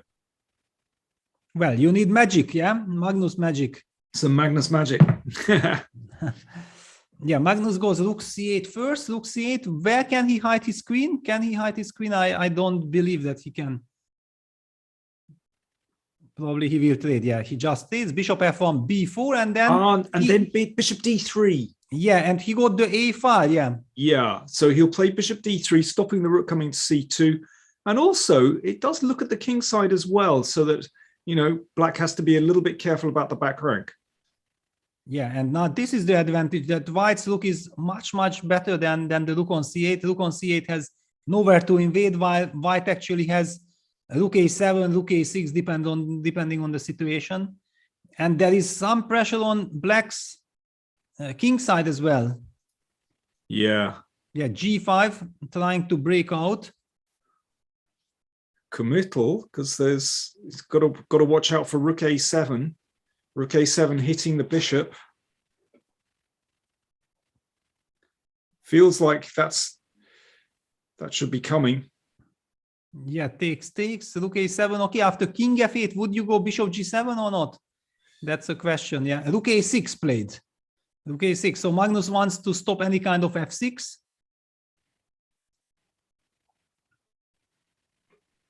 And then black's king is now in some kind of a box. And can he maybe just slowly get his king to d2 and make sure of any empty squares? Yeah, interesting. Yeah, Magnus keeping the pressure. It's so much harder for black, yeah, to make a move, also to decide, is it beneficial to push g4? Eventually the pawn on g4 can be a weakness. You never know these things. But also moving the pawn to g4 could allow the bishop out to g5, which might help black at some moment, you know, if the king ran to the middle, for example. Yeah, exactly. But somewhere in a bishop endgame, if everything gets traded off, then white has this winning idea of collecting the g4 pawn. That's why it's so difficult to decide. Yeah, finally he goes for g4. Not a happy choice. It's basically played out of necessity, trying to create some. Rook b6 is a very nice move. So just keeping an eye on the pawn, so that obviously restricts the bishop's movement. Bishop on e7. So Magnus has his kind of position. Now the rook activates. Rook coming down to a2. Watch out. Yeah, but there is always mate on b8. Rook b8, yes. Yeah. Rook b8. Rook b7.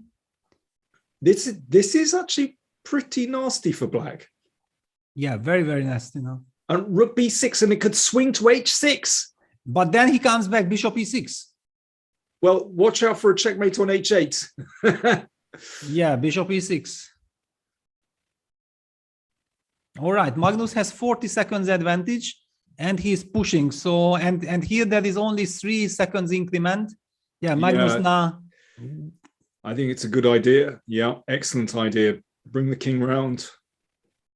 Protecting the weakness on b2. King e8, but black's king has a problem because the black's king can't really run, then he runs into some checks and some trouble. Black might have to get stuck with king f8, king e8, king d8. Wow, I mean running into trouble. Let's see. Black is actually getting pretty shorter moves here. Yeah, rook c8 back. Very unpleasant position, and yeah, Magnus just. I'm wondering if Magnus at some moment can actually play the bishop round to b3 and start to target the pawn on d5. That's a good start. Okay, that restricts black. King can't move up. And Duda down to 15 seconds. It's very, very tough to make any move. Bishop g5 check can be also answered by bishop f4 eventually as well. Not necessarily, yeah, rook a8 back. Yeah, now bishop c2 to b3 maybe. This is your idea to target. And then rook b5 and the pawn. Interesting, yeah, but I think Magnus doesn't really want to change the course of the game. He's very happy that he sees that Duda is very unhappy. Oh, watch out, mate trick, king b3, bishop a4, and then bishop c2 and checkmate. Oh, there you go. Bishop b5. So the bishop probably will come back. And now bishop c8, bishop c7 is checkmate. Watch out. Oh, beautiful. Yeah. Oh, it's gone for it. d7. Wow, and rook d5, king c6. Rook d5, king c6 would have trapped the rook. And now black's rook is free to roam. It can come to f1 to hit the pawn on f2. Yeah. Duda could be breaking free here. Exactly. I mean, this is what he needed with little time on the clock, and now he's gonna save it. Should do. Yeah, he's got enough time. He's got 14 seconds left, but suddenly he's just got enough activity. Now, Magnus Bishop has come back to e3 to hold the pawns, but Magnus lost his dominating position there with just a little flurry of moves. Yeah, now rook d1 check, king c2, rook e1 is, for example, a repetition. And Magnus also not having so much time. The only thing I can think is that the rook white's rook could go round to g8 to target the g pawn. Okay, still f5, king e6. I always have this, but yeah, Magnus refused the repetition. Bishop d2, rook f1, bishop e3, rook d1. Okay, we might be. No repetition yet. Well, this is now second time. Now bishop takes g3 as a threat. Well, bishop g3, king d2 is still there. It's not. I was calculating this in the previous one, but then bishop c7, rook d5. Okay, what? He's gone for it. He gone for it after rook a5, bishop g3. Why on earth, with few seconds on the clock, would you do that? Yeah, and Jan-Krzysztof shaking his head. He completely blundered this king d2, and now he's losing. Unbelievable. Just incredible. Wait a second. Okay, g3, does that make a difference? No, and then takes a rook g5. Oh, what a blunder at the end there. Incredible. So we should just recap that tactic, Peter, just very, very quickly, just to explain what's going on. So basically, Duda, after rook a5, Duda played bishop takes g3, so that he should have played the move king e6, yeah, just protecting the pawn. And still equal. But let's just have a look. So bishop takes g3. If pawn takes bishop, then rook takes bishop. That's his idea. But Magnus played king d2, and now if the rook moves away, basically, then you can capture the bishop.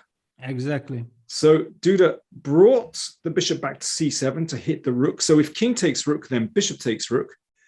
But in this position, Magnus has a nice check, d5. Now the king just doesn't have a good move. Yeah, king c6, rook c5 check, then you take the rook.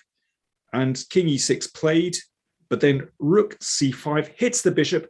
The rook is also attacked, so black loses material and is now completely lost in this position. And well, Duda tried g3, but the rook can just be taken. If g2, then rook g5, and white is a rook up.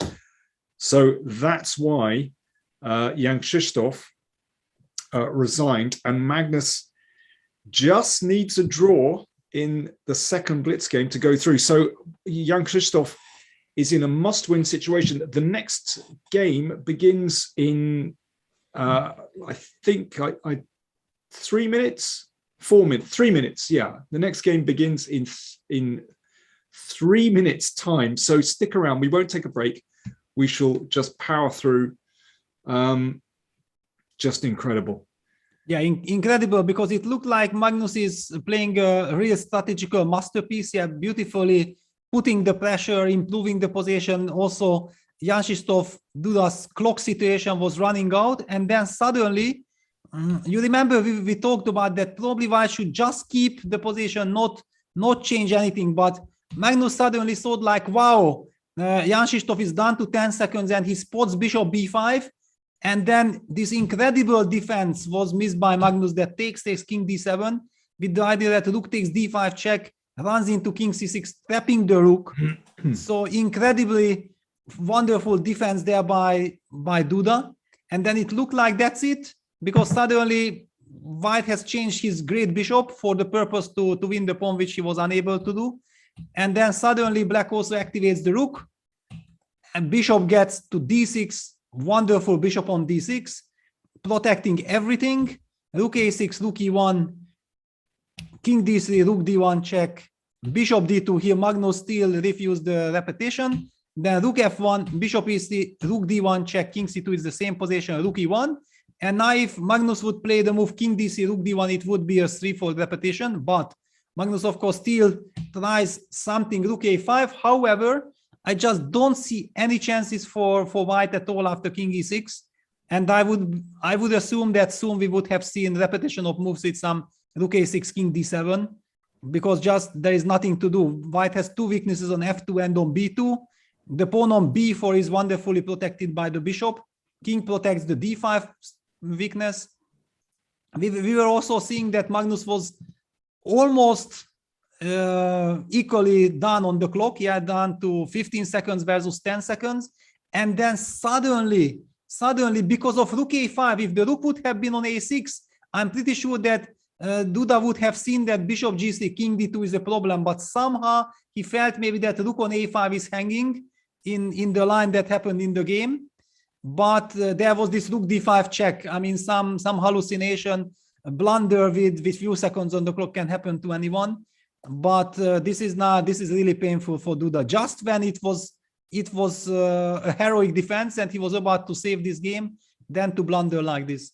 Yeah, shocking. And actually, Magnus looked like he was playing a beautiful game. If we go back to the moment, maybe around about move, yeah, somewhere around here, he's in control and brought the king round. But somehow at this moment here looks absolutely fantastic. But yeah, king c2, bishop d7, he somehow got a little bit rattled there. But he doesn't, of course, he doesn't need to play king c2. I mean, if we just go back a move, I wonder whether just bishop b5 here is a good move just to control the situation. I mean, the position is so unpleasant for black, and with 10 seconds on the clock, almost impossible to defend. Yeah, certainly the reason why Duda opted for bishop d7 was that bishop b5 disturbed him immensely. We have talked about that. Bishop c8, bishop c7 is a funny little checkmate. Yeah, here, I mean, black is just very short of moves. If the rook goes back to c8, then, I mean, maybe this maneuver, bishop a4, I mean, it's not a bad waiting move anyway. And perhaps bishop b3, but yeah, black is really short of moves here. Okay, black will give a check, yeah. I see. So king e2. Yeah, king e2, okay, I will probably fall back. Now, how does white... Okay, but the game is about to start any second, Okay. so we have to jump there. Let's go there. So here we go. Blitz game number 2. Jan-Krzysztof Duda has to win this one to take it to an Armageddon. Can he do it? He's got the white pieces. Magnus And now plays Magnus the goes Caro-Kann. for the Caro-Kann. Wow. I mean, I'm a little bit surprised because already Jan-Krzysztof has played himself the Caro-Kann and F3 line. F3. Well, okay, it's an old line that can lead to very sharp positions, but okay, E6 is a very sound move. Yeah, actually, it's quite fascinating that this F3 developed to be a major system. It's not like just a tricky line. It's really is a serious test to the Caro-Kann. I mean, lately the engines have come up with lot of ideas for both sides. It's already a big theoretical battlefield. So the game could well transpose into a very normal classical French after E5, knight FD7, F4. I mean, that's well, again, we're transposing into a French, a Steinitz variation. So for example, knight C6, then F4, and so on. And well, I mean, I think Jan-Krzysztof will be pretty happy with this opening because there's a real tension in these positions, and even theoretically, a very reasonable way for white to play with this space advantage. Well, we have seen this game between Harry versus Magnus, yeah? And there we had exactly the same opening with the pawn on F2, however, because it happened from the French. And we were kind of both shocked that Harry did not play F4, but went knight F3. You remember there was this, this moment. Now, this is the classical one. Yeah, and this has a pretty good reputation for white, it has to be said. And so I think Jan-Krzysztof has what he wants on the board, which is just a very tense struggle. And well, Magnus understands. He wants to try and open up the position while white's king is still in the middle. But white has this big space advantage. Yeah, look at white's moves also. I mean, pawn moves. He's trying to control everything. All his pawns are on the dark squares. Yeah, A5, very typical way of trying A4 and then maybe knight A5, knight B3. Knight G3, yeah, white wants to get the bishop to D3 and then some kind of sacrifice with knight G5 might appear as well. Razor sharp position. Yeah, absolutely. And as you mentioned, these classical sacrifices with bishop D3 takes H7 and potential knight G5s are in the air. Yeah, but also black's very typical like CD, FE, and then rook takes F3 sacrifice are also there. I mean, it's also, yeah. I mean, I feel like maybe black will be the one who can strike first, but I don't know how it will work out. Well, I think Magnus has to go for it. You know, if you don't, you get squashed basically. Yeah, but at the same time, if he gets this CD, FE, rook F3 in, then I think white is in a lot of trouble because his position might just fall apart. Yeah. So now after CD, the big question is, can actually white sacrifice on H7 and then go knight G5 check? That's a big question. And then knight G5 check and counting on this FG, HG, King G8, Queen H5 idea. Or knight G5 immediately, yeah? And then bishop H7, because the point is, how do I force the capture? Very interesting. Wow. That looks fantastic. Yeah. I think we might be seeing this. Yeah, knight G5 on the board. Exactly. That's fire on board. Here we go. Here we go. And E6 is hanging. Yeah, this is great fun. Oh, Jan-Krzysztof. If he wins this, then we might have to study the Armageddon rules very carefully. Knight G5, that's fantastic. So if pawn takes knight, bishop takes pawn check on H7, king takes queen H5, king goes back, the H file opens. No, but actually, I don't know. Maybe after FG, just simply AG is possible because G6 is met Really? by Rook H7. Also, I mean, so many tactical ideas, so many things to worry about with black. I would be concerned about the sack back with knight e5, and then the king running to f7 or something like that. Yeah, but how to do it? Yeah.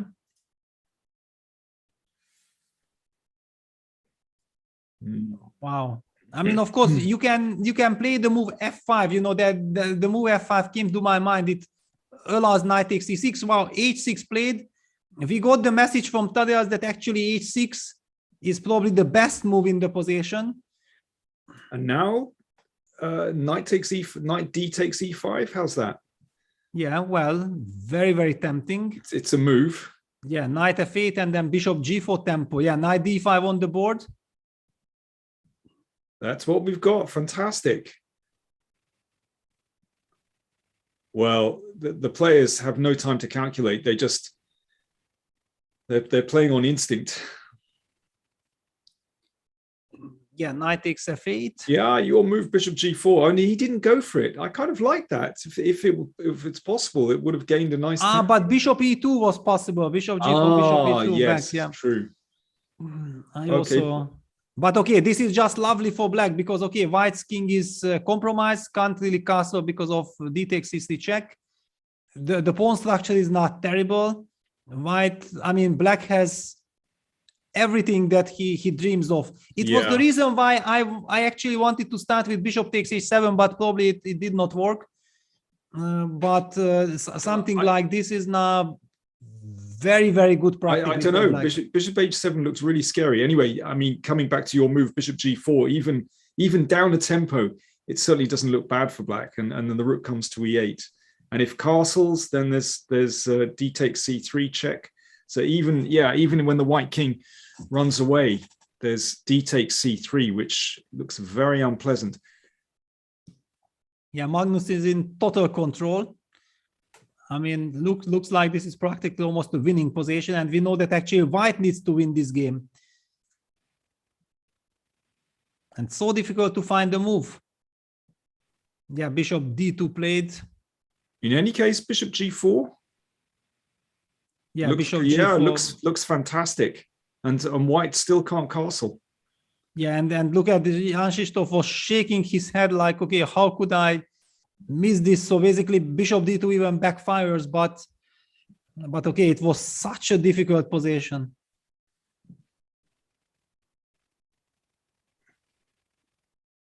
Yeah, no, actually there is nowhere to go, and now after short castle d takes c7, the bishop is hanging, so situation got just much worse. Queen g6 played, trying to stop rook e8 and hitting the bishop on g4, but queen takes b2.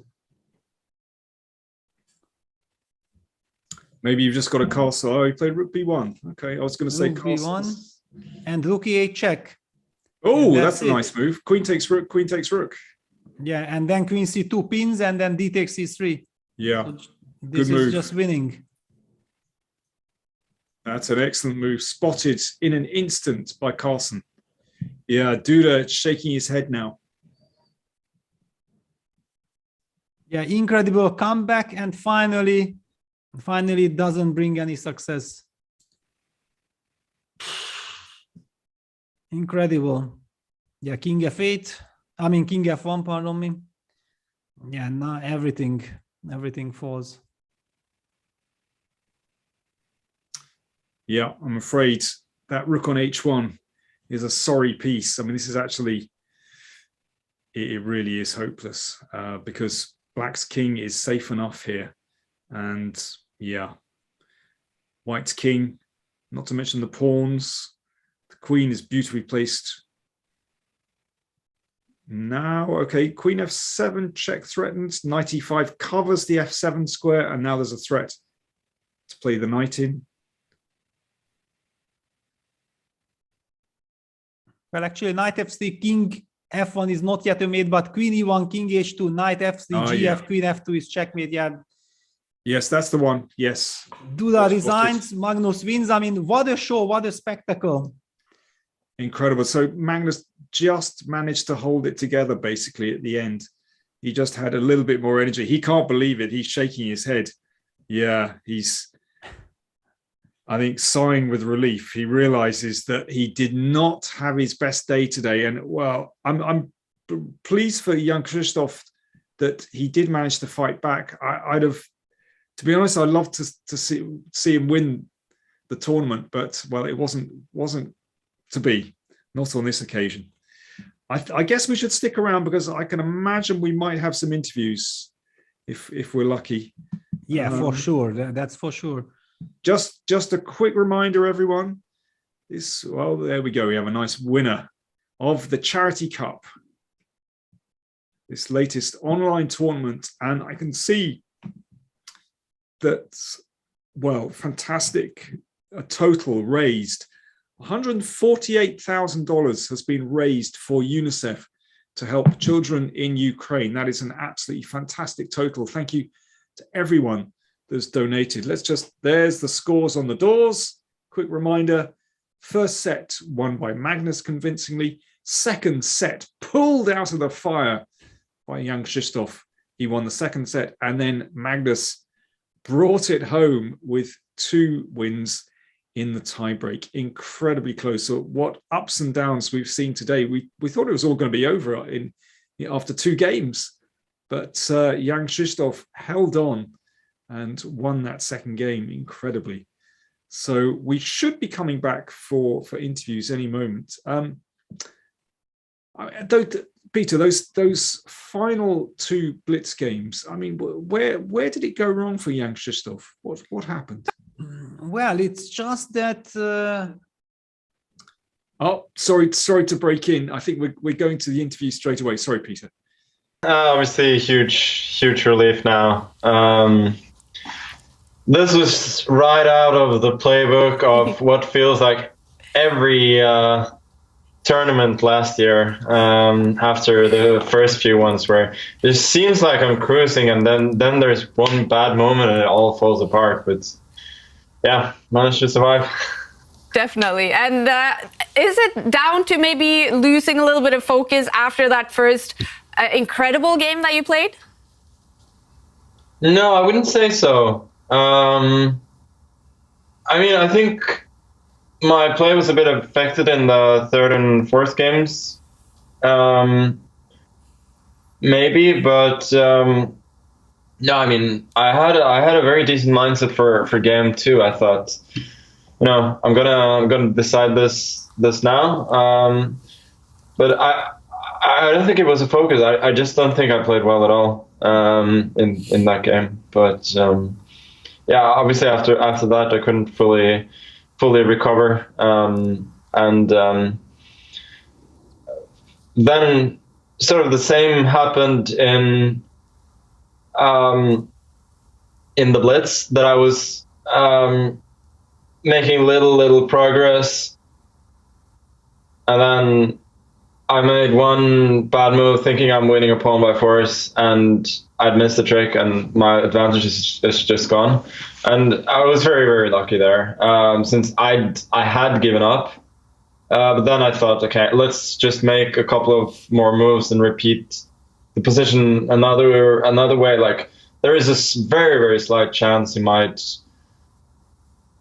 take on g3 and blunder. So yeah, that was the kind of thing that can happen in Blitz, and just sometimes keeping the rally going, one more shot can do the trick. But obviously when it comes down to Blitz, there are very small margins. Yeah. And Magnus, can you talk us through what you were doing maybe between the games, how you made that switch from the Rapid to the Blitz? I was relieved.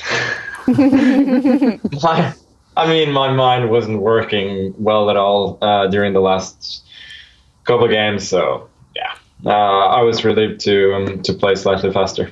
Mm-hmm. Yeah, go ahead. I just wanted to know, how will you celebrate tonight after this roller coaster of a victory? We'll see. It does feel feel very sweet to actually get it now at the end. You know, I guess after the game, the way things had been going, I'd certainly expected to wrap it up a bit earlier. But you know, doesn't always go according to plan, and whatever victory I can take, I'll take it with both hands. Fantastic. And this is your third tournament victory so far in 2022. Also, we remember semi-final against Ding with some fantastic and tough games. How would you rate your chess form right now? I mean, it's hard to be like very positive after after a day in which I collapsed. But I think apart from today, my play has been good. At least in the knockout. So I think it's fine. But yeah, I still haven't completely figured out how to kind of turn the tide when things are going against me. But hey, at least I played better than him in the Blitz. So there's that. No doubts about that. And the next Champions Chess Tour tournament is a major, hopefully with all 8 players on location in Oslo. And looking back to the tour finals, did you enjoy that, playing in an arena together with the other players? Yeah, it was massively enjoyable. So I can't wait to get back to that. And yeah, hopefully I will be able to play everybody.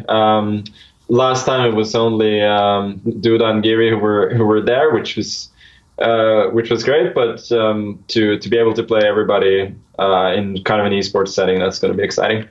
Fantastic. We're looking forward to it. And Magnus, again, big congratulations on another Champions Chess Tour win. Thank you. Thanks for joining us. Impressive stuff again in tiebreaks. We're also joined by Jan-Krzysztof Duda, taking the silver in the Charity Cup. I'm going to say congratulations. How are you doing, Jan-Krzysztof? Yeah, thank you. It's been very tiring day, and I'm actually, I mean, it's some miracle that actually I managed to win so many games today, and that the event was decided in Blitz because, yeah, I feel as if I played terrible chess, so it's kind of unexpected. But when I thought I had a chance in Blitz, then I collapsed. Well, but you did make a huge comeback, winning 2 games, one of them in only 25 moves. Can you talk us a little bit through how happy you are about showing that mental strength? Oh, I just think I was lucky, to be honest. You keep saying that. No, I mean, I really didn't play good chess, and yesterday was a very frustrating day for me. Not only because I lost the match in 3 rounds, but mostly because I was just both missing stuff and also misevaluating positions. Magnus did it much better, and actually I thought I was much better in the second game and in the third game as well. But I mean, it wasn't so trivial. In the third game, probably I wasn't better at all.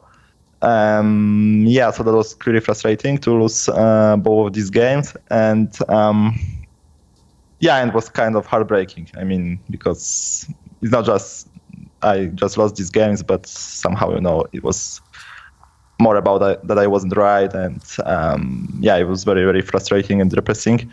So today I wasn't really sure, I mean, how to play and how to try to win with white pieces. And when I lost the first game with white, I mean, I basically thought it was much over, because I've made so much, like, I mean, strange, bad, and stupid decisions that I mean, I mean, you can lose, of course, to the world champion, but I mean, not in such fashion. And also, I thought that if I, you know, didn't take free material, free rook, then something is clearly wrong with me. So yeah, so instead I prefer to give up the queen, only to give up the game later. So yeah, basically I thought it's over because I had two more black to play. Yeah, but somehow I mean, this Caro-Kann was probably my smartest choice. I mean, the smartest choice of Caro-Kann ever in my life. Of course, I got a disastrous position, and I was extremely tilted and just played something, but at least could have played like a tempo because, I was, driven by very, very bad emotions at that time. And of course, I was really worse, but then at least I got some tricks. 2 nights, and but still, Magnus had a great position. Even when it got interesting, those pawns versus knight. But he just blundered tactically, and after that I was winning. So that was kind of lucky. And after that game, of course, it was nice to win with black pieces, but I wasn't, very happy about this game, to be honest. Like, of course, I was more happy about the result, but not the game itself. And but I decided, to play something random with white in the next game and play this G3 stuff. And I was very surprised actually that Magnus played so ambitiously with black, because being on his place, I would, just have played like very slow. Making short castle instead of long. And because, I've played like many similar games with black in my life, mostly online chess. And it's very, very challenging actually to play these kind of positions because, you are under attack and there are constantly some random tricks. And, and whatever you play with white basically is challenging, I think for black. So, then I played this not so great bishop b4 move, which was kind of, I just forgot about knight x4 and knight c6.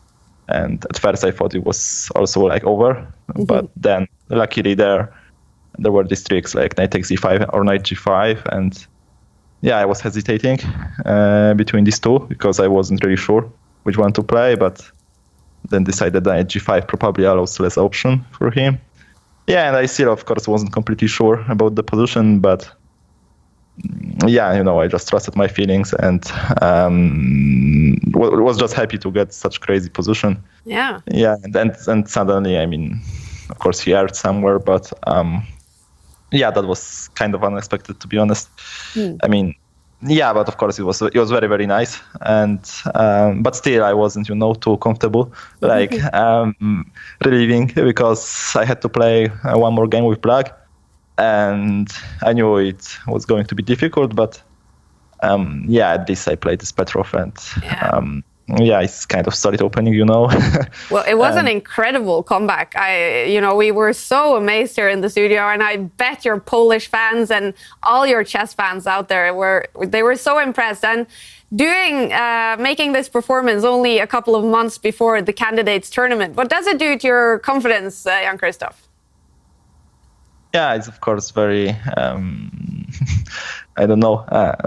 I am very happy that playing so poorly. Can you can with so poor play you can reach so high standings in the end. But no, I really think that I didn't play that great in this event, and I actually in prelims I actually combined very, very good games and very bad games. But in the knockout format, I'm really not satisfied with my play, and but at least I managed to win some games, and it was entertaining at the very least. Sometimes I had fun, but we can most of the time I had. We can definitely confirm that we found it very entertaining. I'm glad to hear that you also had some fun. Now, finally, Jan-Krzysztof, I just wanted to ask you, because this is the Charity Cup. We have been doing a fundraiser for UNICEF. Of course, we do know that you are inside Poland, a neighboring country to Ukraine that has received a lot of refugees. Are you noticing that at all in your everyday life? I'm staying mostly at home, and of course I'm watching TV like every day, because the situation is very tense here. Not as tense as in Ukraine, of course, but still people are uncertain about the future. I have also some friends who who are helping Ukrainian people. So I'm very proud. About Polish people right now, and but personally, I'm kind of stuck in home right now. So I don't really see in my own eyes, only in TV. But it's of course like terrible situation, and I haven't really thought how to yet how to really help. So I guess I will give some part of my income here, of course, and but I just didn't expect to win so much. So now I have to think a little bit first because that was unexpected. But I think it's like very important to help people because it's tragic situation. Yeah, absolutely. That is very generous of you, Jan-Krzysztof. We're so happy for you to be making this great performance in the Charity Cup, coming in second place. And thank you also for joining us. Thank you. Wow, Jan-Krzysztof Duda with the... Well, nice to hear from Jan-Krzysztof. And he's in Krakow, very near to the border with Ukraine, of course. Tense situation. But anyway, we've had a fascinating tournament. We can wrap things up. So Magnus Carlsen is the winner. He picks up $25,000, and Jan-Krzysztof, I think, $15,000 at the end of that. So not a bad payday. But remember, this is the Charity Cup, and it's about raising funds for UNICEF, United Nations Children's Fund, and they will be helping children in Ukraine. And so far, $148,449 has been raised. That's absolutely fantastic. Thank you to everyone that supported UNICEF. And there's the link on the screen if you'd still like to donate. If you've enjoyed the tournament, then please do consider donating.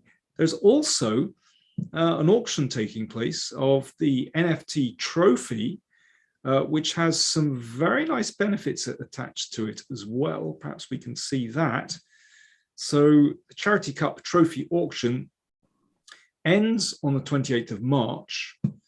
And well, certainly some of those funds will be going to charity as well.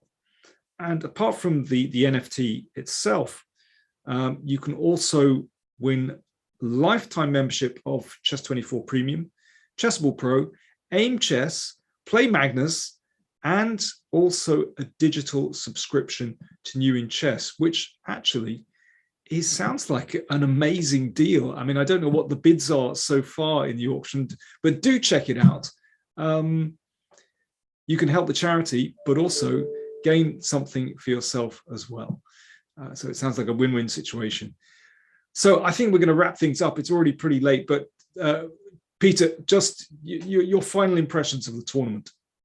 Well, it was an incredible event with a roller coaster finish. I think we have heard the interviews. I mean, a lot of ups and downs. Also, Magnus Jan-Krzysztof Duda did not really know what is happening.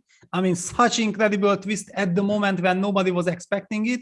And after already nobody knew what's going to happen. Finally, with better nerves and very good concentration, Magnus managed to control the Blitz playoff and went on to win. Congratulations to Magnus. Congratulations to Jan-Krzysztof Duda for reaching the final and then making this epic comeback. Absolutely incredible. I think many people will remember this fight for a very long time. And well, it has been really a great pleasure and a great privilege to be part of this event. And as you mentioned, it's wonderful to hear that the charity, the donation, everything had been such a success.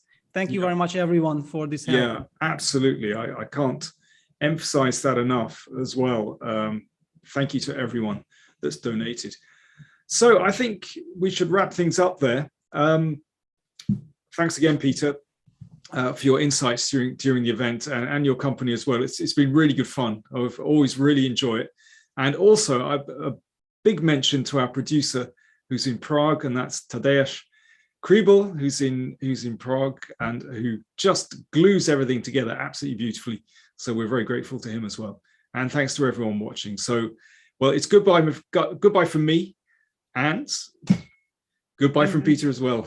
Yeah, goodbye from me, and the same to you, Danny. Thank you very much for your help, and it has been really an incredible experience commentating this event. And thank you, Tadeas, with all this incredible, because we are calculating, we are looking at lines, but of course we are missing things, and that's when Tadeas comes in and tells us, you know, what we are missing. And it's always so fascinating to see what the computers are also seeing and how complex this chess game is.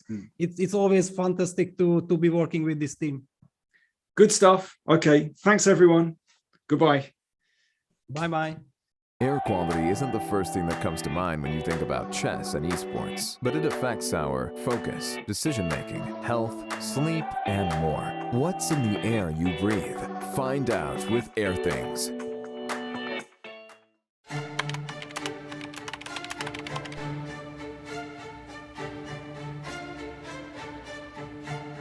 Hi everyone, welcome to our new video series. My name is Jan-Krzysztof, and I'm thrilled to be reunited with fellow Magnus Carlsen's trainers, seconds, Peter Heine Nielsen, Magnus Carlsen's head coach, and Laurent Fressinet, Magnus Carlsen's French coach, are both here, and we will be going through the World Championship match 2021. Our experiences with it, the games, what we prepared, where we felt things went well, where we felt things didn't go well. Peter, we have different perspectives because we were in different locations. Very much. I'm looking forward to talking to you guys about it because you were in Thailand during all the match and I was in Dubai with Magnus and his non-chess team. So I see some kind of debriefing where we will discuss what was the mood in Dubai, what was happening in the technical department in Thailand, and we got to sort of basically compare notes and get the two kind of inside looks from the match. Very much so. And Laurent, we are actually in your private home. Thanks for having us. It's a big pleasure to welcome both of you, and I'm sure it will be interesting to talk to you guys about the match. Likewise.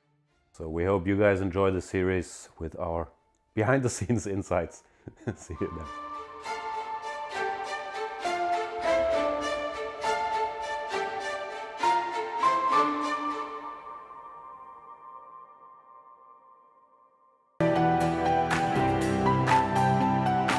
Okay, so let's send a challenge. Here is challenging me. Nice graphics, easy to see. What are you thinking about? You're looking how it can be the most painful? Exactly. Okay, fine. That I give up a phone. He wants to be even rude.